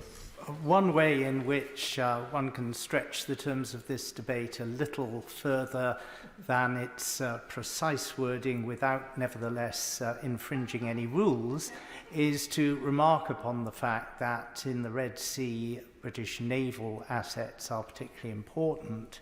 And does the Shadow Secretary of State agree with me that there should be no question now or in the near or medium future that we should lose the assets of our amphibious assault ships, which are so necessary for the sort of combined operations that one has to engage in when taking on piratical opponents? Yeah, quite right.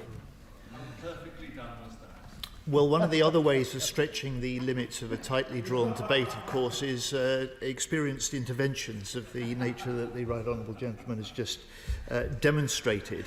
And one of the advantages of a debate like this, of course, is that we don't just hear from the government at the start of the debate, we hear from the government at the end of the debate. So the very specific question that he poses is one that we can look forward to the government minister picking up and responding to when he winds up. Mr. What do I think? Well, it would be helpful to have access to the sort of classified information that the Defence Secretary has in order to make these decisions. It's his responsibility to do so, and it's our responsibility in this House to challenge him and hold him to account when he makes those decisions, and of course if he fails to make decisions as well. Mr. Deputy Speaker, perhaps I might return to the Red Sea and the theme and focus for this debate. We now have around 2,500 military personnel in the Middle East, and I want to begin by recognising their special service. Many were deployed at short notice. Most were away from their families over Christmas, helping supply essential aid for the Palestinians in Gaza, working to reinforce regional security and reduce the risk of wider escalation, operating under great pressure and threat in cases like the crew of HMS Diamond and the pilots on the Typhoons and air tankers. They undertake their tasks with total professionalism. We thank them. We are proud of them. I give way. I'm most grateful. I just think it's worthwhile at this juncture making the point, which I know the Secretary of State will want to, I'm sure, refer to, that actually the Iranian proxies are very regularly rocketing or attempting to rocket US bases in Iraq. And some of those bases, there is a UK presence as well.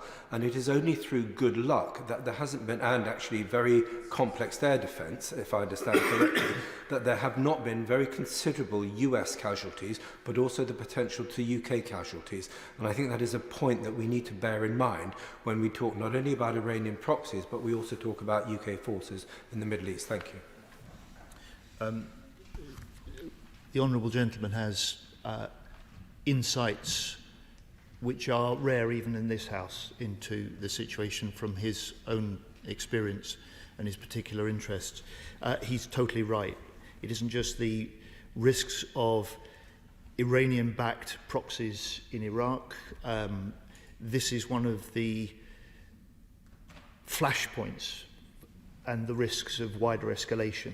The Iranian interests in Iraq and the attacks on the American bases and personnel, some of which he says quite rightly we share with UK personnel. Mercifully, none have led to any deaths. It has led to some injuries, and it's a worry that it would be good, I think, to hear from the Defence Secretary, given that we have 2,500 UK personnel in the region, what are the additional protections and measures he's ensuring are put in place given the heightened risk that they may face. Mr. Deputy Speaker, our UK military presence in the Red Sea itself is there to protect international shipping and strengthen regional security. And if anyone doubts this case, then consider what the consequences of no action taken to deal with the Houthi attacks. This extremist force, backed by Iran, with a long record of brutal piracy in the region, could attack commercial ships at will and attack our own Navy ships without consequence. They are targeting the ships of all nations, threatening the freedom of global trade, putting civilian and military lives in serious danger. That's why 20 countries joined the Red Sea Maritime Protection Force, Operation Prosperity Guardian, last month, why the UN Security Council this month itself passed the resolution condemning the Houthi actions and demanding their attacks stop.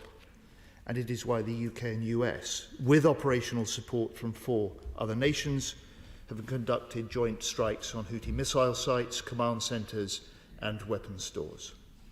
We back the 2 UK-US joint airstrikes carried out this month.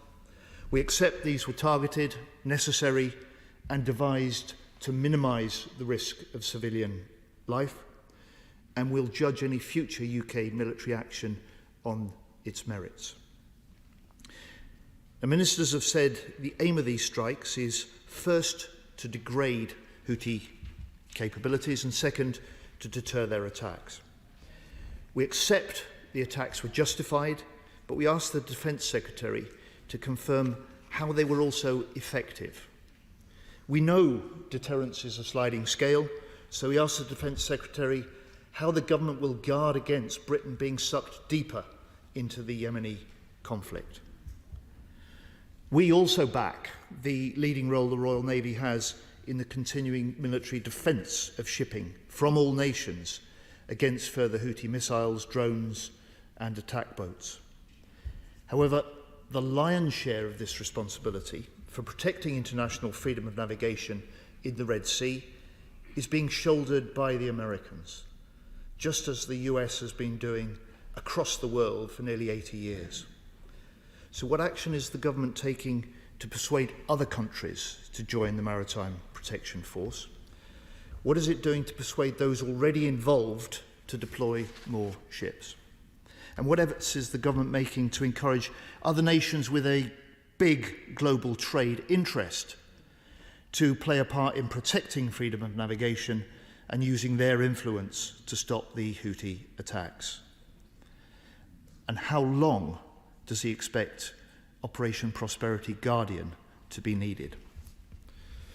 And Mr. Deputy Speaker, the US aircraft carrier, USS Eisenhower, has been essential to the operations to date in the Red Sea. Is the UK carrier ready to deploy to the Red Sea, if required? Has the Defence Secretary made the decision not to deploy HMS Queen Elizabeth? And if not, why not? Now, our UK destroyer HMS Diamond, which the Defence Secretary has paid tribute to, has also played a hugely important and impressive part in the Maritime Task Force. She's been there for nearly 2 months. She will need to be rotated out. Do we have a second UK destroyer available to replace HMS Diamond in the Red Sea? And if not, what will replace her? If this is to be HMS Richmond, when will she arrive in the Red Sea? And how will this change the capabilities that we can contribute to Prosperity Guardian? Finally, we must cut the illegal flow of arms to the Houthi militia. The US intercepted a weapons shipment around 2 weeks ago, and the UK has successfully done similarly in the past. What is the UK's capability and plan for doing so again now? Mr. Deputy Speaker, rather as the Defence Secretary indicated, military action on its own can't solve the problems in this region. So what is the government's diplomatic action to pressure the Houthis to cease their attacks and settle the civil war in Yemen, and to pressure Iran to stop supplying weapons and intelligence to the Houthis? Mr. Deputy Speaker, like the Defence Secretary today and the Leader of the Opposition yesterday, I totally reject the Houthi claims that firing missiles and drones at ships from around the world is somehow linked to the conflict in Gaza. They've been attacking oil tankers and seizing ships for at least 5 years, not just the last 109 days since the 7th of October. These attacks do absolutely nothing for the Palestinian people. We want the Gaza fighting to stop, with a humanitarian truce now, then a sustainable ceasefire to stop the killing of innocent citizens, to get all remaining hostages out and get much more aid in to Gaza. This is what we've been calling for in public. It's been what we've been working for in private. Our leader, our Shadow Forest Secretary, our International Development Minister have all been out in the region in the last 3 months. Mr. Deputy Speaker, the humanitarian agonies of the Palestinians in Gaza are now extreme. Parents are starving, children drinking dirty water, even reports of amputations being carried out without anaesthetic. More aid has to get to Palestinians now. And surely Britain can do more. There have been just 4 RAF aid flights and 1 Navy shipment in nearly 4 months. We got 100 tons of aid to Turkey in the first 10 days after the earthquake last year. And in parliamentary questions, the Armed Forces Minister has told me recently the RAF and the Navy stand by ready to do more, but the FCDO haven't asked them. What is going on? There should be a steady stream of aid coming from Britain. Our aid efforts have to be accelerated. And for long-term peace, there has to be a political process, one that has the capacity, the conviction, the commitment to turn the rhetoric around 2 states living side by side in peace into reality. And many across this House, like all in my Labour Party here, will have found the Israeli Prime Minister's recent rejection of the 2-state settlement utterly unacceptable and wrong. Palestinian statehood is the inalienable right of the Palestinian people, the only long-term hope for peace and stability, for normalisation for both Israelis and Palestinians. If we're elected to government, Labour will lead a new push for peace, working with international allies and confident, as the Prime Minister said yesterday to this House, that we in this country, we in this House, are united in support of a 2-state solution. Alicia Cairns. Thank you, Mr. Deputy Speaker. Whilst much of the debate today will rightly focus on the rationale, the execution and the objectives of the recent airstrikes against Houthi rebel military infrastructure, I want to begin with some comments on who the Houthis really are, because I have been deeply disturbed by the comments that have been made in our national conversation, somehow painting them as a progressive movement, freedom fighters, or some kind of legitimate represented body for the Yemeni people. This is so disturbing because not only are people not taking the time to educate themselves, but the Houthis don't deny who they are. It is out there for all to see. Their rallying cry and flag is quite explicit. Death to America, death to Israel, a curse upon the Jews. This is the words that this group puts on their flag. This is their rallying cry, and every action the Houthis take is with this in mind, with hatred in their hearts. And yet we see people, often well-meaning people, and I have to say sometimes concerning, I have even seen people within this House make suggestions otherwise, that Yemen has freedom fighters on its shores, and that somehow because Yemen, they claim, was a British colony, the Houthis should be seen as anti-colonial freedom fighters. But unlike southern Yemen, North Yemen was never a British colony. After the collapse of the Ottoman Empire, North Yemen was ruled by the Imamate, a theocratic polity led by the religious leader of the Zaidi Shia. The Houthis offer no vision for Yemen's future. They seek a return to the past, free from ideals such as equality, women's rights and democracy. What inspiration they do draw from the modern world comes from the Ayatollah and the Islamic Revolutionary Movement of Iran. We can trace their violent rise to what was initially a moment of hope for Yemen. We all remember the Arab Spring back in 2011, when Yemenis together, they rose up and they toppled the dictatorship. But employing the Ayatollah's handbook, the Houthis initially pledged themselves to cooperation in building a new Yemen, sending delegates to the national dialogue, building a deliberate facade where they were working actually to reject the future that young Yemenis dreamt of. Armed by Iran, the Houthis blocked the 2014 referendum on the introduction of a new democratic constitution, and they began a military campaign of conquest and repression.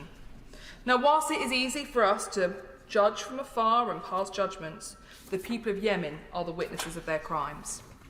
I want to share briefly with the House the story of Barar Shiban, a Yemeni democracy and human rights activist who sat on the Yemeni National Dialogue and saw firsthand how the Houthis used deception and oppression to secure their power base. Barar has since claimed refuge in the UK and now works on the cause of Yemen as a fellow at RUSI. He shares with me that after the Houthi coup in 2014, they banned all political parties. They closed all media outlets, and they suppressed Yemen's fledgling civil society that was just beginning to bud. They rejected all calls for elections and instead chose to govern through fear and intimidation. Barar was an eyewitness to the Houthi method of conquest from 2014. He saw 2 small rural villages refuse to surrender to the so-called rebels. In response, they forced all of the residents to watch as they summarily blew up all the houses in front of them.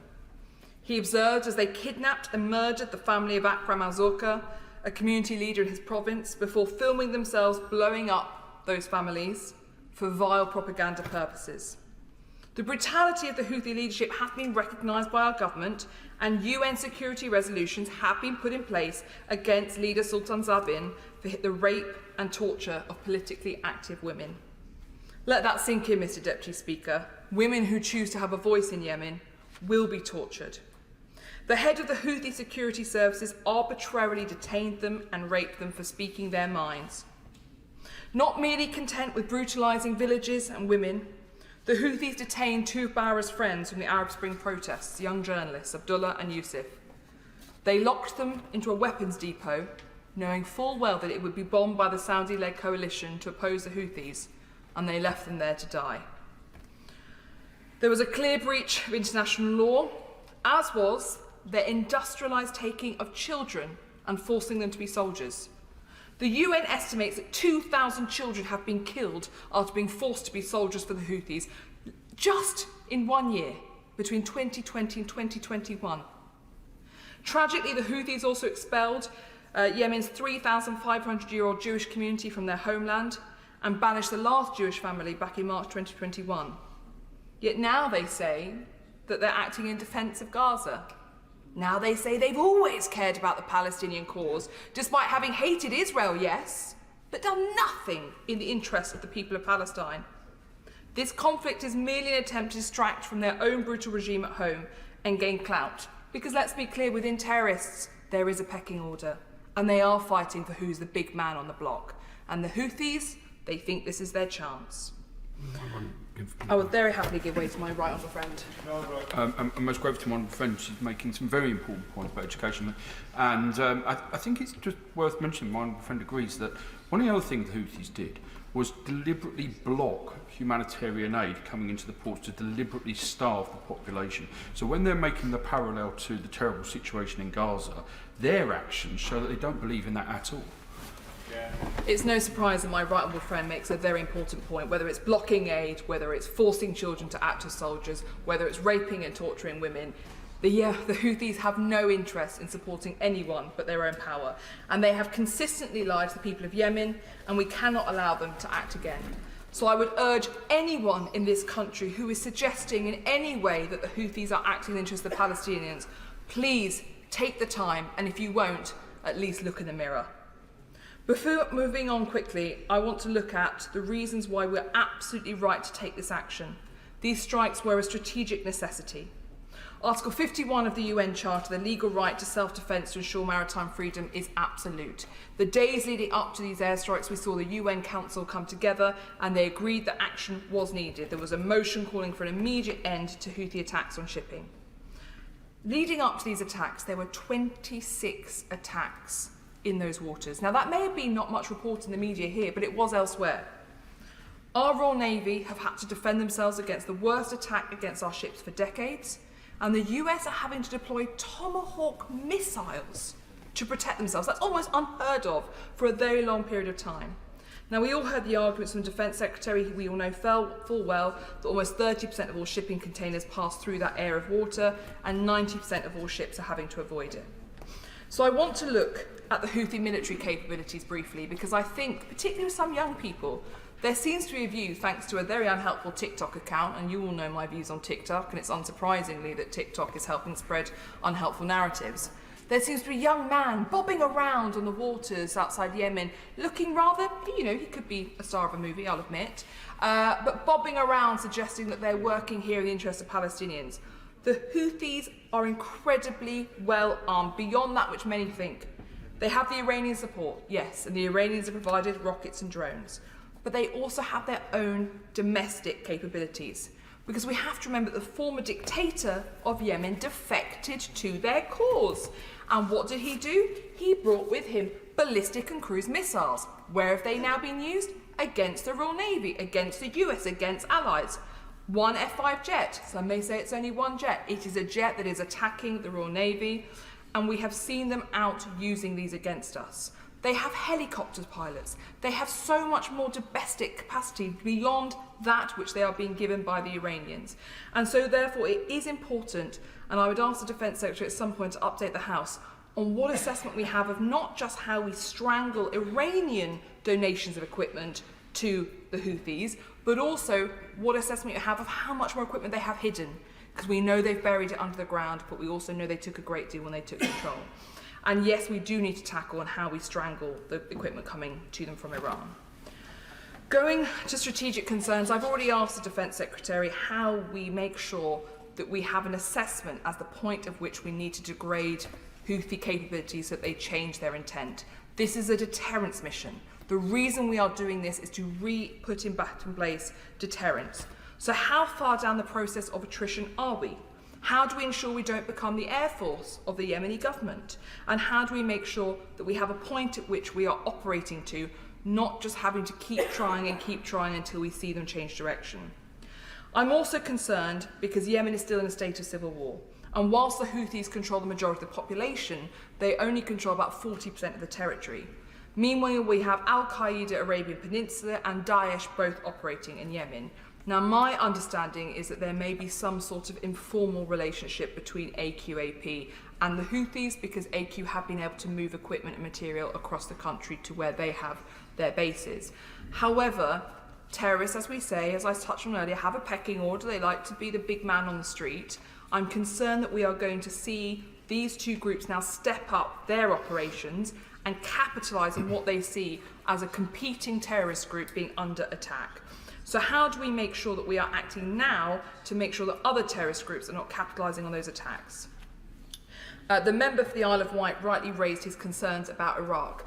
This was the first question I asked the Foreign Secretary when he rang me to talk to me about these airstrikes. I am deeply concerned about our footprint within Iraq, not least because we have seen over the last few months increasing attack by Shia militias in the behoved to the Iranian regime, attacking our assets, and we have a significant footprint there. We've also now seen the IRGC commit an airstrike in Erbil, and that is both concerning but also an opportunity. For the IRGC to have taken responsibility for an airstrike like that is a step change. We have not seen them do that in the past. So that A, gives more credence to what I'm sure we will hear from the Honourable Right Honourable Member from Somerset, that we need to prescribe the IRGC, but also changes fundamentally the way in which we can talk about the IRGC and its operations.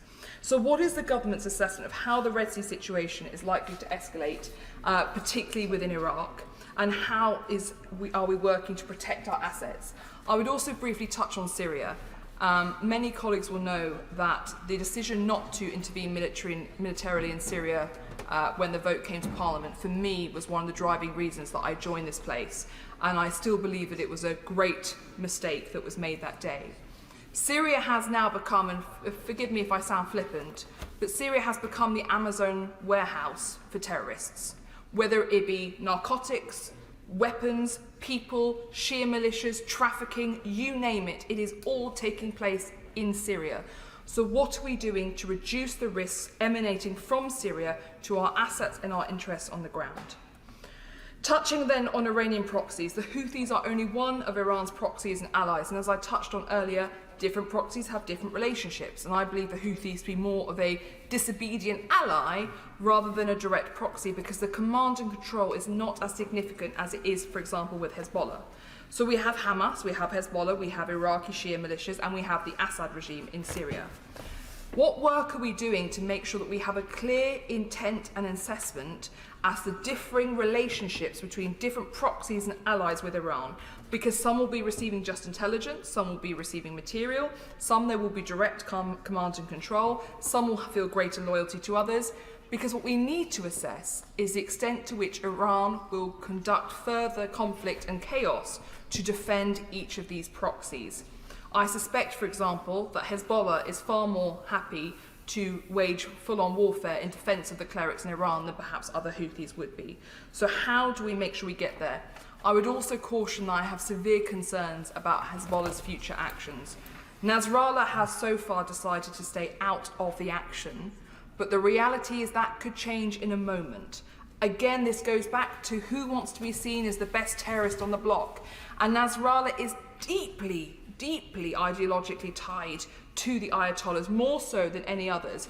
And obviously, whilst in the past Hezbollah has acted as almost a tripwire to protect Iran's nuclear capabilities, now they have been acting, unfortunately, what we may not see as significant restraint. Hezbollah has been showing significant restraint given their capabilities, and so I'm concerned that we may see them go forward. I'm very grateful to the Honourable Lady for giving way. I think in a sense what she's outlining is the scale of the challenge and the threats that we face, not just throughout parts of the Middle East, but in Africa and, of course, as we know, in Europe as well. And does it not bring home the responsibility that we have to make sure that we've got a strategic assessment of how we react to all of those, not just for those of us on these islands, but with our partners as well? Because today, the threats that we face are perhaps greater than at any time since the Second World War. I thank my honourable friend, who is always generous in his thoughts and his considerations, contributions to debate like this. I agree entirely. And it takes me to my fundamental point, which is this may be called a debate on the Red Sea, but really we are talking about Iran. When it comes to Iran, my assessment, and colleagues may differ, is that Iran is willing to do everything but reach outright warfare. They will industrialise sub-threshold conflict and they will seek chaos wherever they are. But my worry is that their current appetite, where they have set their threshold as being just below outright warfare, is too high.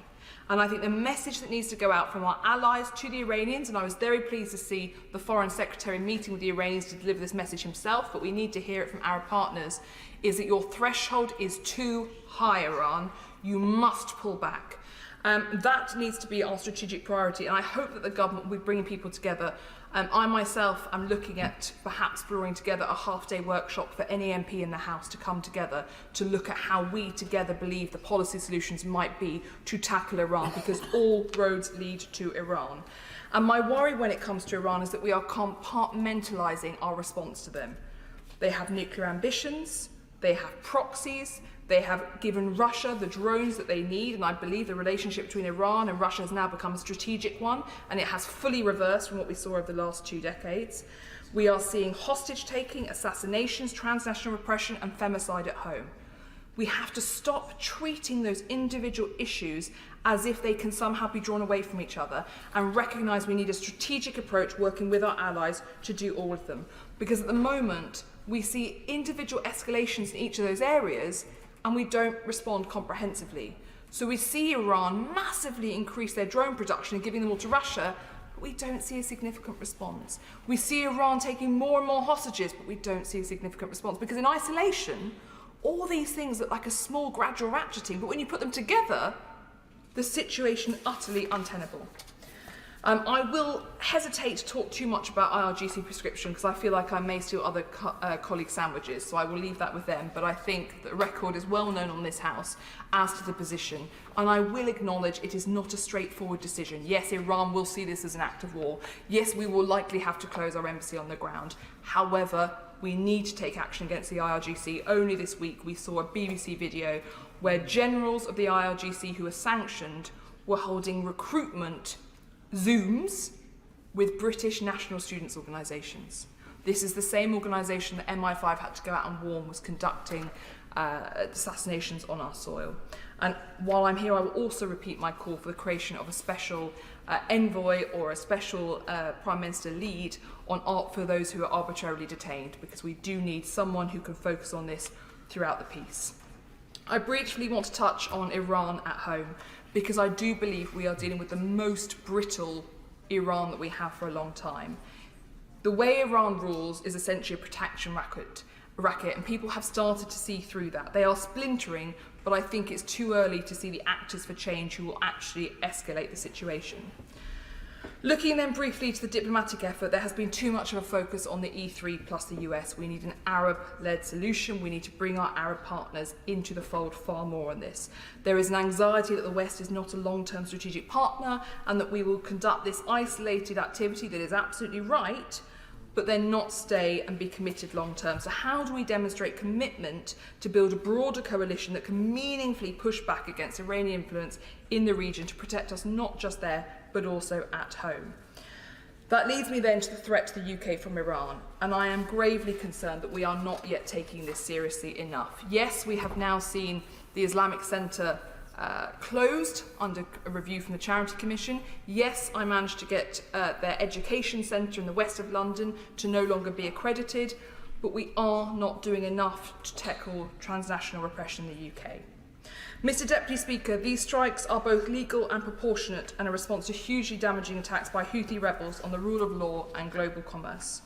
A failure to act would result in global economic hardship, huge damage to the British economy, a resurgence in inflation, and the risk of a successful Houthi attack on a Royal Navy or British maritime vessel. This is about re-establishing deterrence, but it is also about sending a message to Taiwan and to the PRC. If we think what we have seen over the last few weeks is concerning in terms of global trade, this is absolutely nothing compared to what we would see. I would reiterate that these attacks have absolutely nothing to do with Gaza. We must reject this false narrative, which is designed solely to further the Houthis along their blood-soaked road to power in Yemen and the Ayatollah's dreams of regional domination. What unites the Houthis and the Iranian regime is their willingness to sacrifice innocent people in their pursuit of power and their readiness to inflict unthinkable violence on anyone who opposes them. Now I would ask the government to avoid the mistakes of the past and to think long-term and strategically about how we go from here. We all want to see a two-state solution and a Palestinian state, but what we need now is an international Palestine contact group and to launch track 2 negotiations bringing together civil society, women and academics. I would also urge all colleagues, those of us who would quickly condemn anyone who denied the right to Israeli statehood, must also condemn those who deny the right to the Palestinians for their own state. A true friend seeks to end the cycles of war and not add more fuel to the fire. Iran and the Houthis are no friends of the Palestinian people. I asked Baris Shiban, the Yemeni democracy activist, to summarise what the Houthis have done to his country, and this is what he said. The Houthis run a network of militias that terrorise the Yemeni people for more than a decade, and their atrocities were ignored by the international community. The Houthis film themselves blowing up our houses, and those of their opponents and their top leaders have been sanctioned by the UK rightly for using sexual violence against women activists. Now the House of Commons should call for holding them accountable and recognise the plight of the Yemeni people.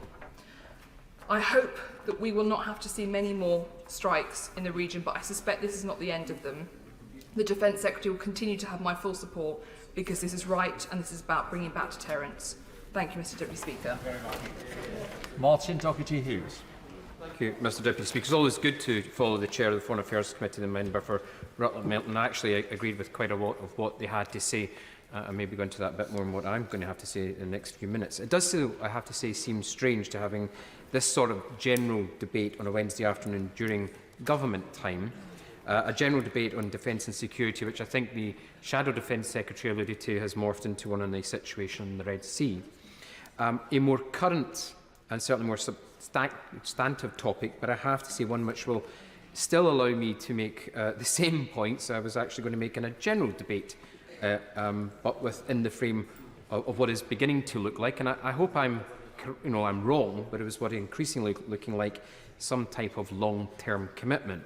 Now, those of us who do speak, Mr Deputy Speaker, on defence on a regular basis, and I see some familiar faces here today, can probably finish each other's speeches by now. You've probably seen it on the odd occasion.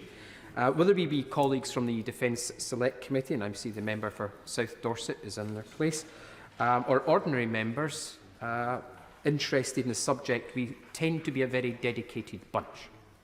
And while I certainly don't agree with everything that everyone has to say, Mr Deputy Speaker, I certainly always learn a lot from the contributions from the people like I see my right honourable friend, the member for New Forest East, or indeed I know that no longer in the place the member for Raleigh and Wickford.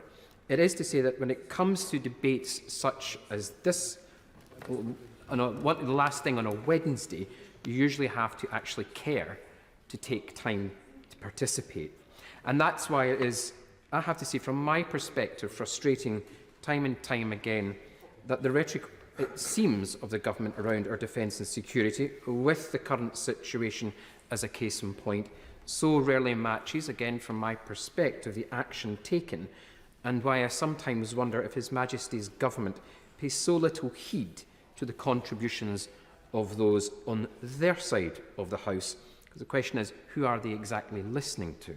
But before I explore that much further, maybe add to what the Chair of the Defence Select, the Foreign Affairs Committee said, let me also state the obvious, that the Houthis are a movement is an obstructionist, anti-Semitic, theocratic death cult that has violated human rights and international law at every step of the way. And its current strategy not only continues these violations of international law, they seek to use the suffering of the Palestinian people in a way which cannot be justified. However, and this is maybe the point where I will distinguish my remarks not only from maybe the government but also from the shadow, the Labour bench, is that just because current events in Palestine are not the cause of the Houthi attacks on shipping, Mr Speaker, from our perspective, it does not mean that they are not symptoms of the same phenomenon, namely Western indifference towards the region followed by periods of intense military involvement, and little effort, I have to say, has been made to address longer-term issues. Now, I and my SNP colleagues gave the first round of strikes against the Houthi targets qualified support, Mr Deputy Speaker, earlier this month, and we do so again with the latest strikes. But as we begin to slide, I will briefly, but I do want to move on quickly. I just wanted to probe him slightly on his comments about the West not being involved into the region until something strikes up, because it was the Royal Navy and it was other navies who were protecting shipping from piracy from Somalia. It's the Royal Navy that has bases in Bahrain to help support shipping through the Straits of Hormuz. The West is involved in the region. It may be highlighted more now, but I just wanted to clarify the Honourable Gentleman's comments that he's not suggesting that we have not been involved in the region until now. I think it's an interesting point to make, and maybe he turns to the points made by his honourable friend, the Chair of the Foreign Affairs Committee, about the diplomatic effort. And I thought her point about Arab-led initiatives was a point well made, and maybe the government should be listening to that as a future intention. I think that's more to the point, rather than engaging in military action, which has been ongoing for some time. But as we begin to slide towards, as I was saying, Mr Deputy Speaker, it also seems inevitable to a longer-term commitment. It cannot be said enough that the what, the how and the why of UK grand strategy are, at least from my perspective, dangerously out of sync. Now, let's start with the Defence Secretary, and I see they're no longer in their place. His keynote announcement last week that the era of peace dividend is over and 2024 will mark an inflection point. Now, on the surface, this is a pretty banal observation. Whether we call it the polycrisis or we talk about the age of grey zone conflict, those of us who come to these debates on a regular basis have been talking about the possibilities of this type of thing happening ever since I at least arrived in 2015, and others from even longer. Now, I'm not sure how 2024 is going to be anywhere near the inflection point that 2014 or indeed 22 were indeed themselves. Nonetheless, it is a bold statement from the Secretary of State, and it's important to say that he also backed it up with an announcement of a £405 million investment in so-called drone-killing Sea Viper missiles. Now, on the surface, it would seem that the Secretary of State has got his why and his what sorted. We just need a how, And that's where I think we begin to run into trouble. Because for all of the highfalutin rhetoric from main building, I'm not sure there's anyone here who really believes that we're going to meet the how in the form of an increase in defence spending to meet these new threats, given the disastrous state of the MOD's finances as seen in the latest NAO report. Now, we are in the middle of a cost-of-living crisis, Mr Deputy Speaker, as we all know well. Inflation seems to be coming under control, is only worse in the defence sector. And the proliferation of the US dollar-dominated contracts is not actually going to make things easier, especially with the soft pound and with the reality that we are actually now living in one of the poorest countries in Western Europe. Any increase in defence spending at this time means a cut elsewhere in that budget. That's simply a reality. And while there are those, particularly on the opposition benches, who are brave enough to say that they would like to make cuts elsewhere to do so, I have absolutely no indication from the government that they intend to do so. Indeed, whilst I'm no economist, Mr Deputy Speaker, hard to believe, would you think, but I believe practitioners of that special art call this a revealed preference. When a potential leadership candidate, for example, advocates spending 3% of GDP only to quietly drop the commitment when they become Chancellor, all of our recent Prime Ministers, for example, have also made all the right noises when it comes to what the problems are in international security. But none of them, or at least from my perspective, have met the challenge with a significant increase. Indeed, I think we can all agree that if that redoubtable and dogged former Secretary of State, and I have let him know that I'm going to mention him, Mr Deputy Speaker, the Right Honourable Member for Wyre and Preston North was only able to secure an increase of 2.5%, and even then only by the end of the decade, then I don't think anyone is actually expecting his successor, I'm afraid, to be any more successful. And I should point out, I say this is something of a sceptic about increasing the defence budget, or even the value in such arbitrary targets. We judge governments based on their record, and this is what this one has. Because once you start to scratch the how in the government's strategy, the what and the why also start to become unstuck. Now let's take the Sea Viper order, what was presented as an announcement to counter the new and specific threat has actually been on the table since 2012, only to be, if my honourable friend will allow me just for a moment, only to be consistently shifted to the right because of the pressure elsewhere in the budget. I will give way to my right honourable friend. And I regard him as my honourable friend too. Before he leaves the issue of percentages spent on defence, would he not agree with me that, crude though they are, these are indicators of a national priority? And the trouble is, if we don't spend enough on defence in peacetime, and then a conflict breaks out, and now we're beginning to hear talk of having to be prepared for major conflict in the next decade or two, we will be spending vastly more than 3 or 4% on defence. So how much better is it to spend a bit more in peacetime to prevent the conflict? And how much better than that is it that America should realise that investing in Ukraine's effort is also helping to raise that deterrence threshold? Honourable friend, for that intervention, because whilst I agree and I disagree and I don't disagree, because I think if there had been a sustained investment in the ministry on capability, we probably might not find ourselves in a situation, and of course he is welcome to stay for my adjournment debate on the nuclear infrastructure, where we might go into that, the number crunching in far more detail. I think you might maybe try and pass that one off. Now, Mr Deputy Speaker, let me say, as far as being a simple drone killer in relation to Sea Viper, it is a sophisticated ballistic missile defence system that has been in development since the 1980s.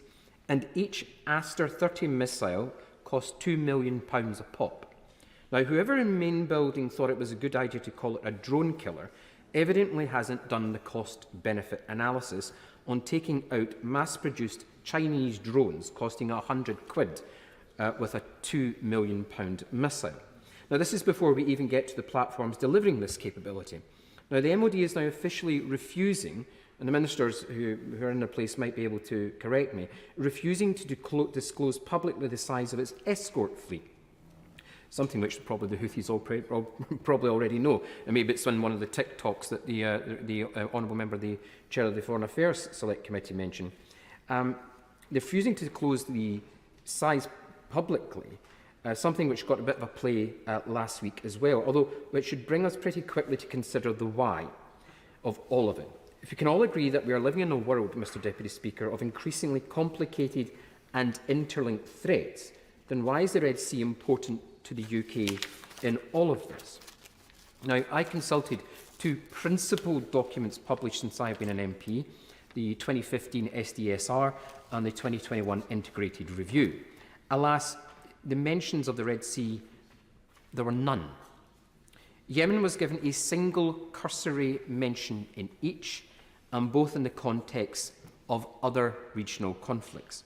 I guess you could say, Mr Deputy Speaker, that the government's defence that both were written before the Ever Given accident reminds us that the Suez Canal and the Red Sea were something of an important bottleneck for global trade. But ultimately, neither of the documents, one pre and one post-Brexit, really tell a compelling story about UK engagement in this part of the world, which means it's harder for me, and certainly harder for the public, to see why sustained engagement, if it happens, in this is in our long-term interests. Now, don't get me wrong, Mr Deputy Speaker, even as a committed North Atlanticist who believes Scotland and UK's primary commitment should be our Northern European neighbourhood, I am open to being convinced. Instead, I have to say that the mood music all through this time has been around global Britain, without elucidating what that actually means. Now, don't get me also started on the issue of the Indo-Pacific tilt. When I first heard mention of it, and then when I read, quite frankly, incredible assertion from the Integrated Review that the UK wishes to be the European states, and let me quote, with the broadest and most integrated presence in the Indo-Pacific, I have to say I claim that received very little interrogation at the time. Now, again, as a committed North Atlanticist, I was maybe never going to be on board with the idea of an Indo-Pacific tilt, but the more I tried to find out about it, the less convinced I became. The Indo-Pacific is a big place, home to two of the three largest oceans in the world and three of the 5 largest states. Any tilt towards it would surely require some sort of prioritisation, but we have never heard any talk of this. The Red Sea region could have been part of that, securing the freedom of maritime trade from the Indo-Pacific, bringing in European partners with a presence in the region along with others. But there was a complete failure to communicate any of that with members in this place, never mind with the general public. So forgive those of us who are sceptical about that, Mr Deputy Speaker. In this instance, these strikes against the Houthi targets because we can clearly see that the how, namely the Royal Navy and its capabilities, and the team are doing a commendable job, is actually in its poorest and most diminished state it has been for many years. I think it was an issue alluded to one of the members, the member for Raleigh. It's a consequence not only of budgetary pressures, but a complete failure of this and previous governments to make the case for why, be that in the Red Sea or the North Sea.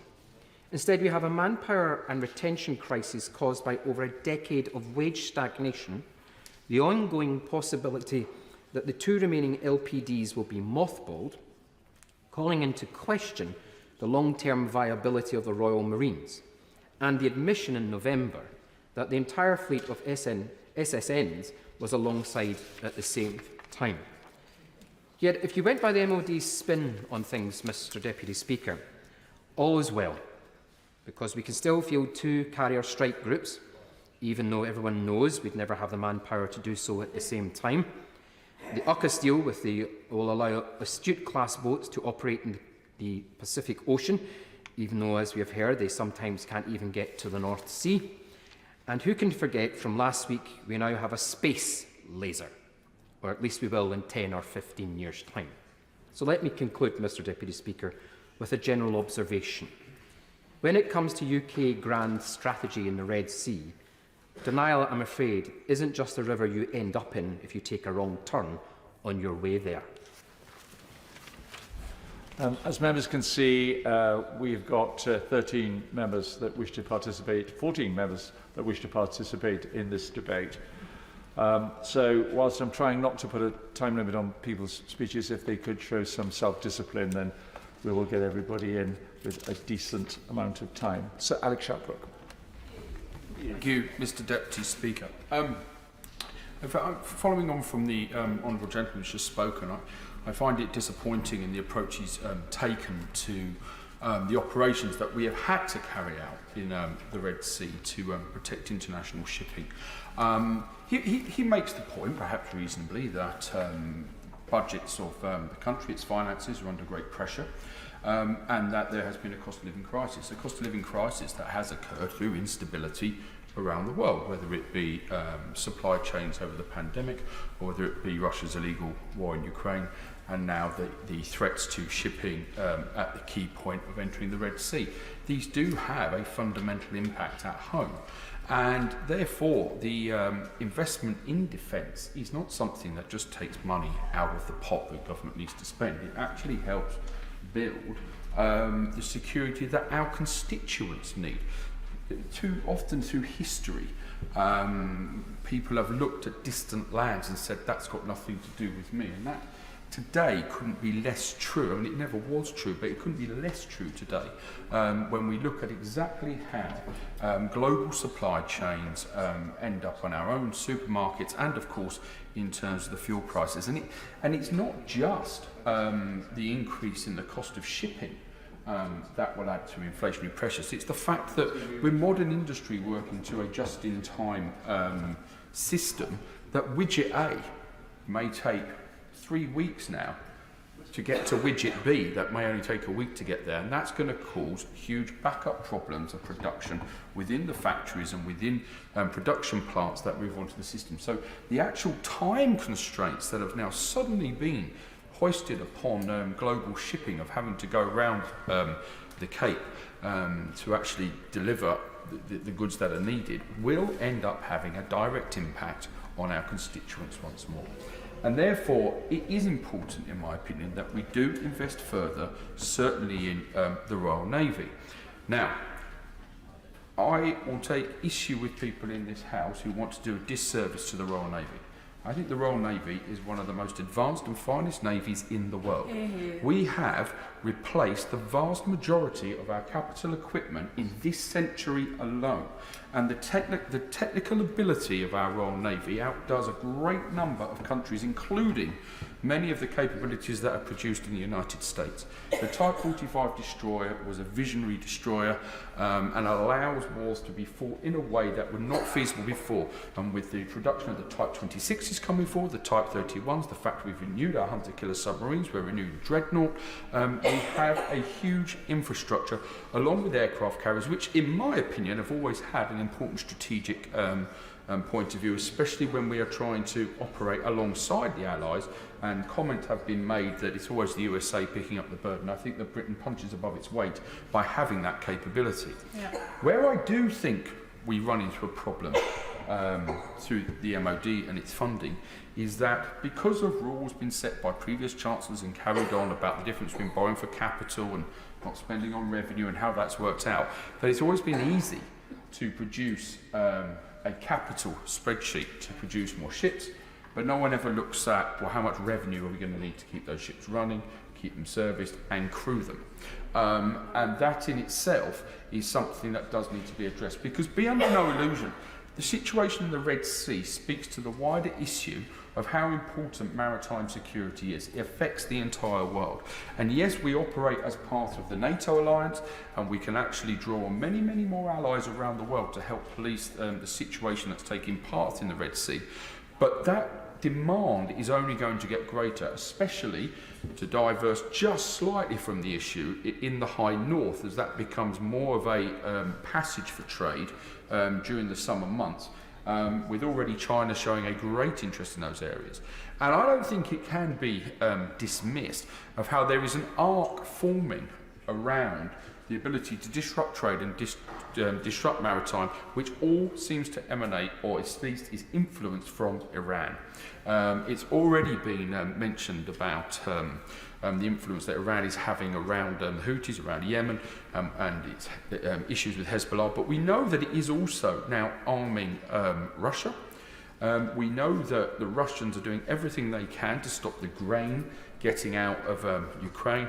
Now, with the blocking of the bottom of the Red Sea, which is going to once again increase the ability to get vital food stocks to areas of the world, as mentioned, that is going to lead to starvation, and not least in countries such as Lebanon, which is an unstable country as it stands. It has a huge economic crisis, not recovered from the explosions at the grain silos. It's heavily reliant on the grain that comes from Ukraine. But again, that would suit the narrative to cause instability in another country neighbouring Israel and in that region from Iran's overall objective. And as my honourable friend for Rutland and Melton made perfectly clear, that it's these tiny activities that Iran take part in that doesn't lead to suddenly having to say we're not willing to tolerate that. I think we also have to be aware, though, that we always look at these issues with Western eyes. And actually, when those countries look eastwards, they have allies. You know, Russia has been able to trade with many, many countries to the south and the east of it, and Western sanctions only go so far. So, confident that other colleagues will want to speak and develop further. I think the situation in the Red Sea needs to be another flashpoint warning that we have to invest further in maritime capability, because it's only through maritime capability that we can ensure that we can keep secure trade routes open that affect the entire world. The investment that we make now has a direct impact on our constituents and their ability to deal with cost of living. This isn't a situation thousands of miles away. This is a situation on even the corner shops in our villages. Andy Slaughter. Thank you very much, Mr. Deputy Speaker. The freedom of navigation and maritime security, upholding international law, are fundamental principles, and this country, along with international partners, has a duty to uphold them. We've heard about the economic consequences. The disruption caused by what is happening in the Red Sea at the moment is not only a threat to peace there, but throughout the region. But these are also, as the Defence Secretary and the Chair of the Foreign Affairs Committee said, these are complex and historic issues, and they will need political solutions to be resolved in due course. These are very long-standing disputes with very complex origins, whether that be the influence of colonial powers in the past, whether it be communal, religious, ethnic rivalries, whether it be the struggle for oil and other natural resources. And I don't claim to be an expert on this, but certainly there are parallels with what happened in the 1960s with the North Yemen civil war, the Aden emergency, which led to UK forces and occupation of Aden, which had begun in 1839, ending in 1967. Much of this does have very ancient origins. However, as a note of caution, and I hear exactly what is said by many speakers so far in relation to conflating the actions of the Houthis in Yemen with what is happening in Israel and Palestine. Nobody should be naive to think that the Houthis are doing this for humanitarian motives, that they are doing this for unselfish motives. They are entirely, I think the Defence Secretary said, opportunist in what they are doing in that way. That is not necessarily the way that it's seen in the Arab street. It's not necessarily the way that it's seen by our constituents, and so we have to address that issue head on. The priorities that are given to dealing with attacks on shipping in the Red Sea should also, many of my constituents say to me, be the priorities for dealing with attacks on human life in Gaza and where else they occur, including, of course, in the Yemen.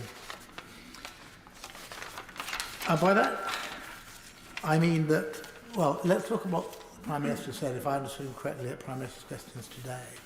He set a number of tests before there should be a ceasefire in Gaza, that all hostages should be released, and I presume he means Israeli and Palestinian hostages, that Hamas should disappear from Gaza, should disarm, should not be in a position to threaten Israel or indeed anyone else, and that the Palestinian Authority should take over the role of governance there. Now, nobody was more pleased than I if those three criteria could be met. And indeed, I'm sure that hostage release and swaps will be part of any ceasefire, even a temporary one.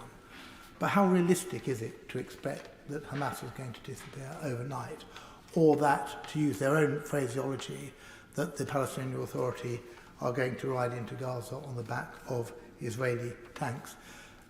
I do not believe that is a realistic assessment of where we need to go before a ceasefire occurs. In a similar way, that when the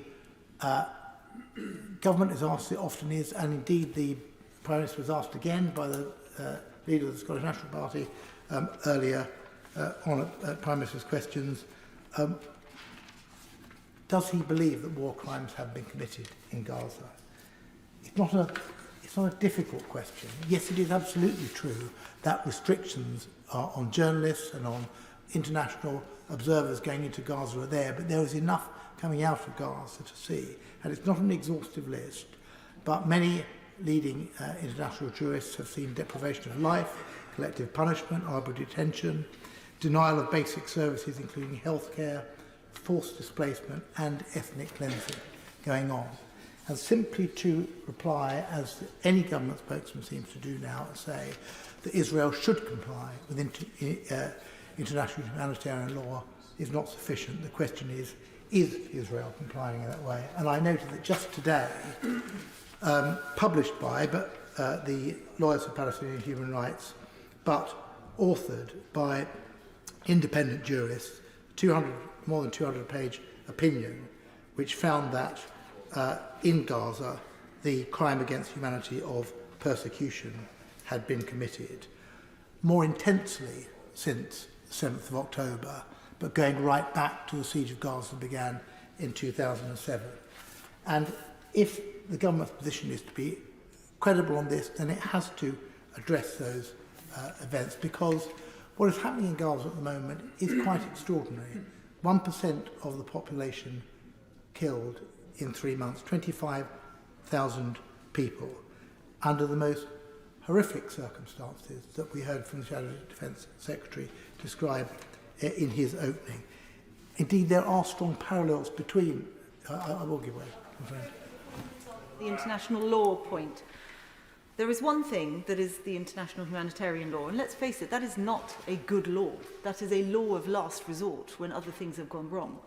The other side to it, perhaps the side that we can take as politicians, is the side of morality. What is the right thing to do? What is the humanitarian thing to do? What is the human misery thing to do? And that is why the immediate bilateral ceasefire is so important. There is a choice. They can...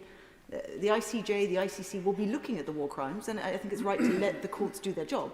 But the government could have also taken a moral judgment. Is this right? Would he agree with me? Yeah. I think I always agree with my friend on this issue, not on other issues, but on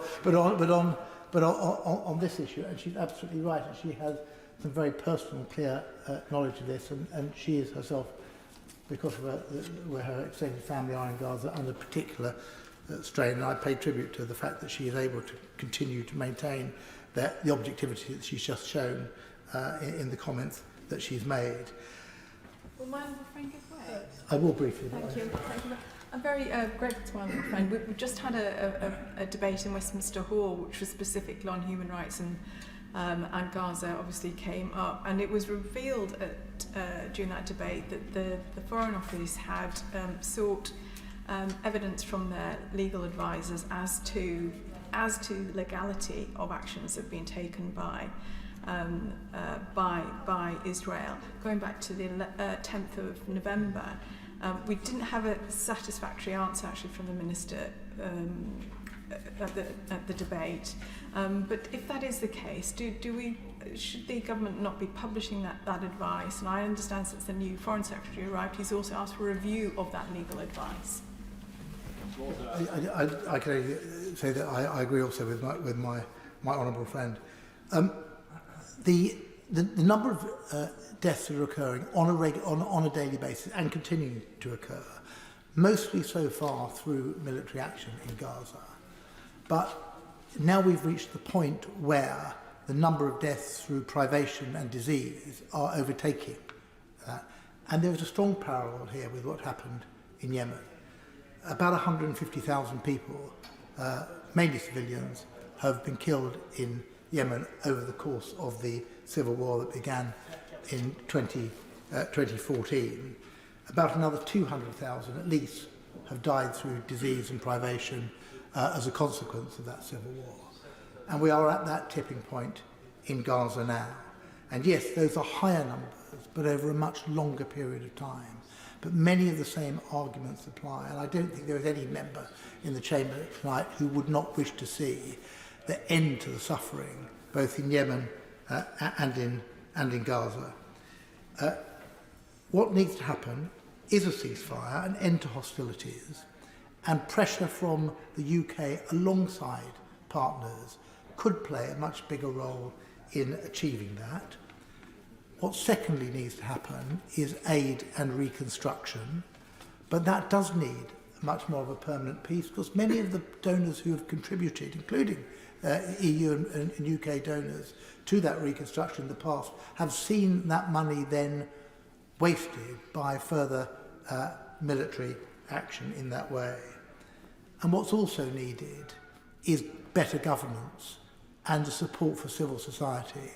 And one of the most cynical things that's happened since the terrible and tragic events of the 7th of October, and we all feel for the people of Israel and what they suffered then. But the response in terms of not just going after Hamas, but destroying not just civilian neighbourhoods, but civil society, destroying law courts, destroying parliaments, destroying records office there, appears designed to make Gaza ungovernable. So that has to be addressed as well. One could say make exactly the same points in relation to Yemen. These are two of the great catastrophes going on in the world at the moment. So there may be points at which we do not want to link the two, but there are also clear points together. The exception to perhaps that, the point that goes further in the case of Gaza than the case of Yemen, is that what we are dealing with in Gaza is occupation. And that puts it into a different category. I asked the Prime Minister yesterday, I wasn't surprised by his answer, but in the statement yesterday, I asked him when the UK will recognise a Palestinian state, and he gave the answer that will be familiar to everyone here. We will recognise the Palestinian state at a time that best serves the peace process.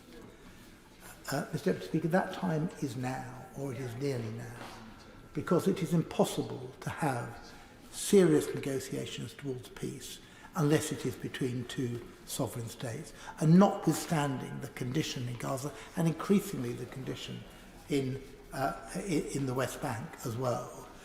That has at least, let's not pretend that this is going to put those two countries, Israel and Palestine, on an even keel.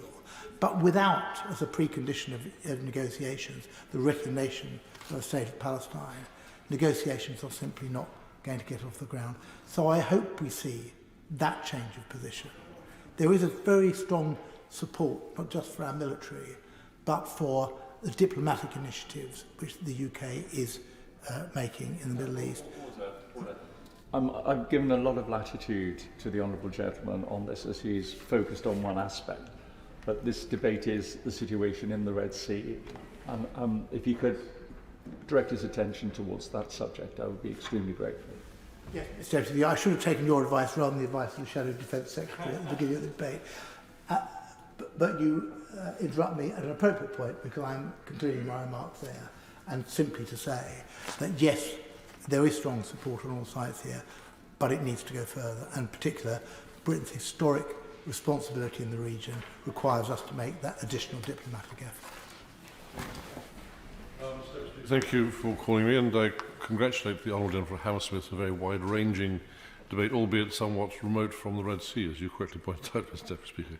Can I also congratulate my right honourable friend, the new Defence Secretary, who's not his place, and indeed the Shadow Defence Secretary, both of whom I think spoke with a great care and with great diplomacy and sense, and fulfilled, I think, precisely what this place ought to be about, namely Her Majesty's Government laying out their views and the loyal opposition then scrutinising what they've done.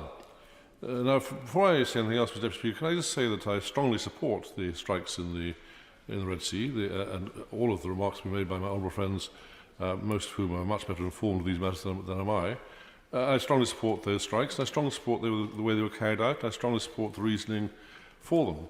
But if I may this afternoon just take a slightly different approach to these matters rather than the simply diplomatic and foreign affairs approach and military approach, to look at the way in which they were ordered. Now, particularly after the first strike, a great many people, including a number of people in this House, perhaps we'll hear from Liberal Democrats later on, were of the view that it was quite wrong. The House should be recalled, it was said. We should have a vote in this House about whether or not these strikes were justified, it was said. It was quite wrong that the Parliament should not have the opportunity to express our views on the most important matter facing us all, namely warfare, it was said. I'm glad to say that the government resisted those calls, and that the way in which the strikes were ordered seems to me, and I'll come back to precisely why in a moment, to have been absolutely right. Now, Mr. Deputy Speaker, I've been talking about this subject for some time. Indeed, I wrote a book about it, if I may say so, available in good bookshops near you at this moment, for some time. And when I remember in a debate, probably some 15, 20 years ago now, I expressed the view that it was wrong that the House of Commons should take a vote on going to war. It was widely greeted by scorn. Everyone said, that's absurd, a ridiculous thing to say, they said, and we can check Hansard for it later on. And indeed, when the Right Honourable Gentleman, the Lord Hague, then wrote a long, extensive article on this matter, and he said, very straightforward, very simply, when we go to war, the House of Commons, the House of Lords must decide on it. It must be done by a vote. I'm glad to say that the noble Lord Hague, last week went through a Damascene conversion and has changed his mind on the matter, and now I think entirely supports my view on it. But equally, I think that the PACAC, who wrote a report on these matters, again got it wrong in my view. They said that they thought the House of Commons should have a vote before going to war, before deployment. Now, if I may, Mr. Deputy Speaker, I take a very stringently different view. I think there are a very large number of very important reasons why that should not be the case. First, it seems to me that all pretence at secrecy would, of course, by that means be destroyed. We'd have a debate in this place, and the enemy would know precisely what it was that we were planning to do. Secondly, we couldn't take that kind of decision without consulting our neighbours. It might well be that that decision was part of a NATO strike, or in this case, a joint UK-US strike. Are we really to ask NATO, or the United Nations, or the US to wait while we discuss the matter here? And then what happens if we vote against it here, but they vote in favour in wherever else it might be? The third, it does seem to me that we are galloping down a very dangerous road, that if we ask the Prime Minister to come to this House and to share with us the secret intelligence which he has in order to make these very difficult decisions, and to share with us the legal advice that he has, and indeed the strategic knowledge that he has, he would then be exposing many of our professional supporters to criticism or indeed to attack one way or another. It would be quite wrong if we did. I don't want to know the secret intelligence, Madam Deputy Speaker. I don't want to know the legal advice. I want the right to scrutinise what the government have done after they've done it. The fifth, I think, it's extremely important that warfare should not be politicised. If we vote in this House for either to go to war or not to go to war, that means that we as MPs are taking a view of it. We are sending people to war, squabbling amongst ourselves as to whether that war was right, wrong, or indifferent. That seems to me to be quite wrong from the point of view of the families, particularly of the families of those who might, for example, be killed, who then say, well, one party or the other took a strongly different view to you. Before I come to the final reason for my strong views on these matters, can I just point out to the House that Of the 274 wars that the United Kingdom has taken part in, or England, I think, has taken part in since 1750, we have voted in this House on only two. Only twice in all those years have we voted on prior to deployment. The first time was in 2003, when Tony Blair asked this House to vote on Iraq, and he whipped the Labour Party into supporting the war, and the Conservative Party indeed was whipped, and I'm glad to say I rebelled against the whip. But nonetheless, we were whipped into supporting the war. What a bad decision that was. Quite the wrong decision. And the second time, in all this 300 or 400 years history, the second time that we had a vote in this House on going to war, it was before the Libya strike in 2013. Well, the Libya strike then didn't, I mean, it was a Syria strike, I beg your pardon, that didn't then occur in 2013. The House voted against it, and very much of the bloodshed and the corruption and the disaster we see in Syria to this day comes about as a result of that vote. America followed us the following day, and they equally didn't strike against the use of chemical weapons. That was a wrong decision made by this House, as in my view was the Iraq decision in 2003, and there's the only two occasions when prior to deployment we've had a vote here. My old friend disagrees with me. Right, old friend. I'm afraid I do, but I agree with his main thrust, which is there is no doubt that the Prime Minister and the Executive have the right to take initial action and seek support afterwards. Having said that, though, in the case of Syria in particular, it has become a byword to say this was a wrong and terrible decision because the ghastly Assad remained in power. However, the alternative to that would have been another Islamist swamp such as we saw in Libya, and it was because there was a strong feeling in the House that this would have been another Iraq or another Libya that there was such pressure to have a vote, and for my part, I think the result was absolutely right. Well, right, old friend makes an extremely interesting point. He thinks that we should have not have had strikes against Syria, and therefore he thinks we should have had a vote on the matter because the vote then went against it. But let's imagine there was some other war, some very important war, some very essential war. Let's imagine this was a moment before a general election. Let's imagine there was a very small majority on one side or the other. That war then becomes political. And my right honourable friend might well find, under those circumstances, that a war that he strongly believes in, that strongly wants to support, is voted down by this House rather than by the generals or the Prime Minister. Of course. Perhaps both my honourable friend and my right honourable friend will agree on this point, that while it can be risky and dangerous to intervene, we also know that it can be dangerous and risky not to intervene. Perhaps that is a point that they would both agree on. My right honourable friend makes an extremely good point. And incidentally, I forgot to mention, I'm very much welcome him to the front bench. He's doing a very good job standing in for the Foreign Secretary. But I hope he will take note of the Procedure Committee's report this afternoon on this question of how a Secretary of State who is in the House of Lords should or should not be questioned by this House. And I very much hope that the government will accept what the Procedure Committee have proposed, namely that the Foreign Secretary should be called to the bar of the House to take questions on that matter. We mustn't probably get too far off the subject, but of course. Actually, I think I'm very. So I think my friend from giving way, and I think actually I support what he says. I think if you look at the two times that we voted on military action, both times, either one we were misled, and secondly we were stung by being misled, so we went the wrong way. And actually, as someone who was quite close to the Libyan conflict, because I saw it play out with ISIS in northern Iraq. Actually, we should have taken military action on principle over the use of chemical weapons, and by not doing so, regardless of the outcome of the Syrian war, I think we just weaken this idea of Western resolve. And I know it's can be a bit of a cliche, but if you've got a red line and dictators then ignore it, you end up in a world of pain. Both of my honourable friends are seeking to involve me in a debate about a matter that happened some 10 or 15 years ago, and which is well beyond the scope of the debate this afternoon. The point I was not whether or not striking against Syria was right, wrong or indifferent. The point I was making was that it was we in this House who chose not to. And as my right honourable friend from our bench says, often not doing something is as bad as doing something. He's absolutely right in saying that.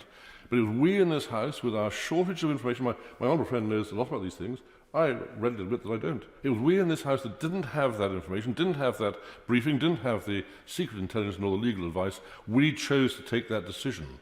Now, it seems to me, Madam Deputy Speaker, that in months and years to come, as it's an extremely dangerous world we live in months and years to come, we're going to see an awful lot of these decisions taken. And it seems to me that the way that this was handled this time shows that the pendulum which swung from the divine right of kings, where the king decides on his own in the Middle Ages, through to the time in 2003, indeed 2013, when we allowed this House to vote, albeit not necessarily sensibly, that pendulum has now swung back to precisely where it ought to be. Namely, that if we in this House take a vote on something, this House is by that means diminished. We cannot then hold the government to account. We cannot come back and say, you, Mr. Government, have got that wrong, because we voted for it. And if we voted for it, surely the Secretary will then come back and say, well, you voted for it. The whole point of our purpose here in this House, in this chamber, is to scrutinise what the government have done, hold the government to account, if necessary, to remove the government who do the wrong thing. Well, I'm trying to wind up a little bit, of course. I am most grateful to my honourable friend. And he mentioned about the world becoming a more dangerous place. And we've known through the history of the NATO alliance that deterrent is one of the best ways that we can try and keep a peace. That's why we have the constant at-sea nuclear deterrent. Nobody knows where or when it may be used. So if we want to try and keep the peace, is there not strength in the argument he's making that there's a far greater deterrent if the decision can just be taken rather than giving 24, 48 hours notice? I'm not certain that my right honourable friend, I congratulate him in his knighthood, has quite grasped the subtlety of the point I was trying to make, which is not so much as to about the substance of defence, but so much the way we take a decision in this House. And the point I was making was that if we vote on something, as happened to the Labour Party over Iraq in 2003, it then becomes extremely difficult to criticise the government for what they're subsequently doing. It's right that we should scrutinise the government. We should not vote on these matters. We should have a huge debate, have statements, have debates, have votes after deployment. But the moment that we allow ourselves to be forced into a whipped vote in front of deployment, then we are by definition emasculating this House. It's quite wrong from the point of view of defence, and it's quite wrong from the point of view of parliamentary scrutiny. We demand the right to scrutinise the government. We can only do that if we don't vote on the wars. I'm getting slightly anxious about time, and my advice is that colleagues should stick to a maximum of 8 minutes. If we can't achieve that, I'll have to put a time limit on, but I'd rather not. Jeff Smith. Thank you, Madam Deputy Speaker, and you'll be pleased to know that I intend to be brief. Originally, I was going to speak out a number of issues, including the situation in Ukraine, but I am grateful to be able to comment briefly on the situation in the Red Sea and the region. As my right honourable friend on the front bench has indicated, Labour supports and I support the targeted and limited strikes on the Houthi military targets in Yemen. And we should be clear about the nature of those attacked by the Iranian-backed Houthi rebels. Opportunist attacks, as my honourable friend from Hammersmith has just pointed out. And we should reject the Houthi claim that UK and US airstrikes on their positions are related to the conflict in Gaza. Nevertheless, there are things that we need to continue to say about the situation in Gaza. We watched in horror the attacks on the 7th of October, and we've watched in horror since then at the level of suffering and deaths in Gaza. We need a ceasefire urgently to end that suffering. We need the release of the hostages, and we need to urgently address the biggest humanitarian crisis in that region in a generation. People facing starvation, thirst, and without medical assistance. And I pay tribute to all the organisations carrying out humanitarian work in the most difficult conditions there. I've been getting regular updates from Medical Aid for Palestinians who do great work there, and the impossible situation that some of their workers have been put in. The situation made worse, of course, because Gaza is not somewhere that people can get out of, and I'd encourage the government to keep pressing the Israeli and Egyptian authorities to open the crossings for aid, but also to allow the people who need to leave to get out. And I've raised with the Minister a particular case of a constituent of mine whose wife and baby daughter are on the border at Rafah, and we need to keep pressing for them to be able to get out of the crossing and out of danger. On the specific issue of the Red Sea and the strikes on the Houthi targets, the UN Security Council was, of course, strong in its condemnation of the attacks on shipping by the Houthis, and we join that condemnation. As my right honourable friend said, we can't afford for those attacks to continue and go unanswered, and there is a cost of non-intervention. Freedom of navigation is an important principle, and there are innocent seafarers from around the world on those commercial ships passing through this vital route. And at this point, I think I need to declare an interest. I'm very proud of my nephew, who's training to be a commercial nautical engineer. He's working for Maersk, one of the companies whose ships have been attacked. And as any family member would from any country, I want him and workers like him protected from terrorist attacks if he should have to make a journey via the Red Sea. Innocent commercial shipping workers from around the world are put at risk by the reckless and illegal attacks by the Houthis, and those workers need protection, as our brave Navy personnel need the same protection. And it may well be impossible to completely stop Houthi attacks. We know that they've been hardened, I guess, by the long civil war in Yemen. They've been subject to a long history of attacks by the Saudi-led coalitions there, so they know about being attacked. But that doesn't mean that we shouldn't do what we can to degrade and limit their capacity to carry out those attacks. They can't go unanswered. But we also need, as a number of honourable and right honourable members have pointed out, a diplomatic strategy to stop the risk of escalation, making clear that these are targeted and proportional attacks that aren't aimed at escalating a wider conflict, and that is the thing we need to avoid at all costs. So yes, we support targeted action to protect freedom of navigation, to protect civilians and our naval personnel. But we need a political process towards a sustainable peace and regional security in Yemen, in Gaza and in the region. And I encourage the government to continue to work for that political solution. Sir Liam Fox. Thank you, Madam Deputy Speaker. And can I begin by paying tribute to all of our armed forces who've been involved in action in the Red Sea. They always rise to any challenge asked of them with professionalism and courage, and they're a great example that our armed forces are so much more than the hardware that we invest in. Now, I accept the point that the Secretary of State made at the outset, that there is no direct link between the conflict in Gaza and what is happening in terms of the Houthi attacks and shipping in the Red Sea. But we, I think, would be wrong not to accept that there's interconnectivity between the tensions in different parts of the Middle East today. And I think that we need to understand the context of that. Back in 2020, when the Trump administration brokered the Abraham Accords between Israel, the UAE, Bahrain, and then Morocco, it was a great exercise in leadership to bring reconciliation to a part of the world that had seen too much conflict for too long. It has resulted in a big improvement economically in business and trade between the countries involved, and in people-to-people relationships, with around 500,000 Israelis, for example, visiting Dubai in the last few years, something that would have been unthinkable just a decade ago. But there was always one country that did not want the Abraham Accords to succeed, and that was Iran.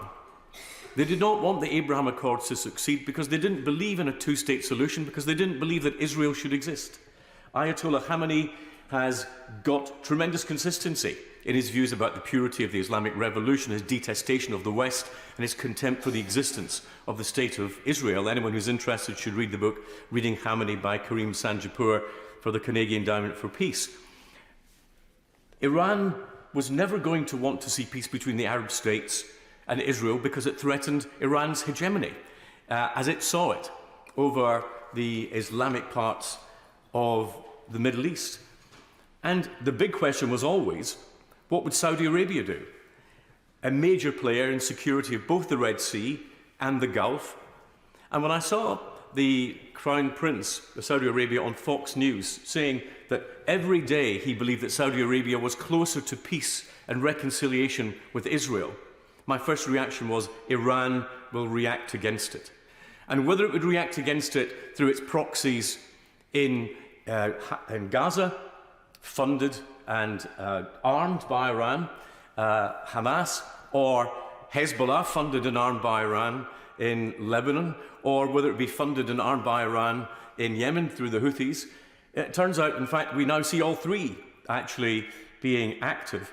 And we need to understand that that axis of resistance, as Iran calls it, against the West, is something that they will keep going as long as they possibly can. They will not seek peace. They will resist peace at all times. Now, in the Red Sea, we are absolutely right, as many members have said, and I don't want to go over that territory again, to say that the Houthi threat is a specific one that we need to deal with. For the UK, 95% of our exports and imports go by sea. For the whole of the global trading environment, 15% of all global trade passes through the Bab el-Mandeb Strait. Not to act, as many members have said, would leave international maritime law in tatters, and with no deterrence there whatsoever, it would risk a bout of global inflation. We saw what disruption could do from the conflict in Ukraine. The same would be true whether to be permanent disruption in the Red Sea. And we would have disruption of vital supply chains, including food and medicines, that so many people will depend upon. So we're right to take the action, but we need to come back to understanding the role of Iran in this process and other processes. We have seen Iran develop drones sent to Russia by Iran Air to oppress the people of Ukraine. And yet Iran Air still fly out of Heathrow Airport in the United Kingdom. Why? Why is it tolerated?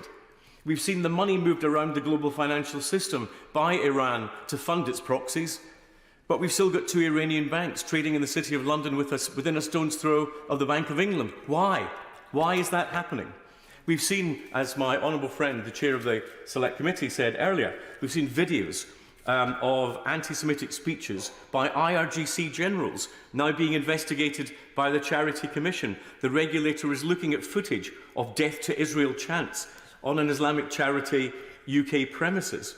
And we've seen 2 of the videos showing talks by IRGC leaders talking about an apocalyptic war on the Jews. And again, as my honourable friend earlier, the IRGC actually took responsibility this week for a military attack on a foreign territory, something they haven't had the audacity to do before. So again, I ask, why are the IRGC not a proscribed organisation in this country?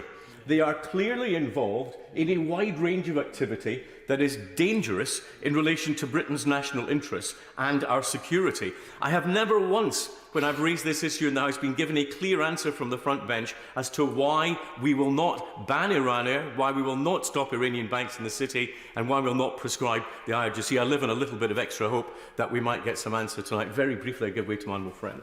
Thank you. The answer that the government so far has given on the IRGC is that because it's an arm of the state, it is very difficult to prescribe an arm of the state. I'm not saying I agree with that answer. That's the answer given. Is there a way around it? It's an answer. It's not a very convincing answer, Madam Deputy Speaker, and I hope we'll get better from my right honourable friend, who I know is well capable of giving us greater detailed answers than that tonight. We actually face a choice in the Red Sea and beyond.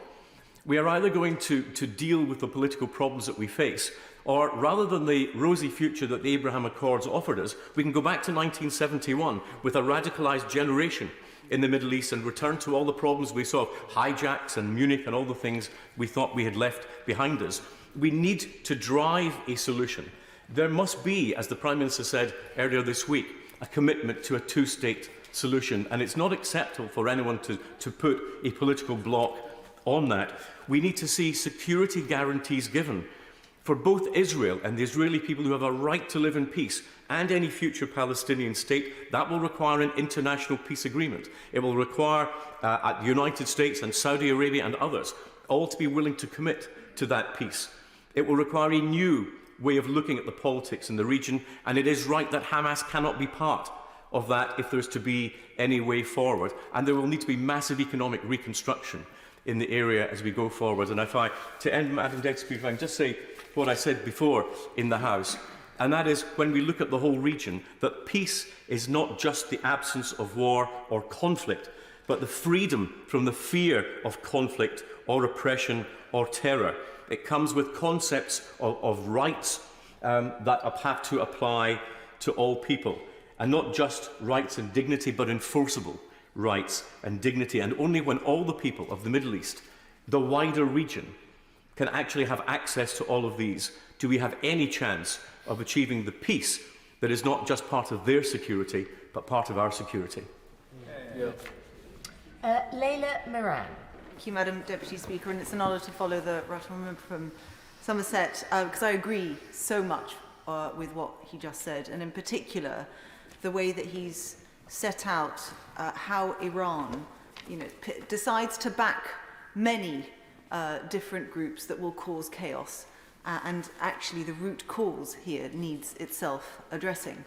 And it feels that when you talk about the Middle East, whilst I am half Palestinian, we lived in Jordan for 5 years just after King Abdullah passed away. We were in Egypt just after the Arab Spring. And so my link to the region is not just by blood, we were there. It feels like you're playing 3D chess while spinning round most of the time, trying to understand who's in, who's out, what's happening. And it's fair to say that the region has been poorly led and poorly served by its politicians for very many decades. Arabs are proud, intelligent, capable people who have every right to live in dignity and security as anyone else. And I'm sorry to say that there have been elements of the debates around Israel-Palestine that seem to forget that. When we talk about peace in the region, we often omit that Palestinians need to be at the heart of it as much as Israelis. And that when we talk about Arab-led, yes, absolutely Arab-led, and I should have drawn the House to my register of interest. I went to the Manama Dialogue at the invitation of IISS, but when we were there, we heard from the Bahraini foreign minister who made clear the case for why peace and two states was not just in the interests of Israel-Palestine, but actually was in Bahrain's interest as well. It was a regional interest. And the reason for that, and linked to what previous speakers had said, is because it is the biggest toy that Iran and other mischief makers in the region have to play with. And they've been playing with it for their own nefarious ends for far, far too long. And they have no real interest in the Palestinian people. And let me be clear, when I speak to other Palestinians, we know this. We know this. We know that they're jumping on the bandwagon now, and we talk about still the paper tigers of the 60s. And, lots of Arab states will say, when it's convenient for them, that they will come and ride in our defense. And when at that final moment it comes to who backs us, the answer is, well, no one. And so we rely on ourselves. And that's the view from pretty much every Palestinian I know. But that said, that doesn't mean we don't need help. So this is my plea for help. Two states is not just in the interests of Israelis and Palestinians. And can I just emphasize Israelis as well, because the peace camp in Israel has taken an enormous blow as well in this. It was, let us remind ourselves, very many peace activists who have been taken hostage, who were disgracefully raped. Hamas is no friend to the Palestinian cause either. But this war has driven ordinary, peace-loving people into the arms of the extremes of the debate. And when you look at the polls, and there was one done by, I believe, very recently, it is the people are now backing Hamas, are now backing Netanyahu, when before they didn't. And we have to reflect on that. Why has that happened? These are the same people as before October the 7th. And the reason why that's happened is because we've allowed it to happen. Because the longer this war is waged in the way that it has been waged, in the way that it feels so one-sided, with the humanity at the center of it, not at its heart, by the Western world in particular, the more abandoned ordinary people feel. And when people feel abandoned, that is when the center ground where the dialogue happens is vacated. And so my plea to this House continues to be, let's not forget the Palestinian cause. And yes, I'm here with my Palestinian scarf, with my blood, but it's not for me. It's for regional security. And I would put it to the Minister that this is in the security interests of Britain, because we are seeing for ourselves. Now, when we say that the region is a tinderbox, what we mean by that is not that one thing is causal on another. Is that there are multiple flashpoints, and all it takes is for one thing to go wrong, and you find they all blow up at the same time. So the reason why, and this is why the debate and vote earlier on was important, it is of course true that the Houthis were wanting this to happen and it wasn't linked. But that risk of escalation is very real. There is a very true concern, and I think a legitimate concern, that it's true, you have to act, and not acting is also acting. And we back what the government has done. But what happens if it does start to go wrong? What if that nuclear reaction starts to get out of control and you end up in a situation where that tinderbox has been set alight? And the worry I have is that whenever we have questioned the Prime Minister on that point, how do you come off this particular ledge? We have not had that assurance. What's the plan?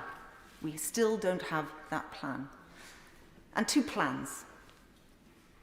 Recognition of the state of Palestine, I would argue, has never been more important. Because I talk about an immediate bilateral ceasefire to bring the people from the extremes back to the centre, to start to heal some of these wounds. But I also would point out that a ceasefire is not the end. A ceasefire only ever freezes a conflict. And if we want to say that this is the last time, and I sincerely believe that across this House there is broad agreement on that point, we need to get serious about how we bring two states not just back on the table, but back on the table quickly. Because you just have to look at what's happening in America and the chances of Trump coming back, and that means that our window of opportunity, not just public opinion, which is at its height now, but also an America that is willing to be a willing partner, is fast diminishing. So we know that the European Union is talking about a conference. We know that the Arab states are also talking. And my question to the Minister is, who are we talking to? How quickly do we think we can get this twin track, whatever you want to call it, off the ground? And as part of that, may I urge him, as I've done in previous debates, to recognise Palestine sooner than later? Because us Palestinians, wearing my Palestine hat back on for a moment, all we want is the power to do what all other countries have. We want our own votes at the United Nations. We want to raise our own money to rebuild and educate our children. And it's not a case that we aren't capable. We just don't have the tools. And what we want above all, however, is to live in dignity alongside our Israeli cousins. It is the scars that so sadly we share that will bind us together. And like scars, they're not comfortable, but quite often when the bone grows back, it's stronger than before. That's how both people feel. They need to be given the tools as equal partners to be able to resolve this. And without a fully fledged recognition of the Palestinian state very early, I would argue first, not last in the process, we will never get there. Flick Drummond. Thank you very much, Madam Deputy Speaker, and it's an honour to follow the Honourable Lady from Oxford, Western Abingdon, and I think she spoke very wisely on many of the issues, and I suspect the Minister will have listened to that carefully. I want to start by thanking all our personnel who are currently operating in the Eastern Mediterranean and east of Suez. Even in peaceful times, this is an area which calls for the highest professionalism and alertness. And when we're faced with the challenges that we have now, the stress on them is even greater. Our interest in the area around Yemen predates the Suez Canal because of its place on our original sea route to India around the Cape. The Aden Protectorate, where I was born, was a major trading base which has continued with 15% of the world shipping and 30% of global container traffic depending on the freedom of the navigation in the Red Sea through the Bab el-Mandeb Straits. We must be realistic about the motivations of the Houthis in these attacks and their piracy. The forgotten civil war in Yemen has been going on since 2013, with a ceasefire in place for much of the last 15 months. Yet Yemen, and even more so the Houthis, only seem to have exploded into our consciousness of this country with the attacks on shipping, although it is debated in this place regularly. The ceasefire in Yemen has not been perfect, and acts of violence have been carried on at a low level. The Houthis have gained much from the peace talks, although they have an appalling human rights record, using sexual violence against women and the exploitation of children, and the chair of the Foreign Affairs Select Committee talked about a few more of those. But I am concerned that the entire ceasefire is now jeopardised because of the Houthis' actions and our response. Additionally, the Houthis are clear that they see a linkage between their actions in the Red Sea and the situation in Gaza. And I say to them, attacking ships will not help the Palestinian cause. Targeted strikes by the US, the UK and allies will continue to protect shipping. However, the consequences of a prolonged series of strikes of the Yemeni people will be appalling. I cannot stress enough the catastrophe that will follow if the Houthis shut out humanitarian aid, if the ceasefire collapses or if navigation around its coast becomes impossible. Yemen imports 90% of its food, and there are already 17 million people at risk of famine. 70% of the Yemeni population live in the areas that the Houthis currently control, and financing of the UN humanitarian response plan has dropped from 55% of requirement in 2022 to 38% in 2023, and it's not even been announced for 2024. Most of Yemen's imports come through the Hodeidah port, so if the port becomes inoperable, the consequences will be severe. I urge extreme caution about any move to proscribe Ansar Allah because of the risk of destroying humanitarian effort which could follow. 50% of humanitarian funding comes from the United States, and most of this is needed in Houthi-controlled areas. I know the United States has been mindful of that in applying its special designation on the Houthis, and I'm sure, having raised it with the Prime Minister yesterday, that our government will be cautious too. Even with the ceasefire in place, the threat has remained to everyone in Yemen because the economy is so badly damaged. Collapsing and insecure societies breed radicalism and become threats to global security. So we must keep up our diplomatic efforts to save the ceasefire, and we should be cautious about seeing Iran behind every action the Houthis take. Iran does not have full control of their actions. They very much act independently, although they could stop providing intelligence, weapons and finance and work towards a de-escalation in the area. The Houthis are an organisation which includes many people who defected from the previous Yemeni regime, sadly trained and armed by the West. There are remains of Western munitions being used against the coalition supporting the Yemeni government. The Houthis have cooperated with the UN on the tanker Safar, which posed a huge pollution threat to the entire Red Sea, and they've been allowing humanitarian agencies to carry on their work. So it's very concerning that they're now threatening to shut these agencies out. Equally, we must make sure that any sanctions we impose do not stop humanitarian access. The UK has been a leader in aid, and I'm grateful to the government for its support for the Yemeni people. But I also want to pay tribute to the UN Special Envoy, Hans Grunberg, who I met last year and who is working incredibly hard for a final peace process. How we respond to a crisis at the pinch points either side of the Bab el-Mandeb will be watched by other potential aggressors eyeing other opportunities. This is a key test of our return east of Suez. It is a strategy which commits us to respond to threats in the Malacca Strait, the South China Sea, or the seas around Taiwan. It requires our alliances like AUKUS to be military effective and not just defence export opportunities. Those alliances need to be founded on a belief by our partners that we will show up to bolster them when they are at the first line of defence. But we can only project power from a secure base in the UK, and we're responding to our personnel challenges with the excellent work done by Rick Haythornthwaite. However, we need to see results, and the major issues of service accommodation persist along niggly things like lack of free access to Wi-Fi on bases. Our personnel need secure and happy families' lives at home, and when they deploy, their effectiveness depends on knowing that their loved ones will be cared for. If we want people to fight for our values, we have to make sure they feel valued themselves. Ships, tanks and aircraft without crews are useless.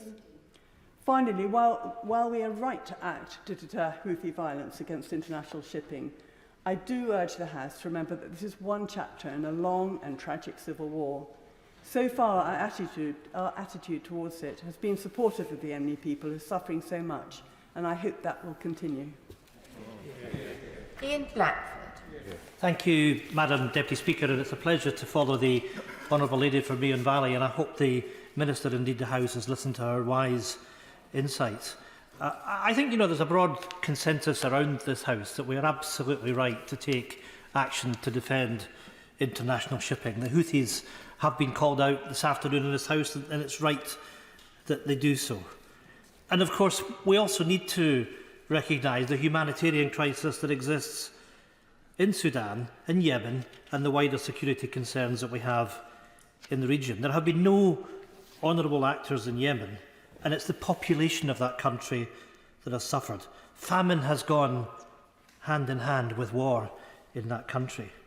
But yes, of course, as has been mentioned by others, we need to guard against any threat of escalation across the region. And we need to think about the nature of the threats that we face and the importance that we have, together with allies, of leadership, but not just leadership in dealing with the terrorist threats from the Houthis, but the importance of diplomatic action across the region as well. Acting together with our friends and allies in Europe, and of course through the agency of the United Nations, as has just been mentioned. We must recognise, though, the dangers of sleepwalking into wider conflict, not just here, and the bad actors that we face, the intentions of Iran, the challenges that we face with Putin and Russia, the challenges that we face with China, and indeed with North Korea as well, and the importance that we must have in this House of making sure that we deliver peace and throughout the world. And when we add to that the threats of disinformation and misinformation, and of course the polarisation that has been seen through much of our politics. These are issues that go beyond the Red Sea, but it's important in all of this, whether we're talking about in Yemen, whether we're talking about in the Middle East, that we win the hearts and minds, because we have to challenge that spiralling regional instability. So today, when we consider the Red Sea, it has to be seen as part of a broader landscape around the world of instability and the geopolitical threats that we face. Whilst there is no link, as has been said by many others, to what's going on in Gaza, we need to reflect on what is going on there. And I guess that the awful events of the 7th of October last year will forever remain with all of us. And of course, there must be peace and security for Israel. It is the time, though, to recognise that Palestinians have rights and the Palestinian state must be recognised as well. And dealing with that threat and removing Hamas does not mean to do so that you have to flatten Gaza. And of course, we're now living with the humanitarian crisis that we see as a result of that. And, Madam Deputy Speaker, it should shame all of us that we're now talking about in excess of 25,000 Palestinians that have perished since last October. Innocent civilians, but being targeted for what? And we must not lose sight of the legitimate rights of the Israelis and Palestinians to find peace and harmony together. To deliver that two-state solution is the only way of resolving conflict in that war-torn region. And we must now redouble our efforts to make sure that out of this crisis that we do deliver that peace, that we do deliver hope for the Palestinians, for the Israelis, and for all of us. Madam Deputy Speaker, over the last few months we've watched the United Nations Agency for Palestinian Refugees seeking to continue its valiant efforts to provide sanctuary for people in Gaza. And sadly, too many UN personnel as well as civilians have lost their life during this conflict. Whilst the UN humanitarian agencies have done their best on the front line, the UN Security Council has been paralysed, as it has been for decades, through the power of veto. And the time has come for it to provide proper leadership to question how these agencies should operate. How should we get the collaboration which is necessary to deal with the challenges in the Red Sea and Gaza and elsewhere? Mr. Speaker, Madam Deputy Speaker, we need to recognise that the effectiveness of the UN in delivering has been blunted by the power of the veto. It would be my contention that the UN faces barriers that inhibit their delivery at the core of this, and I would argue it is the leadership that is so often lacking, and the determination by the Security Council through the use of the veto by any of the 5 permanent members is a problem. When we consider the provision of the veto was not part of the UN Charter, it is right that we now question its use. When we consider that this power only sits with the 5 permanent members, we have to question the suitability of the existence of that power. Surely it is time to reform the Security Council and its membership, and it's most certainly time to remove the power of the veto. And let's remember that there have been 4 resolutions that have been stymied on the subject of Gaza over the course of the last few months. We must remember that when we look at conflict around the world and the influence of bad actors, be they Iran, Russia, the threats of China and North Korea, present to maintaining world order. The challenges in the Red Sea cannot be seen in isolation. We face multiple threats across the globe, and we must remind ourselves that in Europe, Ukraine must prevail against Russian aggression. We need to work in the spirit of collaboration within Europe, with our NATO allies, and globally through the United Nations to support Ukraine. We also need to recognise that democracy itself is being pushed back and under attack in so many parts of the world. Tellingly, when so many in the world face elections this year, faith and trust in democracy, and let us be under no illusion, democracy right around the world is under threat, and the electoral cycle this year has enormous implications for cooperation, for peace and security. That importance of democracy in providing peace and security, but also linking this to economic prosperity, dealing with the challenges of climate change and making this an opportunity for sustainable economic growth. That is important here, it's important in Yemen. And of course for us, NATO has been instrumental in providing peace and security in Europe, but now we face a threat of decoupling with our largest ally in the US and the back of indifference from political leaders in that country. Madam Deputy Speaker, when political leaders in the US are questioning supporting the cause of peace and stability in Europe from Russian aggression, alarm bells should be ringing. The question of UK and European leadership and the need to stand shoulder to shoulder with Ukraine ought to be self-evident. We need to recognise that taking for granted of the US being an ally to Europe against Russian aggression in Ukraine may no longer be the default position, and we need to provide the support necessary to enable Ukraine to prevail. Ukraine must ward off Russian aggression, for failure to do so is not just a threat to the independence and sovereignty of Ukraine, it is a threat to the rest of Europe. What does it mean for us on these islands?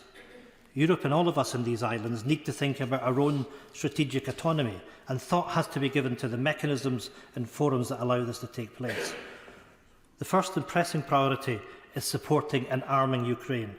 The central question has to be what it will take for Ukraine to restore its sovereignty and independence and how it does this. We must go beyond the necessary announcements of support for now to thinking through the strategic initiatives that will help Ukraine to win. Putin can never win. Put simply, we provide the resources for Ukraine to win, and they in Ukraine provide our peace and our security in Europe. That's the deal. Failure to secure Ukrainian freedom takes us into territory that our wider freedoms in Europe and around the world are under threat, and embolden Putin pushing his expansionist agenda. Madam Deputy Speaker, I have argued that in these islands we have a part to play in showing leadership with our partners and allies in Europe. We have a mutual self-interest in strengthening the capabilities of the United Nations in these challenging times. The risks to peace and security are at a level we have not witnessed since the Second World War. The situation in Europe with the people of Ukraine bears the brunt of Soviet aggression. The crisis in the Middle East and Gaza, with the potential for an ever-widening conflict. Unrest in many parts of Africa. The drumbeat for war is ever increasing. Democracy is under attack and indeed in retreat in much of the world. Intolerance and division are on the rise. We have to be a voice for good, a voice for reason. Standing up for tyrants and seeking peace, security and stability in a fractious world is all our responsibility. That leadership is so needed here and abroad, and it is important in doing so that we have a full and informed debate here, and that we seek to build consensus here and leadership globally with others. History will judge us on how we accept our responsibilities to deliver peace and security in the Red Sea and elsewhere. It's a reminder of my 8-minute guidance. Bob Seeley. Thank you very much indeed, Madam Deputy Speaker. I'll try to wind up after 7 minutes, mindful others want to get in. Lots of good speeches today. I just want to start by a reference to the Honourable Member for Oxford West and Abingdon. I completely agree with what she's saying about a two-state solution. And those friends of Israel who give Netanyahu and the Israeli right an easy ride on this are no friends of Israel, as far as I can see, because all they're doing is making Israel's long-term future significantly more precarious, because Israel's existence is accepted and guaranteed when there is peace with the Palestinians, and until there is peace with the Palestinians, Israel is always going to be under threat of some kind. Where I differ from her is her optimism. I mean, I would have agreed with her in the 1990s, but there is so much more awful water that has been under the bridge since then. And if Palestinian statehood, and I can't see a good reason not to do it now, but if you had Palestinian statehood now, and Hamas immediately took over that Palestinian statehood in the West Bank, it would simply undermine the cause of Palestinian statehood. So there is a very significant problem, and as the Honourable Member for North Somerset rightly pointed out, Iran is behind so much of this. And I just want to make a few points in the brief time that I have, but I want to make a reference both to the excellent speech made by my honourable friend from Meath Valley, but also echoed by the Foreign Affairs Committee Chairman. There appears to be a growing, significant, provable link between the use of proxy warfare, non-state actors, often used by other states, and the rise in conflict-related sexual violence, which in some parts of the world and in some conflicts is now endemic. And we saw it with ISIS, which is a non-state actor, arguably nobody's proxy. We saw it with ISIS in the use of Yazidi women as effectively as treasures of war, as the spoils of war, until they were raped to death. We've seen it with the abuse of Israeli women by Hamas, but Hamas is also increasingly intolerant an Islamist attitude to women in its own society, but we've also seen it with the Houthis as well. We've also seen it with Wagner in Ukraine, and we've actually seen it as well with Russian troops. So either you've got occasionally some state troops, some non-state actors, but also proxies, and there is an increasing link, an increasing casualness with which sexual violence is used in conflict, which I think should disturb us all. The world is moving to a more dangerous place, that is quite clear, and it's becoming more dangerous really since 2010.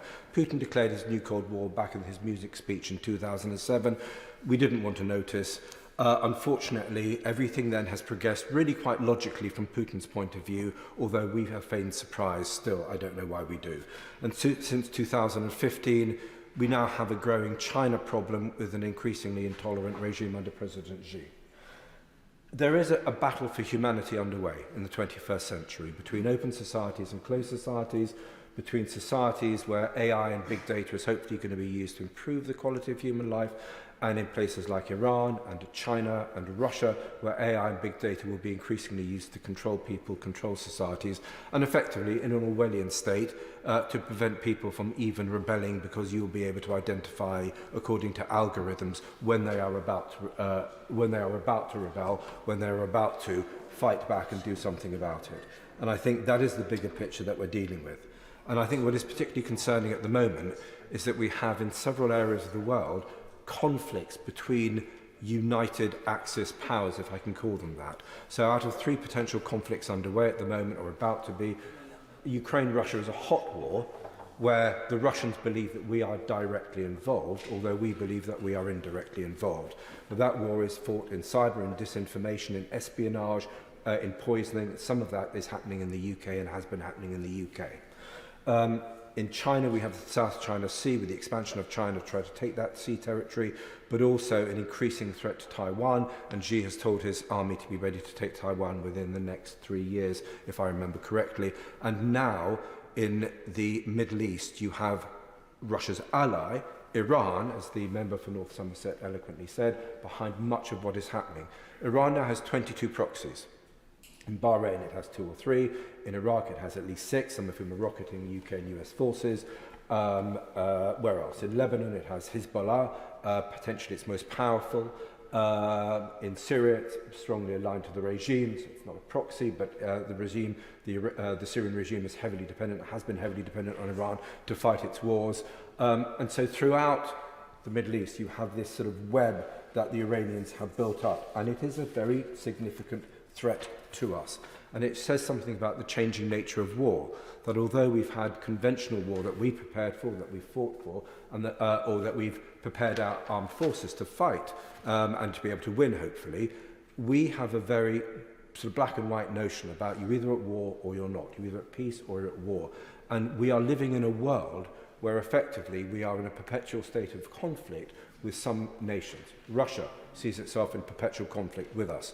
There will be periods of hot war, but there will also be periods of Cold War, and we have to be preparing for that in a way that we haven't done. In Iran, likewise, Iran's proxies, we are effectively waging an indirect war against a series of Iranian proxies, Hamas, Hezbollah, the Houthis, who was over rocketing us this week in Iraq. And so we have, and again in China, China's power is more economic, but even there they're using little blue men in order to seize territory in the South China Sea, as opposed to little green men that the Russians had in Crimea.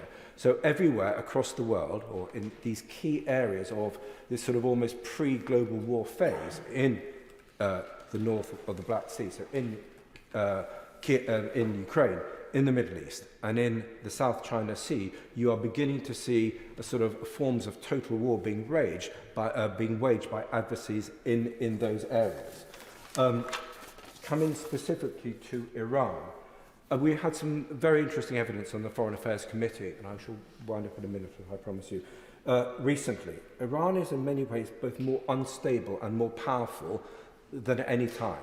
It's got its 22 proxies. It is at any given time a week away from having the material to build a nuclear device, or it has the material to build a nuclear device. But at any given point, it would probably then take a week for it to be able to prepare a nuclear weapon. So that is the stage that Iran is at, and it is a potentially frightening stage. But at the same time, we know that Iran is very unstable. We know that their young people, especially their young women, are hostile as never before to the regime, and many people in Iran actually wish ill of their regime.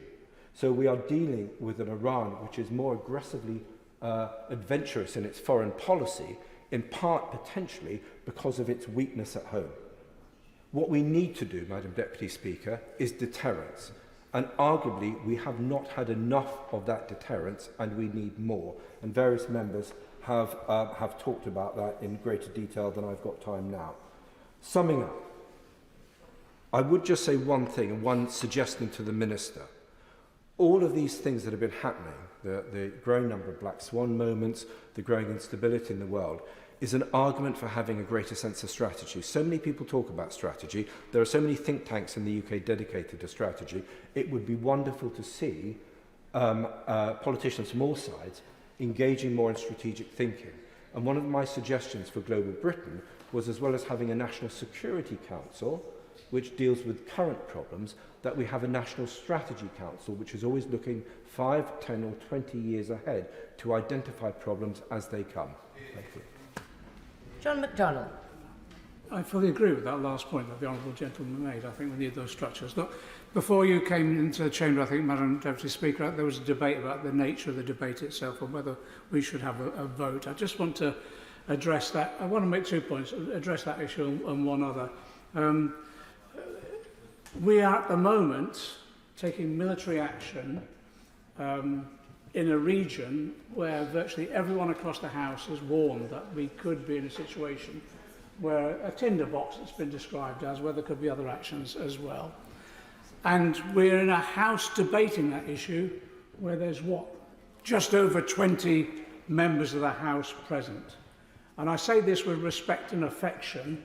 Most of them are the defence nerds of the House of Commons, to be honest. And the reason that's taking place is because this is a discussion. It's not even a debate. And there's no decision to come at the end of it. That's why.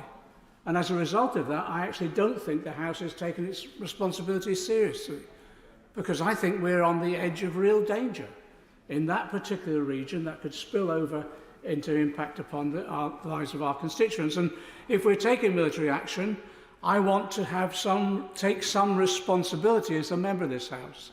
And I want to be able to go back to my constituents and explain how I've exercised that responsibility. And that's why I believe we should have a vote.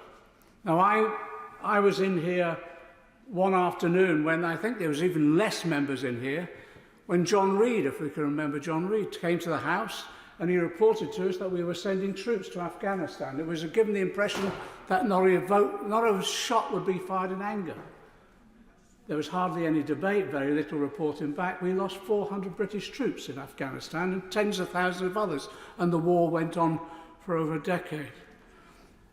I was here also with regard to the vote on Iraq, and we did have a vote then, And the honourable gentleman said, yes, well, look at that, and we made a huge mistake. It was a huge mistake, but I think the mistake was actually it was a whip vote, because I think if it had been an unwhipped vote, we would not have taken that decision. I was also here, as was mentioned, the honourable member from New Forest mentioned the issue of Syria. I was here then. I think we made the right vote, because we could have been into another Iraq situation and still stuck there with a huge loss of life, but loss of British life as well as others. So that's why I do believe on issues like this, we should be able to have a vote and decide when we take military action. And secondly, we should exercise our own judgments on the basis of our own judgments and consciences, because there's no more significant decision can be made than sending someone out to potentially lose their life. That's why I believe we should vote on these occasions. Can I say there will be, I think, in the coming period, I think we will have to come back and have a vote at some stage, because my fear is this will go on and on and on. I also want to make this plea as well, unrelated to that particular issue. I want to make this plea. The International Criminal Court's decision, the court's decision on an interim decision will be coming out. Some have said today it might be out on Friday. I think it's important when that comes out we have a debate in this House, and we enables the government then to tell us what it will do in the light of that decision. And in the interim decision, there will almost certainly be some conditions that will be attached to the activities of Israel in particular. And it's important that we debate that in this House, but I also think it's important we have a decision-making process, i.e. a vote, on how we as a country can ensure that those decisions and the conditions are abided by and implemented. The second brief point I want to make is, time and time again, the Prime Minister and others have said there's no link between the Houthi actions and Gaza. I just think that argument is unsustainable. I agree with everything that's been said across the House about the Houthis. I condemn them outright. Their prognosis, the basis upon of their beliefs, as far as I can see, has to be condemned.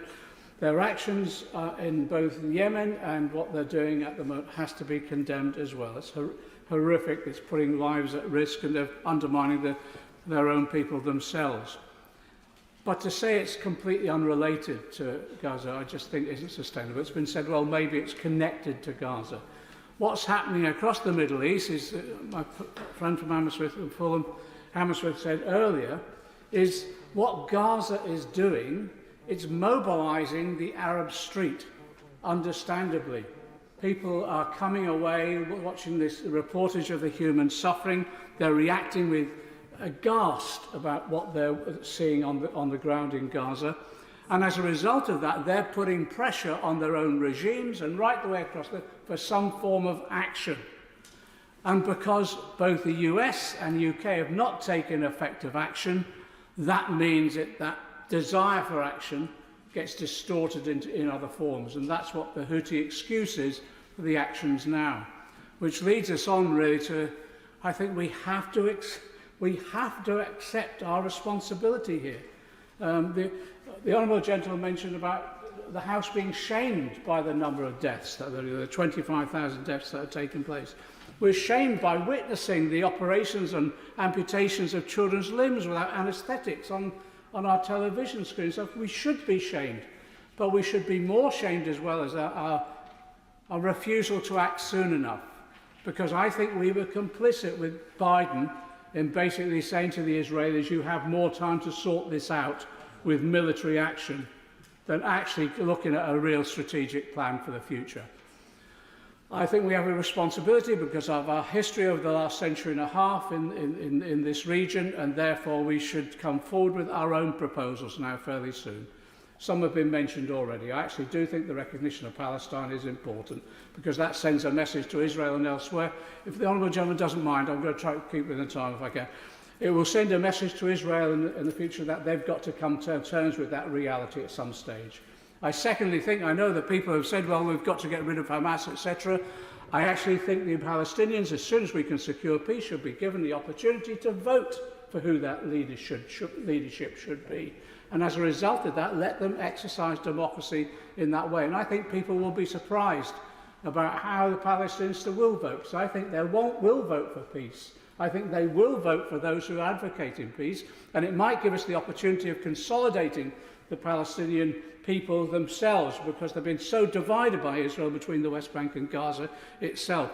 We need to be thinking creatively like that now before we, I think, blunder even further. And I just hope the government will now come forward with a more constructive plan.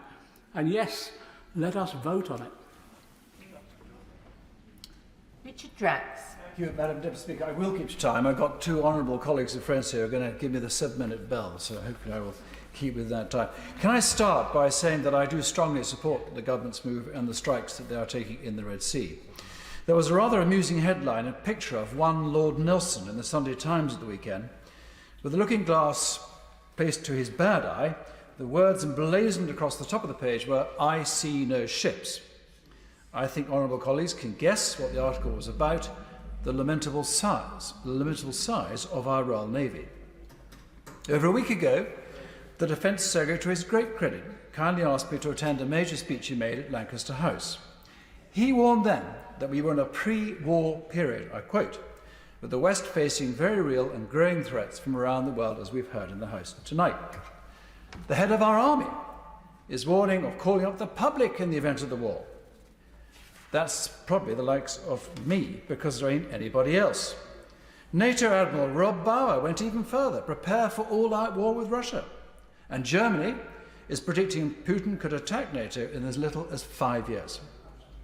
With all this very much in our mind, why does the Royal Navy only have 18 frigates and destroyers, with only a small number able to deploy at any one time?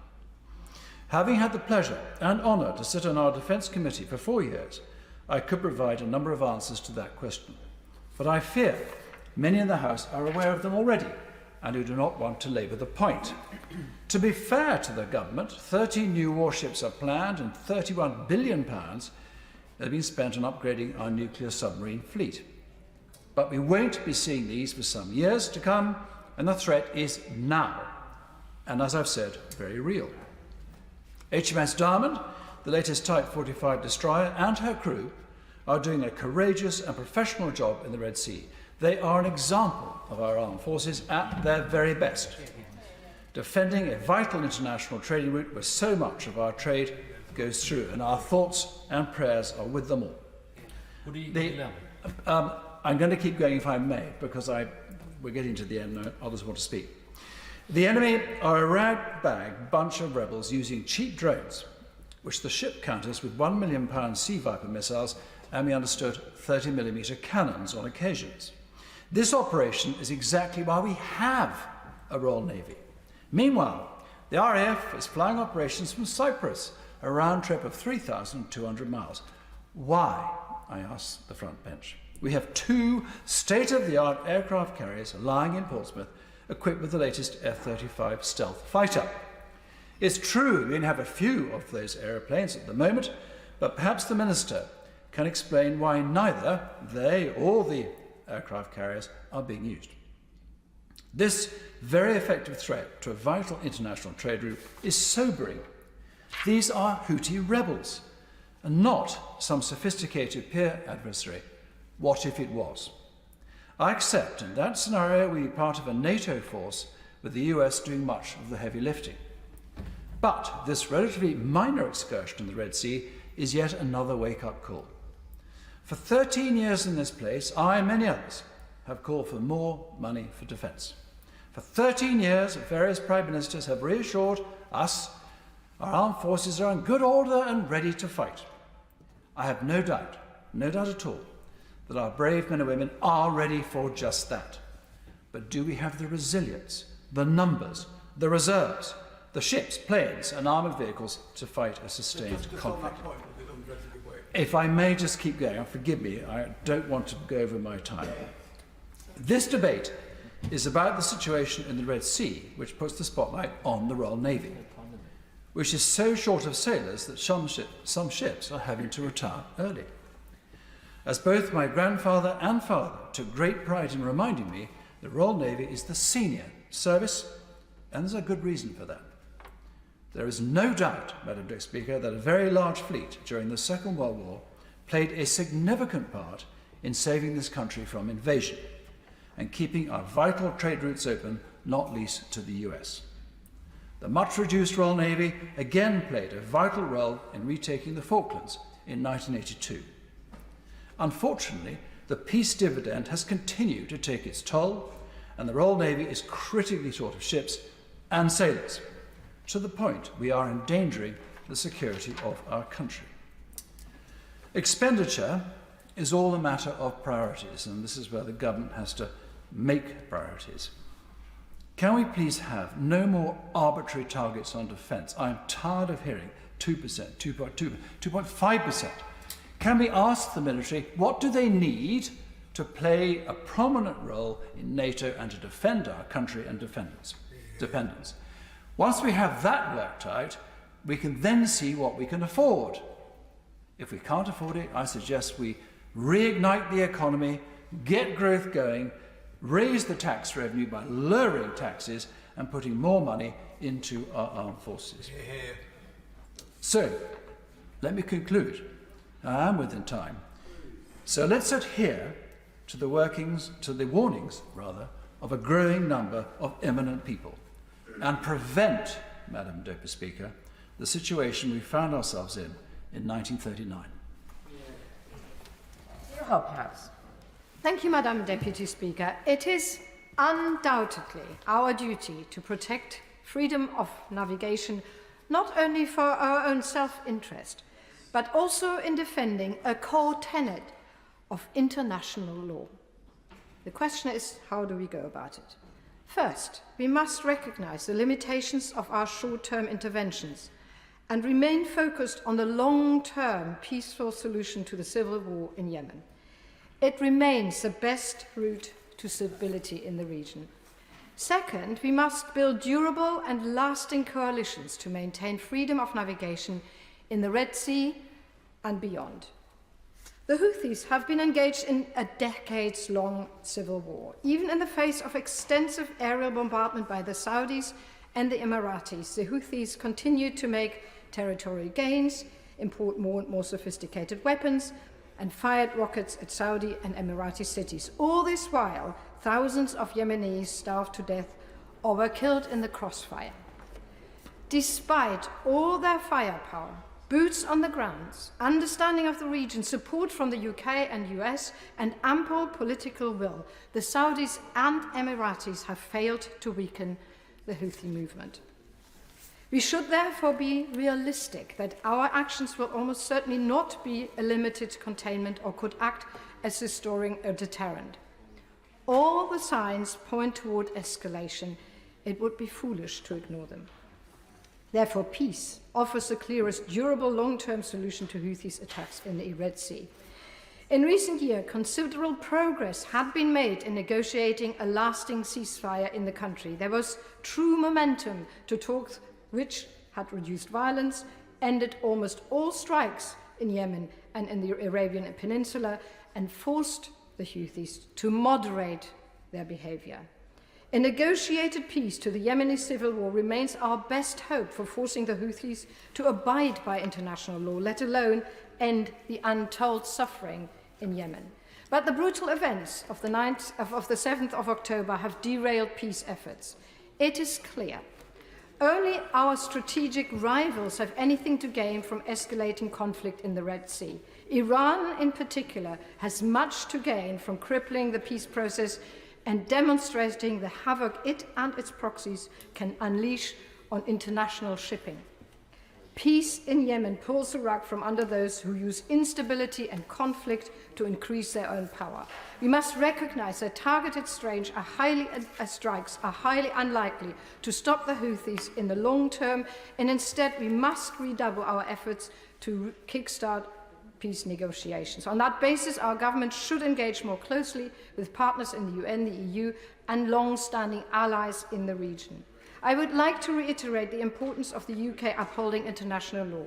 However, the current American-led coalition is far too limited and looks too vulnerable to short-term political changes. If the UK is to remain a true defender of freedom of navigation, we must start building broader alliances. The USA is becoming increasingly isolationist and is tiring of its role as the world's policeman. This has been a trend going back to Obama and is embodied by the American First doctrine of the current frontrunner in the US election. While the Americans remain one of our closest aligned partners, we must foster other coalitions to be able to guarantee the long-term upholding of international law. There needs to be much greater involvement by regional powers in policing international laws in the Red Sea. So far, only Bahrain has joined the coalition. A coalition with greater regional and Arab involvement would undercut the Houthis' claim that they are supporting the fight for the Palestinians against America and the West. Greater engagement from big Arab states in defending international law would have the added benefit of not only making interventions more effective, but also create broader international norms that attacking non-military shipping cannot be a legitimate act of war. The UK should utilise its considerable influence in Riyadh, Abu Dhabi and Cairo to push those countries into joining these efforts. Additionally, we must engage with our European partner, who have a like-minded, long-term interest in guaranteeing the free flow of global trade. Lastly, I urge the government to consider the global and successful fight against Somali piracy as a model for what a longer-term project to protect shipping in the region could look like. Madam Deputy Speaker, the situation in the Red Sea is unlikely to be solved in the short term by a few missiles. The government must therefore consider the long-term solutions to ensure enduring stability in the region. Kenny McCaskill. Thank you, Madam Deputy Speaker. I obviously rise to take a minority view within the Chamber, given the views of the representative parties, other than a few individuals, but it's not an insignificant view, I think, within the wider country. And that is that those who oppose an escalation in an area that is already a tinderbox, that worry about a lurch to war and seek instead a push for peace. And of course we condemn the actions of the Houthis, as indeed has been done, as people have said, by the UN Security Council, as we rightly condemn Hamas, because, as I will go on to say, these issues are inextricably linked. But this is an escalation. We haven't been bombing Somalia when it comes with regard to piracy or Eritrea, and although it's a while since President Obama launched cruise missiles on Al-Shabaab, it seems to be the Houthis that are being picked upon at the moment, albeit they are breaching international law and have to be held to some account. But this is an escalation against a country that is already one of the poorest in the world, in which this will inflict further harm. It is a country that has endured 10 years of bombing through Saudi Arabia, who have been armed with the finest munitions that the US and UK could provide them. And that hasn't managed to destroy them. Somehow or other, despite providing with all that equipment, at great benefit to many private corporations, the Houthis have continued to be able to do this harm and destruction. That obviously will continue, because we've already had one set of strikes, we're now on to a second. How many more sets of strikes are there to be before either there's an escalation or indeed a call to halt? And indeed, we've also heard that I think it was the Minister himself who stated that surface-to-air missiles had been taken out. I don't claim to have any military expertise, but surface-to-air missiles don't seem to me to have any logical basis for the Houthis attacking shipping. That more appears to be related more to perhaps the USA and their defence of their own vested interests. But this is a lurch towards wider war. We have heard across the chamber, shamefully I would say, comments about Iran, conflict with Russia, conflict with China. I come from a family where my grandfather fought in World War I. My father fought in World War II. Both fought to try and ensure that their children would never have to fight in another conflict. I do not wish to see my children or my grandchildren end up in World War III. And yet there seemed to be an almost Dr. Strangelove tendency among some that are pulling us in that direction. And even if we don't go down that precipitous route with all the disaster that envelops it, then we also face the legacy of hatred that we've seen from Afghanistan and especially from Iraq. Because don't think that people will view this as neutral. People, not simply the Houthis, but people in the Arab world, people in the Muslim world, people in our own country, will see this as one-sided, as judgmental, as picking upon one side, and yet failing to do anything about the issue that is fundamental to it, which is what is happening in Gaza. So we run the risk of worsening terrorism, both abroad and indeed homegrown. And indeed that then takes us on to why are the Houthis doing it? I think it's risible to say that it's not connected to Gaza. Of course it is. The timeline speaks to that. Trade was going, not without difficulties, but trade was going prior to the 7th of October. The timeline dictates that that was the cause of it. And indeed the Houthis have told us in their almost webcam invasion or landing on the tanker, they even flew the Palestinian flag. It was reminiscent of when Britain put a helicopter and landed somebody so we could have a flag on Rockall. They made it clear that what they were doing related to what was happening in Gaza. And that is why, to get peace, as I said in the statement by the Prime Minister earlier in the week, you're required to look in conflict resolution not simply at the manifestations but at the fundamental root, and at the root is what is happening in Gaza. We have heard today that the purpose of the airstrikes is to preserve international law. Well, international law also covers stopping a genocide. We have heard from other speakers very eloquently pointing out that 25,000 Palestinians have died in Gaza. 1.1% of the population, 70% of them women and children. What would that be in UK terms? That in UK terms would be almost 750,000 people. 750,000 UK citizens wiped out since 7th of October. Do you think that that would be unnoticed? And yet, what has happened? We have said that Netanyahu is maybe going a bit far, that maybe Israel has to call it all back. What we should be doing is supporting South Africa and other countries in pushing this at the International Court of Justice. I believe and I expect that the International Court of Justice on Friday, as people have suggested, will rule against Israel, because what Israel is doing is fundamentally wrong and we need to call that out.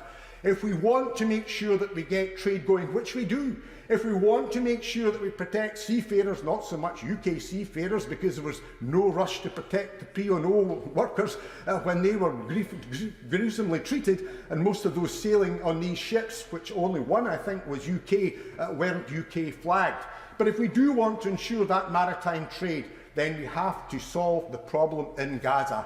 That is where the solution lies, and that is why we must not have a rush towards escalation. We have to have a push towards peace, and in terms of enforcing international law, it's not enough to enforce international maritime law and the freedom of movement. What about protecting the rights of women, children, and even children who are having amputations carried out without anaesthetic? International law you cannot pick and choose, and it's about time that the UK stood up for the rights of the Palestinian people. Richard Ford. Thank you, Madam Deputy Speaker. I'm grateful to the Government for granting this debate, and I'm grateful also for the Defence Secretary coming at the beginning of the debate and setting out reasons for British military action in the Red Sea region. And I think he was right that this action was indeed limited, necessary, proportionate, in self-defence, using minimum necessary force, and for the freedom of navigation. I agree with all of that, and I think it is good that it was set out in that way. Where I take issue with the Defence Secretary is that there is no vote associated with this debate. I know a couple of other Right Honourable and Honourable members have talked about the business of whether there should be prerogative powers or whether there should be parliamentary approval for military action, and that is what I want to make the focus of my contribution. I think it was the Honourable Member for North Wiltshire who talked about how only twice in 200 years has Parliament had a say before military action took place. Actually, I'm not advocating for military action to take place following a vote. I recognise that there are plenty of occasions where parliamentary approval needs to happen retrospectively, needs to happen after the event. And just to give a few of those scenarios now, for reasons of operational security, for the deployment of special forces, definitely within the domain of the executive, not necessarily the business of the legislature. Our international treaty commitments, as the honourable member said, you can think of many scenarios, many emergencies, where there needs to be that executive decision and government needs to say what's going to happen without consultation in advance. But in those scenarios, there is no reason why we cannot then come back to the House and have a retrospective vote on that action. If that were happening today, I would very happily vote in support of the military action that is now taking place twice in the Red Sea. I will give way. There are two problems with the retrospective vote. The first is that the action would already have happened, and therefore if the House voted against it, what would you do about it? And the second is that anyhow you're emasculating this House by asking us to vote for it, because we couldn't then, if we voted for the military action, how could we then criticise it? Only if we didn't vote, if we don't vote for it, can we do what we're doing today, which is scrutinise what the government are doing. Well, I'm grateful to the honourable member for North Wiltshire for asking those questions, and I intend in my contribution to set out the answers to both of them. Listen out for them. I hope he listens out for them, and he's very welcome to come in at the end if he doesn't feel that I've answered them sufficiently. Because if government is confident in our case, what's to fear? Yeah. Why cannot we have a vote on military action if the government is confident in its case and makes that case in front of Parliament? I think, in particular, my concern is that this sets a precedent for the future. We've gone over many times today why this is the bread and butter of the Royal Navy. Freedom of navigation is something that we can be very proud the Royal Navy has done for us for hundreds of years. But this could set a precedent for a future military action where there is no prior vote and indeed no retrospective vote. I think it could be in part explained by the Foreign Secretary's experience, and others have talked about this afternoon, of seeking parliamentary support for military action against Bashar al-Assad's regime in Syria, but failing to get it. And I think the opposition of some MPs in 2013 was reflective of the concerns of their constituents. Our constituents, well, their constituents at that time, had a lot of concern, a lot of reticence. They reflected over the invasion of Iraq in 2003, and you could see the 2013 vote as an overreaction, over reticence, I think, perhaps. And we risk, under Foreign Secretary Lord Cameron, now overreacting in the other direction. I think we risk looking back at that 2013 vote and then deciding that we're not going to have retrospective approval at all. Surely the lesson from the 2013 vote is that governments must do better at explaining the necessity of military action, not only to MPs, many of whom are not experts in this area and would rather defer to people with more expertise, but also, crucially, to MPs' constituents. Yeah. We need to convince the British public that military action is necessary, and that is particularly the case after the debacle of 2003 and Britain's involvement in the invasion of Iraq. I appreciate that there are times, and we've heard again the Honourable Member for North Wiltshire talked about situations where we don't have sight of secret intelligence, and therefore the executive needs to make a decision without consultation. I appreciate that, but I do think that still there is a scepticism amongst the British public about this notion of secret intelligence. You cannot know, you need to trust us. Again, it's the invasion of Iraq in 2003 that has led to a very cynical public on that subject. So the counterinsurgencies of the early part of this century have damaged trust, and to restore that trust, we need this Parliament, this House, to be able to vote retrospectively on military action. At the end, if he may, what sets the UK apart, what sets our Western allies apart, is that we practice democratic control of our armed forces. This is all about setting us apart from our adversaries, but we also need to demonstrate to our own service personnel they can be assured of the support, not just of their Prime Minister, not just of their executive, that service personnel have got the British public behind them. It's not just about support for the troops. We all support the troops. It's support for the cause that is so important too. We need to guard against a future scenario, and you can imagine this scenario, where a Prime Minister is threatened by dissent on his own backbenches. You can imagine a future Prime Minister who seeks to distract from domestic challenges by exercising military force abroad. You could call it domestic distraction. I have no confidence that every Prime Minister will operate with the foresight to anticipate what British military action might trigger in terms of escalation. Because, as Clausewitz said, war is a dialectic. In 21st century terms, the enemy gets a vote. This isn't just about the Houthi militia. This is about the Iranian sponsors of Houthis, of Hamas, of Hezbollah. It's about Russia, Iran's partner and Iran's customer. So we have to be cognizant of all of this context when we take military action. And for that reason, we need to return to the House and get parliamentary scrutiny and approval. I'm afraid... Oh, in fact, I will. This one. I'm most grateful to you for giving way. Let's imagine that the strikes had happened, as it did last week and earlier this week, and let's imagine that we had a vote today on this matter, and let's imagine that the House voted against it. What would then happen? I think that the point of a retrospective vote is it gives guidance to the Prime Minister and to the Foreign Secretary on what action the British people think should be made in the future. And this is very relevant in this case, because as we've already heard, these military strikes, these two military occasions where there were military strikes, are not likely to be isolated, and we are likely to see future British military action in the Red Sea.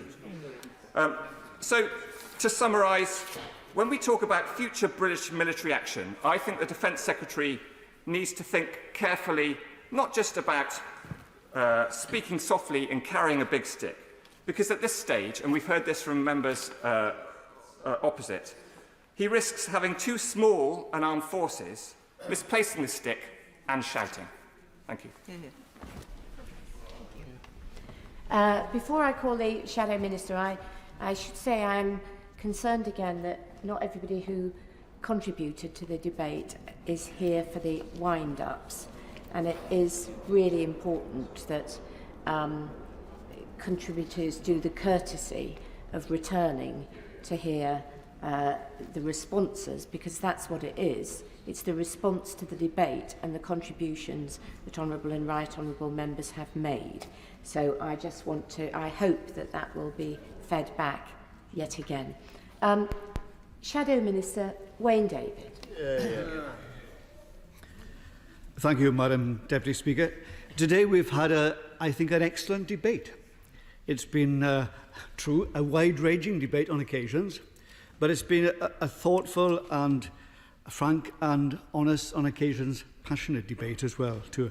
And I certainly hope that the Defence Secretary will take the trouble to read Hansard tomorrow to at least be aware of the excellent contributions which have been made. Could I say too that it's been very interesting listening to the contributions about whether or not Parliament should have a retrospective say, have a say on military action beforehand, and I'm sure this is a debate that we will return to in earnest in the future, and I give a commitment to read what I'm sure is an excellent book by the member for North Wiltshire. Thank you. I will make no comment about that. But could I say, I think this debate is seriously important, because I think we'd all agree there has to be accountability of the government for the action which it has taken. And therefore, I'm genuinely pleased that this debate has taken place, but I hope too that there will be debates in the near future as well. Indeed. On the point of voting, which I think is ridiculous, in the Second World War, if during the bad period of the Second World War, when Churchill was very unpopular, if the vote had been taken in the House, I suspect in some occasions he might have lost. What on earth would we have done then? Well, I'm sure members have noted your comment, and I'm sure when we have a detailed debate on this issue, that comment will be I'm sure, weighing heavily on people's minds. But could I say, but I think that this debate is important because accountability is vital. And as we've made clear on a number of occasions, the Labour Party supports this limited targeted action. And we do so because it is important to protect international commerce and to ensure that there is security for maritime shipping in the Red Sea. We uphold international law and believe that it would be quite wrong if we ignored the disruption to the flow of goods, foods, medicines and much else, as well as the threat to human life that is being caused by the Houthis' actions. And I certainly agree with the comments for the member for Rutland and Melton, the chair of the Foreign Affairs Committee, agreed to by many members, including the member of Hammersmith, that the Houthis are truly an appalling terrorist organisation, and they're most definitely no freedom fighters. It is also worth noting that the Houthis' actions are harming Yemen itself, the country which has experienced the worst starvation in modern times. And as has been mentioned by the member for Myon Valley, 90% of Yemen's food is imported, and that is obviously clearly at risk. And let us not forget, too, that the Houthis' actions have terrible consequences on other countries along the Red Sea. Eritrea relies on fishing, farming and mineral exports, which all travel by sea. For Sudan, the Red Sea is absolutely vital for aid, which has come to a virtual end since the Houthis' attacks began. And further up the Red Sea, we have Egypt, a country experiencing severe economic difficulties. Here the country stands to lose millions of dollars, revenue from the Suez Canal, money which is desperately needed if the Houthis' actions were allowed to continue. Indeed. Deputy Speaker, I'm extremely grateful to the honourable gentleman giving way. Just for the sake of completeness, would he also like to add that the Houthis have fired missiles into Saudi Arabia and the UAE, which are both sovereign states? Indeed, he makes a very, very important point, and that reinforces, I think, the essential point that action is not only justified and lawful, but is necessary to prevent this kind of violence and aggression by this ragtag of terrorists called the Houthis. Now, of significant importance is the fact that the actions by the United States and the United Kingdom have logistical support from Australia, Bahrain, Canada and the Netherlands. This is important because the international community must be and act as one. It is worth stating that those four countries put out a joint statement along with the UK and the US on Monday evening, and I quote from that statement. It says, "Recognising the broad consensus of the international community, we again acted as part of a coalition of like-minded countries committed to upholding the rules-based order, protecting freedom of navigation and international commerce, and holding the Houthis accountable for their illegal and unjustifiable attacks on mariners and commercial shipping."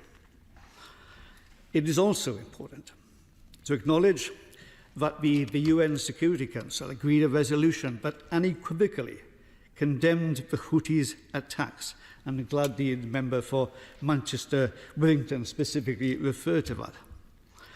With Britain taking this targeted military action, it is important that this House recognises the professionalism and bravery of our armed forces.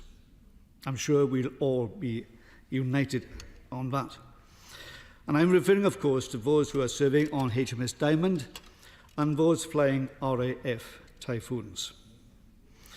Now, of course, we recognise that military strikes can reduce and perhaps eliminate the immediate threat to free navigation. But as a number of members have indicated today, there needs to be a wider political strategy. At the start of this debate, the Defence Secretary touched upon this, but I will ask the Minister if he would indicate more precisely and in greater detail what this strategy is. We all know only too well the horrific suffering the people of Yemen have experienced over the past few years. The terrible civil war and the appalling humanitarian crisis that unfolded as a result. The UK has a historic responsibility in the area. We are also a UN penholder for Yemen. So I would be appreciative if the Minister could elaborate upon the Prime Minister's comments to this House yesterday about what further assistance can be given to the people of Yemen to help alleviate their suffering. A number of members have referred to the terrible situation in Gaza. The situation is truly terrible. I do not accept, however, the Houthi claims that attacking ships from around the world is somehow linked to the conflict in Gaza. There's a desperate need for an humanitarian truce leaded with sustainable ceasefire in Gaza. And indeed, we must move as quickly as we possibly can to a two-state solution. That is in everyone's interest, as the member for Oxford West and Abingdon very clearly said. But it has to be said today that the actions of the Houthis in the Red Sea are an attack upon the international community and the rule of law. They should be seen for what they are. And let me be clear again. Labour supports proportionate airstrikes, but I would welcome clarification from the Minister on the points I have raised. Thank you. Minister Andrew Mitchell.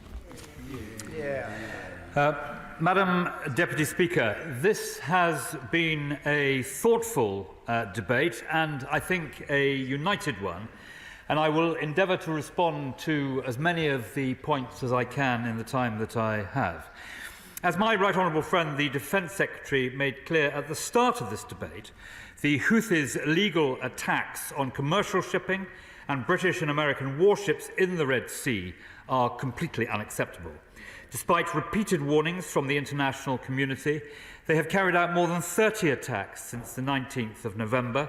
And as I think all members and right honourable members across the House have said, this is unacceptable, illegal and dangerous, and it cannot stand. And that is why, amid this ongoing and imminent threat to British commercial and military vessels, and those of our partners in the Red Sea, the Prime Minister ordered the Royal Air Force to carry out targeted strikes against military facilities used by the Houthis, first on the 11th of January and then again on Monday. And, Madam Deputy Speaker, we acted alongside our US allies and with support from the Netherlands, Canada, Australia and Bahrain. These strikes, Madam Deputy Speaker, were limited, necessary, proportionate and legal. We acted in self-defence consistent with the UN Charter and in line with international law to uphold the freedom of navigation. Now, turning to specific issues raised in the debate, I'd like to try to respond to the speeches that we have heard, starting with the speech by the Shadow Secretary of State.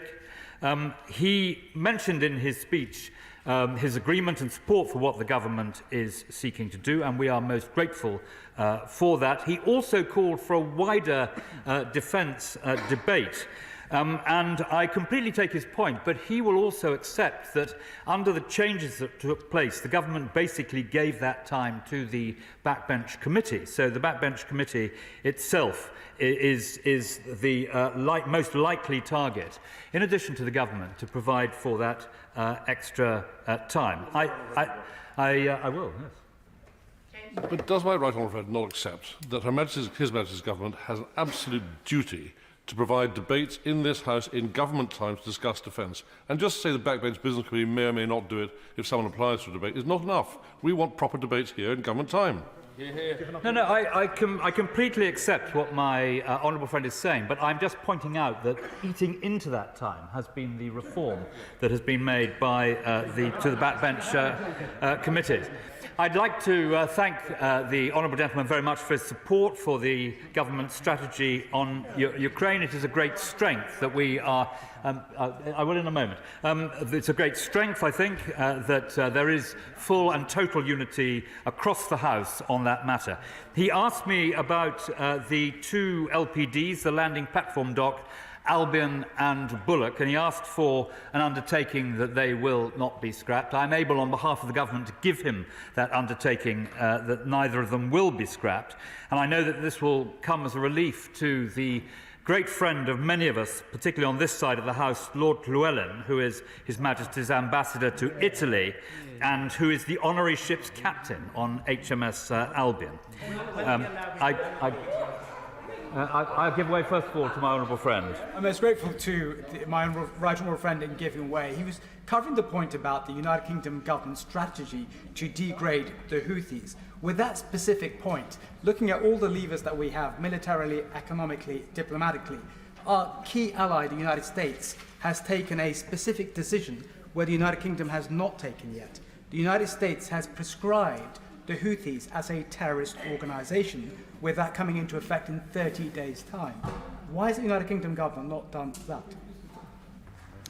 Well, my honourable friend will understand that on the issue of sanctioning prescriptions, we would not give a running commentary to the House ahead of making any such announcement. So I'm not able to give him an answer to that. But I'll give away in just a moment, but I just want to finish the comments, dealing with the comments by the Shadow Secretary of State. He also asked about HMS Diamond, and will she be replaced on station? And the answer is yes, she will be replaced by HMS Richmond, but he'll accept, I hope, that I cannot give any operational details about that.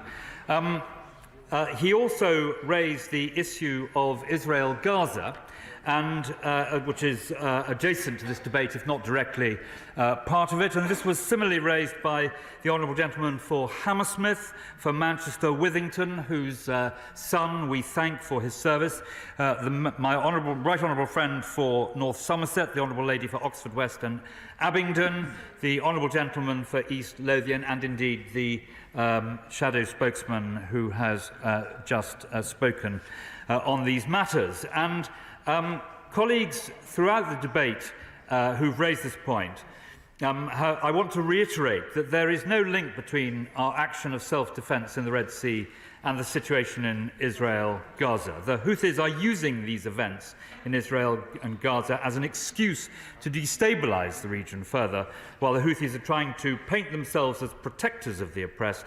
Their own track record of oppression shows them in a very different light. Britain wants to see an end to the fighting in Gaza as soon as possible. We are calling for an immediate humanitarian pause, Madam Deputy Speaker, to get aid in and hostages out, and as a vital step towards building a sustainable, permanent ceasefire without a return to destruction, fighting and loss of life. And to achieve that, we need that Hamas agrees to release all the hostages.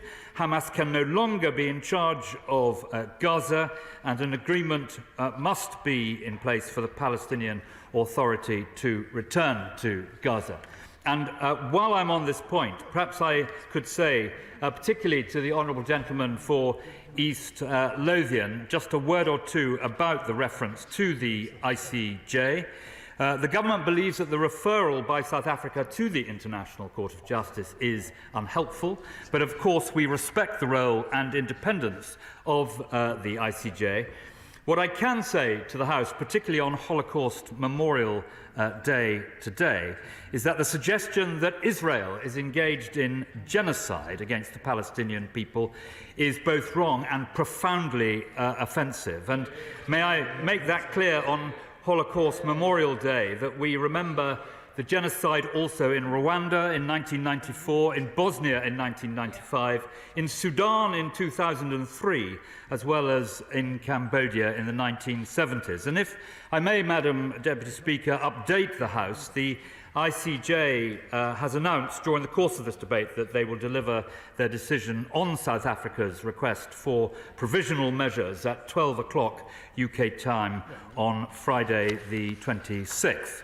If I may return to the excellent speeches made by so many of my honourable and right honourable friends and honourable members opposite, I will turn first to the speech by the chairman of the Foreign Affairs Select Committee, But before I do that, I shall give way to my right honourable friend. My right honourable friend, the Minister, is, as always, the model of courtesy. For the avoidance of any lingering doubt, and I'm sure this can be avoided because I'm getting very positive signals from the Defence Secretary sitting to his left, would he like to confirm that HMS Albion and HMS Bulwark, whose planned out-of-service dates are 2033 and 2034 respectively, not only will not be scrapped ahead of time, but will not be mothballed either? He is absolutely right to detect the supportive view of the Secretary of State for Defence while he was speaking. Now, if I may now return to... I give way to my honourable friend. As a former serviceman, I have a simple view that quantity has a quality all of its own. He would say that. So can the Minister please assure the House whether or not the FCDO has asked the MOD for additional platforms to be sent to the region with a view to both offering deterrence against aggressors and also ensuring safe passage of British shipping? Well, my honourable friend will have heard the words of the Prime Minister explaining both what the strategy is and how we are implementing it. And I can tell him that the Foreign Office and the Ministry of Defence are perfectly joined in every sense in pursuing that strategy. So turning to my honourable friend for Rutland and Melton, who in these matters, of course, is something of a poacher turned gamekeeper, or maybe it's a gamekeeper turned poacher, because she was previously a distinguished member of the diplomatic corps. She spoke and delivered trenchant support for our actions. She spoke up for Arab-led initiatives in the region. And I thank her very much also for agreeing to organise a workshop on Iran in the House of Commons for half a day. Turning to the honourable gentleman for West Dunbartonshire, he asks who we are listening to, and the answer is we are listening to the House, and he will have heard today a House united. He set out the challenges facing the defence budget, and there are many people in the House who will understand and agree with him that the challenges are significant, but we are tackling those challenges. I will in a moment. My honourable friend for Elmet and Rothwell spoke warmly and rightly about the Royal Navy. We thank him for his support, and he gave us the House a geopolitical discourse, in particular on the challenges to the global food chain, and the whole House will have heard what he said. My honourable friend for North Wiltshire reminded us of the excellence of his book, and we authors must stick together. He also explained, as the Prime Minister did, why Parliament was not consulted in this set of circumstances, a point that was then also visited by two honourable gentlemen opposite, and to which I will come in a moment. I give way to the honourable gentleman. I'm very grateful for the Minister for giving way on a point of listening. There has been concern about a change of registration or vessels going through the Red Sea, notably those changing to the People's Republic of China. If he can't give me an answer today, maybe he might want to write to the Defence Committee, or indeed the Chair, who is sitting in their place, about how many vessels, merchant fleet, are changing from their country of origin to become registered within the People's Republic of China, and if Chinese vessels registered in the People's Republic have been targeted. He asked me a detailed question, Madam Deputy Speaker, and both the Secretary of State for Transport and the Secretary of State for Defence will have heard what he has said, and I'm sure they will be happy to write to him.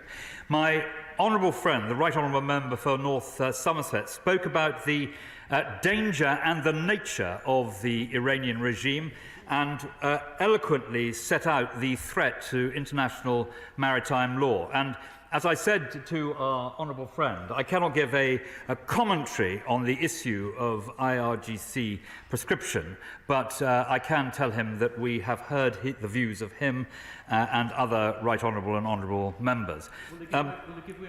I will, yeah. Thank you, Madam Deputy. I'm very grateful to my right honourable friend for giving way, but he also will recall that I mentioned on several occasions now why were Iran Air still flying from Heathrow and why are Iranian banks still trading in the City of London. Separate issues, but nonetheless important alongside the prescription issue. Well, I will ensure that my right honourable friend has a detailed answer on where we stand on both those two issues.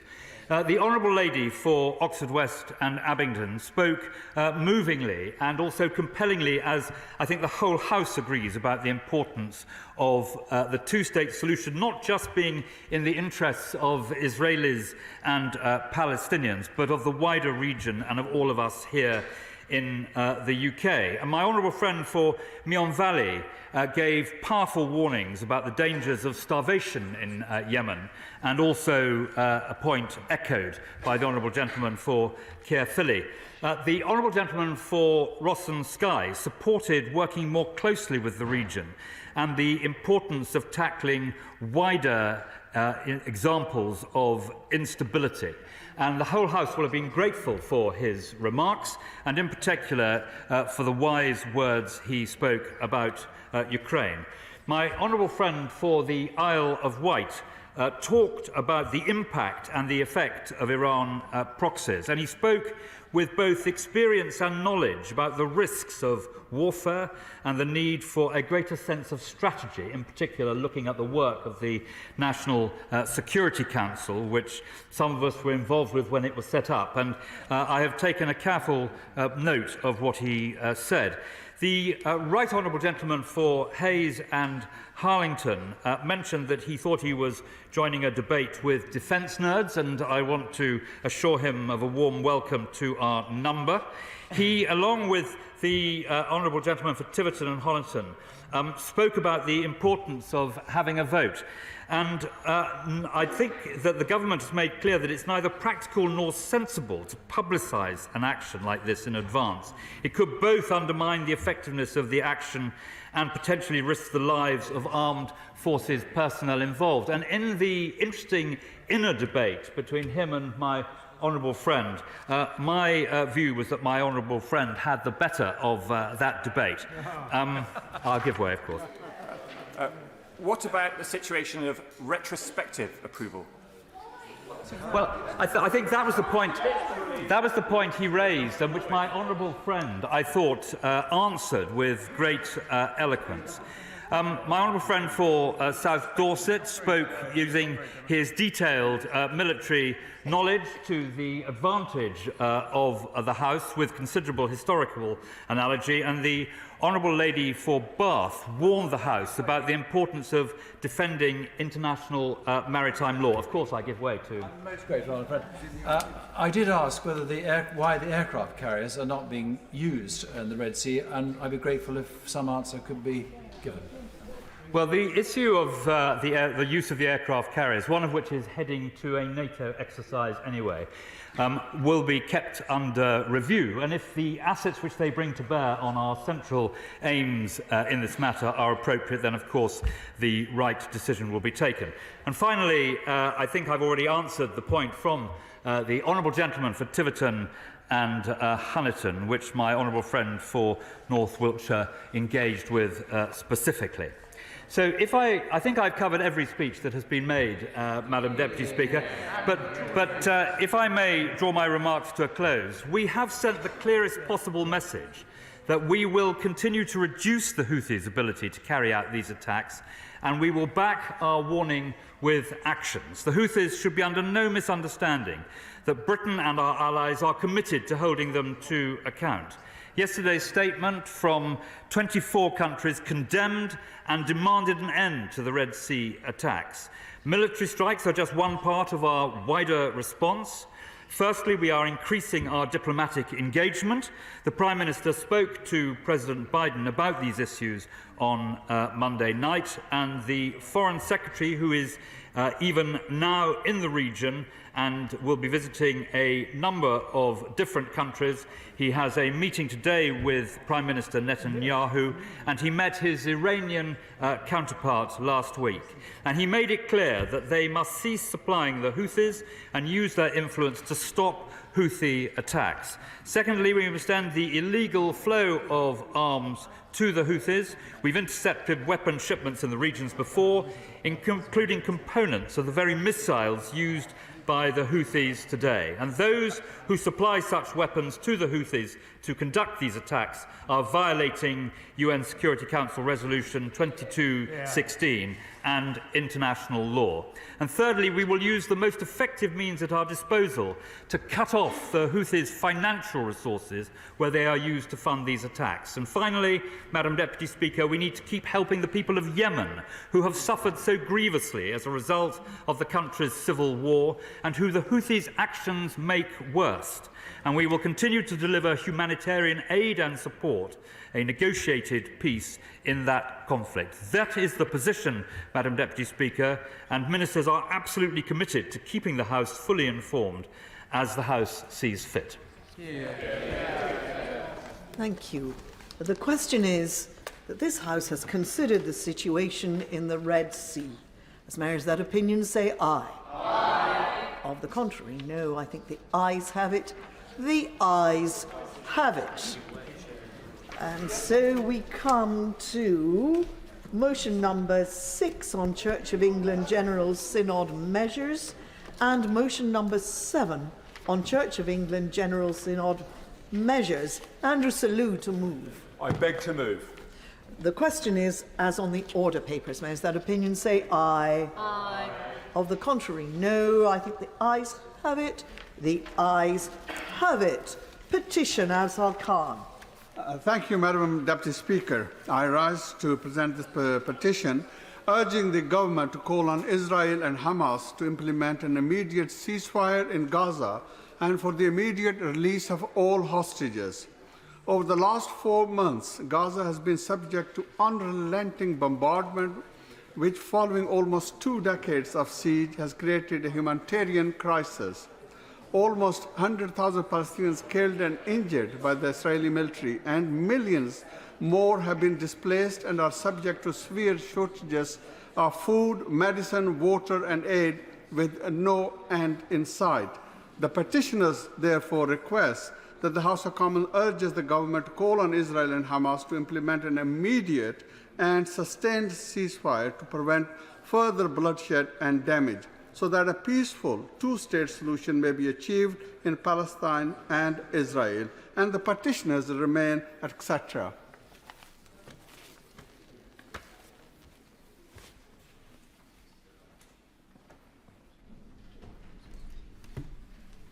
Afzal Khan.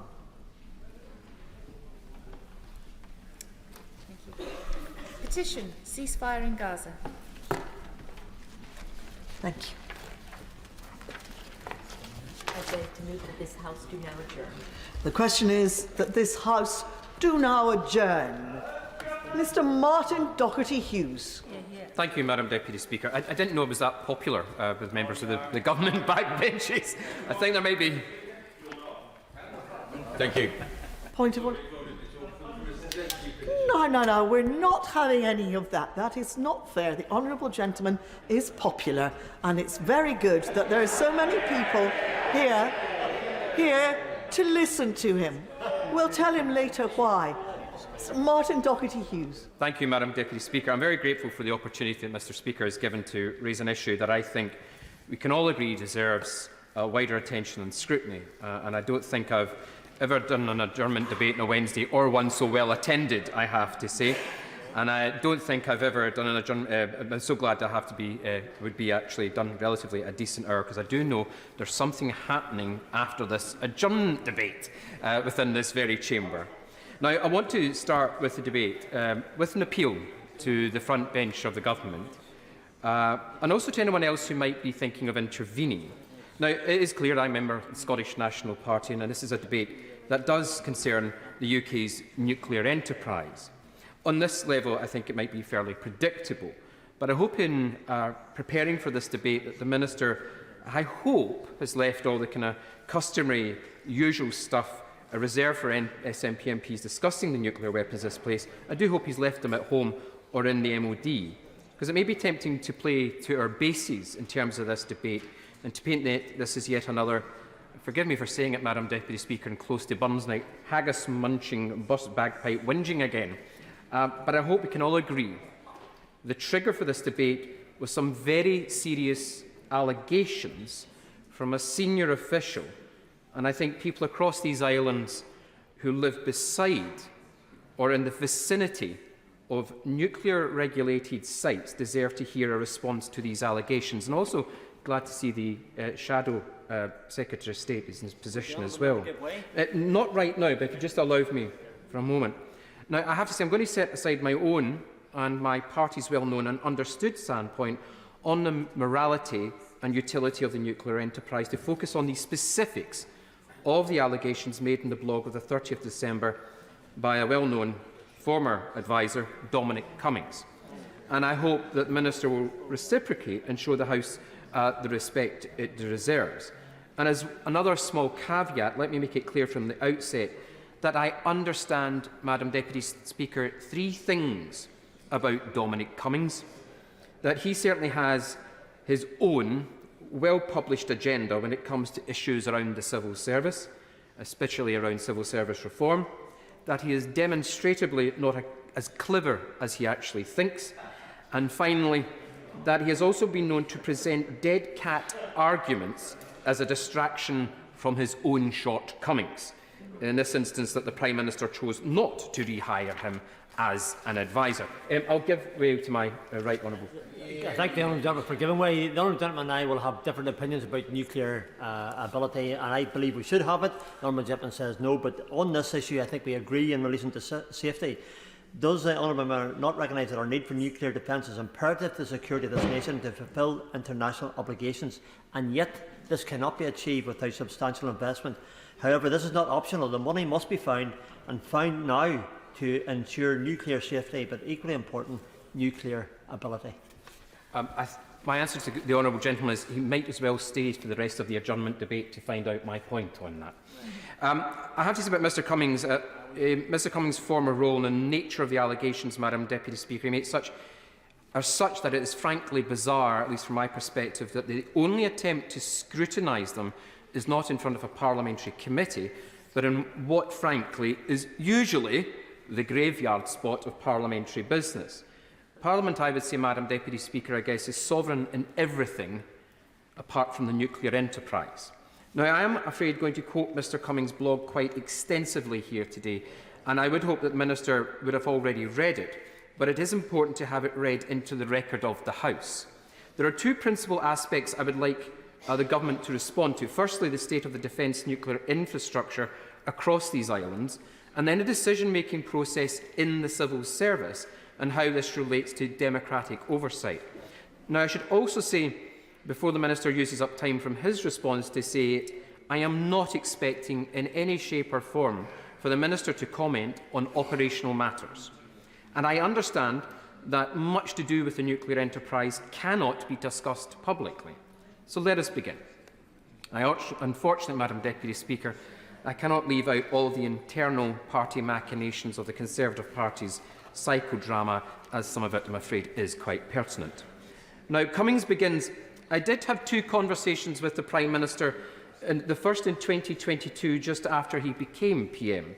The PM wanted an actual plan, including how to get a grip of power and get things done, a political strategy and a political machine to change the political landscape and beat Labour.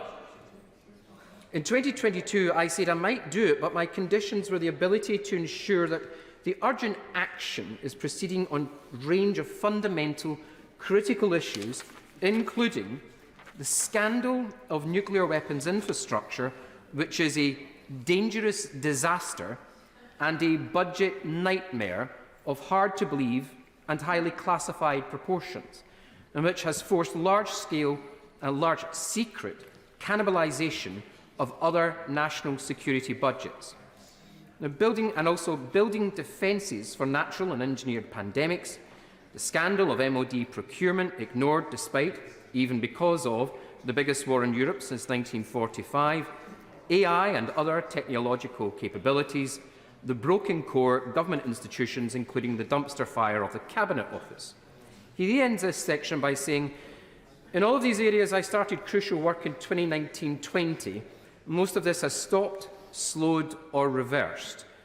Now, not all of this is pertinent, Madam Deputy Speaker, and particularly with the last line there we see Cummings' own agenda coming through. Nonetheless, I would say bullet points 1, 3 and 5 are the most interest to us here. Now let's start with 1 and 3 and we'll come back to 5 later on.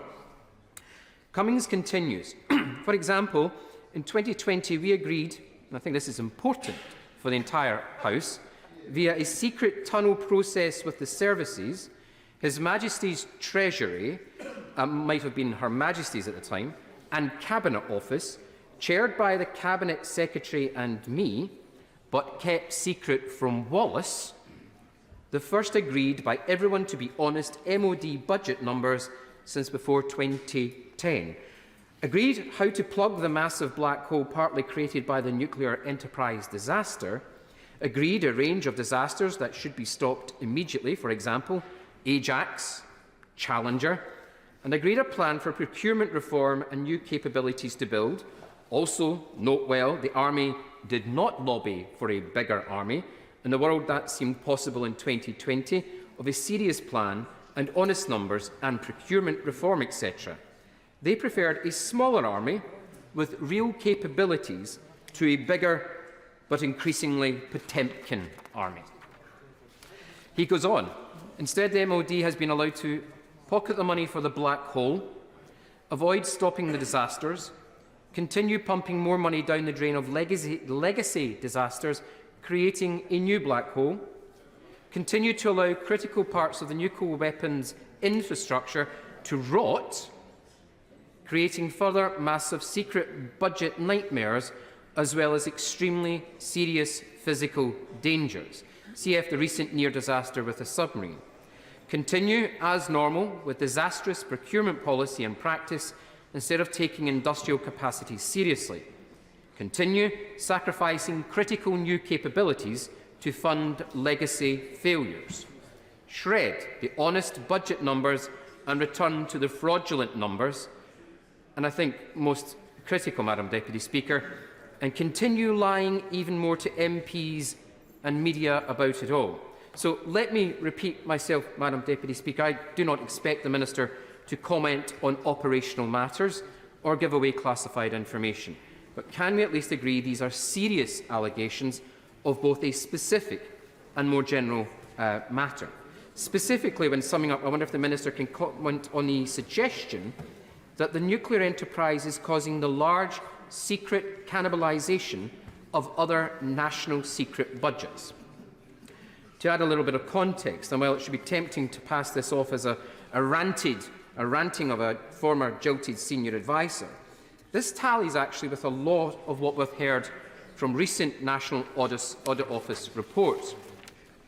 Now, the last Audit Office report received just in December not only revealed the plan was unaffordable, that the MOD acknowledged this fact, that this funding gauge could range between, or gap should I say, could range between 7.6 and 29.8 billion, but that the nuclear and Royal Navy costs show the greatest increase compared with 2022.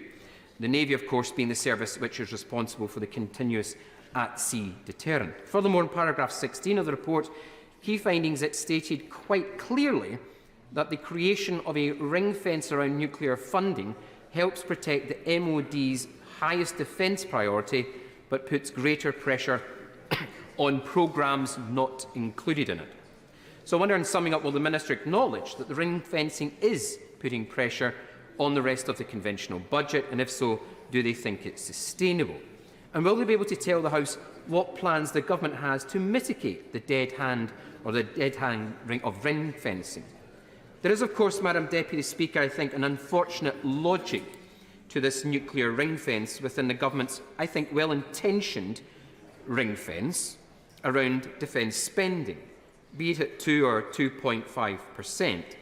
At this moment, every penny spent on the nuclear enterprise is a penny less spent on conventional assets, at a time when conventional threats are proliferating, a point I made in this very place not a few hours ago. Now, Cummings adds a dash of colour to the NAO's necessarily black and white findings about MOD mismanagement. and dysfunction.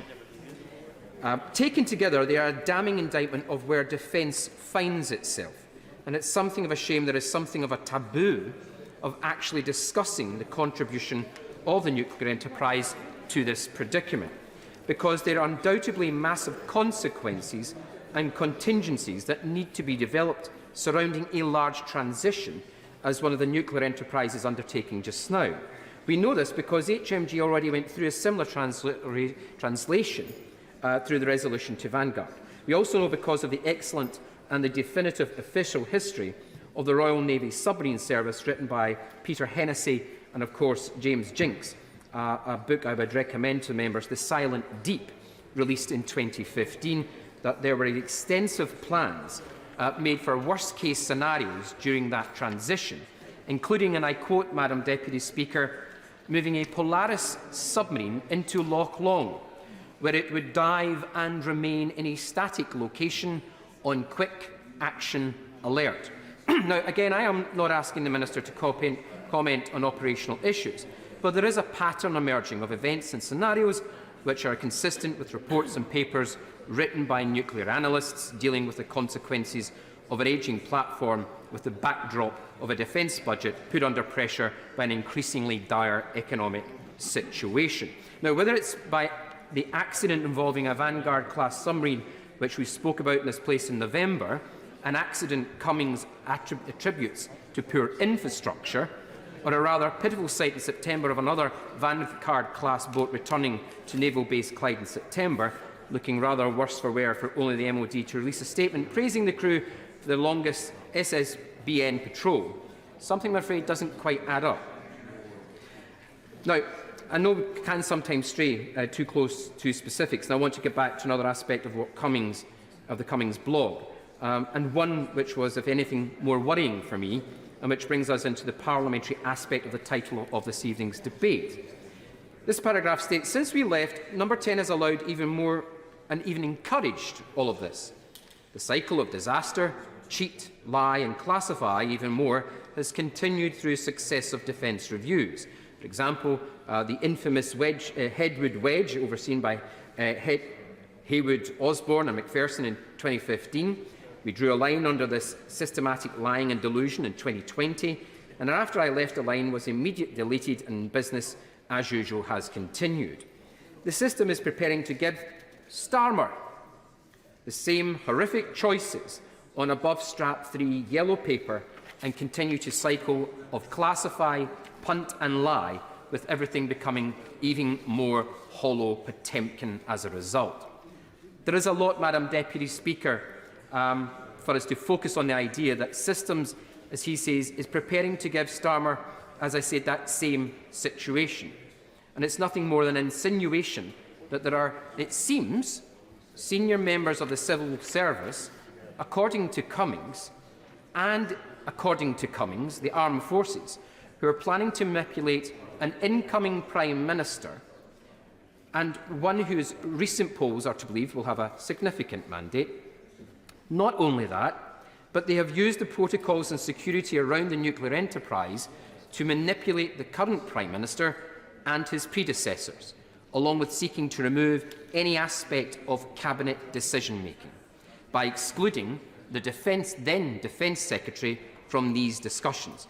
Now, as I have said, and my party do not agree with this or with previous government's policies around nuclear weapons, regardless, this is not the debate or the topic of debate tonight, but about the way His Majesty's government implements its own declared policy. But it's unfortunate but inescapable reality about the nuclear enterprise that many of the discussions around it cannot be held. And I will come to a conclusion. The Minister can get his 10 minutes, don't worry, and then his photograph, don't worry. The whole number of discussions must therefore be taken in an increasingly tight series of concentric circles. The one fig leaf for our parliamentary democracy has always been that, at the end of it all, there is an element of democratic oversight in the Prime Minister, Defence Secretary and, on occasion, Foreign Secretary having input into the nuclear strategy. So, yes, I will. I think I'm not I am momentarily interrupting the honourable gentleman.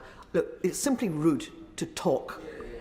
If whispering has to be done, then whisper.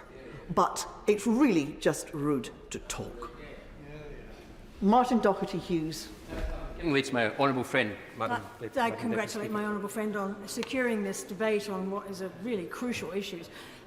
He talks about the secrecy around this whole issue, and I wonder if he'd know of the response the MOD gave to my most recent questions on safety at its nuclear bases. It confirmed an alarming trend, with the number of incidents at Fastlane and Coalport jumping by a third in 2022, and figures for the start of 2023 suggesting further rises. Would he agree that we surely have a right as MPs in this place to know why safety records aren't improving, as well as the nature of these incidents and their effects on local residents and the environment? I couldn't disagree with my honourable friend at all. Of course, if any of the allegations made by Dominic Cummins, critically ones around senior government ministers, are being manipulated, are without merit, I'd be glad to hear it, Madam Deputy Speaker. Especially, or those civil servants themselves should address it directly. So let me bring my remarks to a close. The final plea for the Minister. I know people are here for their picture to be taken. It might be useful, it might be their last parliamentary one they'll ever have. But anyway, so let me bring my remarks to a close, Madam Deputy Speaker. And the final plea for the Minister to stick to the substance of some basic questions I'm asking him. And we know the opinion on the nuclear enterprise, I know that. I may make it a bit easier. Just two questions. If they don't want to address anything else that I've actually said, can the government advise what it's doing to ensure that the nuclear enterprise does not continue to exert undue pressure on the rest of the defence budget? And what safeguards are there to ensure that there remains a robust and genuine democratic oversight of all aspects of that enterprise? Minister James Cartledge. Thank you, Madam Deputy Speaker. And I congratulate the honourable gentleman for bringing this important debate this evening, Madam Deputy Speaker. It is true that we differ fundamentally on the issue of the deterrent, and indeed there is such passion and commitment to it on this side that we have a fantastic turnout this evening, Madam Deputy Speaker. The key theme of his speech is about parliamentary scrutiny, and I quote, he said, "Parliament is sovereign everywhere except in the nuclear deterrent." Well, I'll just remind him that when my right honourable friend became Prime Minister in 2016, one of the first key votes in this House was on the renewal of Trident, and the majority was 355 in favour. So, Madam Deputy Speaker, to be clear, the UK's independent nuclear deterrent is a matter of the highest priority for this government, as I say, borne out by the support from the backbenches today, and I welcome the opportunity to set out our approach and policies in this area. Our continuous at-sea nuclear deterrent is the cornerstone of our national defences and central to the government's national security strategy. We place the utmost importance on the upkeep of all of our nuclear defence infrastructure and its upgrades. Yes. To be clear, HMMB Clyde has an establishment management plan with a 40-year horizon that covers both the Fastlane and Coalport sites, and the government seeks to be as transparent as possible about our nuclear defence infrastructure within obvious national security constraints. I'm going to take one intervention from the Honourable Lady. The Minister talks about transparency, but in 2017, the publication of the annual reports of the Defence Nuclear Safety Regulator, the MOD's internal watchdog, was stopped under his government. Why was that? Well, I have to say to the Honourable Lady, I've enjoyed the fact that she's tabled a number of written questions on these matters, and I have always answered them as transparently as possible, setting out the full facts, and we will continue to do so. Indeed, the very point of being here is that we are transparent in Parliament about our deterrent. So we engage fully with Parliament, including the Defence and Scottish Affairs Committees, and we will continue to do so. We annually publish transparency data for all major defence programmes, including nuclear infrastructure, and in line with industry good practice, our nuclear sites have well-established and transparent systems for raising what are known in the industry as nuclear site event reports, which the Honourable Lady has asked a number of written questions about. This open documentation of human error, procedural or documentation failings and equipment issues provides the strongest illustration of our commitment to transparency. More importantly, it fosters a culture of continual improvement and enhances the rigour of our collective approach to safety. Madam Deputy Speaker, the safety of our nuclear defence infrastructure is paramount. Our nuclear establishments fully adhere to current... I don't want to interrupt the Minister. I've said this before, but everybody seems to think it's funny to ignore it. It's fine to whisper if you need to communicate with one another, but it's just simply rude to talk at the top of your voice so that I can hear what people are saying on the back benches and I can't hear the Minister. It's just not right, and it's just simply discourteous. Minister. I think they're very infused, Madam Deputy Speaker. Our nuclear establishments fully adhere to current regulatory and operational requirements, and they are subject to a painstaking programme of maintenance by highly trained experts. And to ensure their reliability and safety far into the future, we are carrying out a £1.4 billion upgrade of our nuclear facilities at HMNB Clyde. This will ensure they are ready to receive the next generation Dreadnought class of submarines. And as colleagues would expect, all these improvements are being made in line with current and foreseeable future regulatory requirements. To conclude, Madam Deputy Speaker, we can't look after our nuclear infrastructure without highly trained people, and to support our future submarine programmes, we're investing around £200 million in world-class training for our current and future submariners. The Government has robust maintenance programmes in place to deal with some of the challenges to non-nuclear infrastructure at HMB Clyde, and we will continue to do everything we can to ensure our nuclear deterrent infrastructure both keeps us safe and continues to adhere to the most stringent safety and regulatory standards. The question is that this House do now adjourn. As members of that opinion say aye. Aye. On the contrary, no, I think the ayes have it. The ayes have it. Order! Order!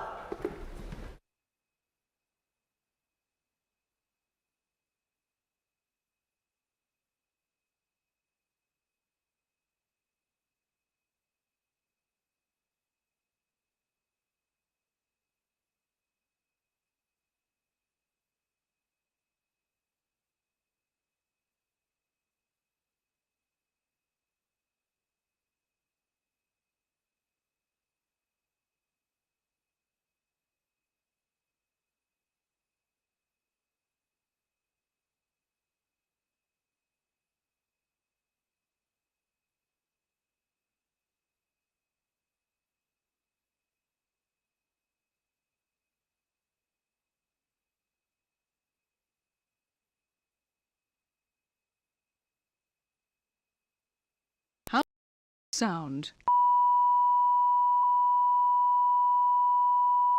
House of Commons sound.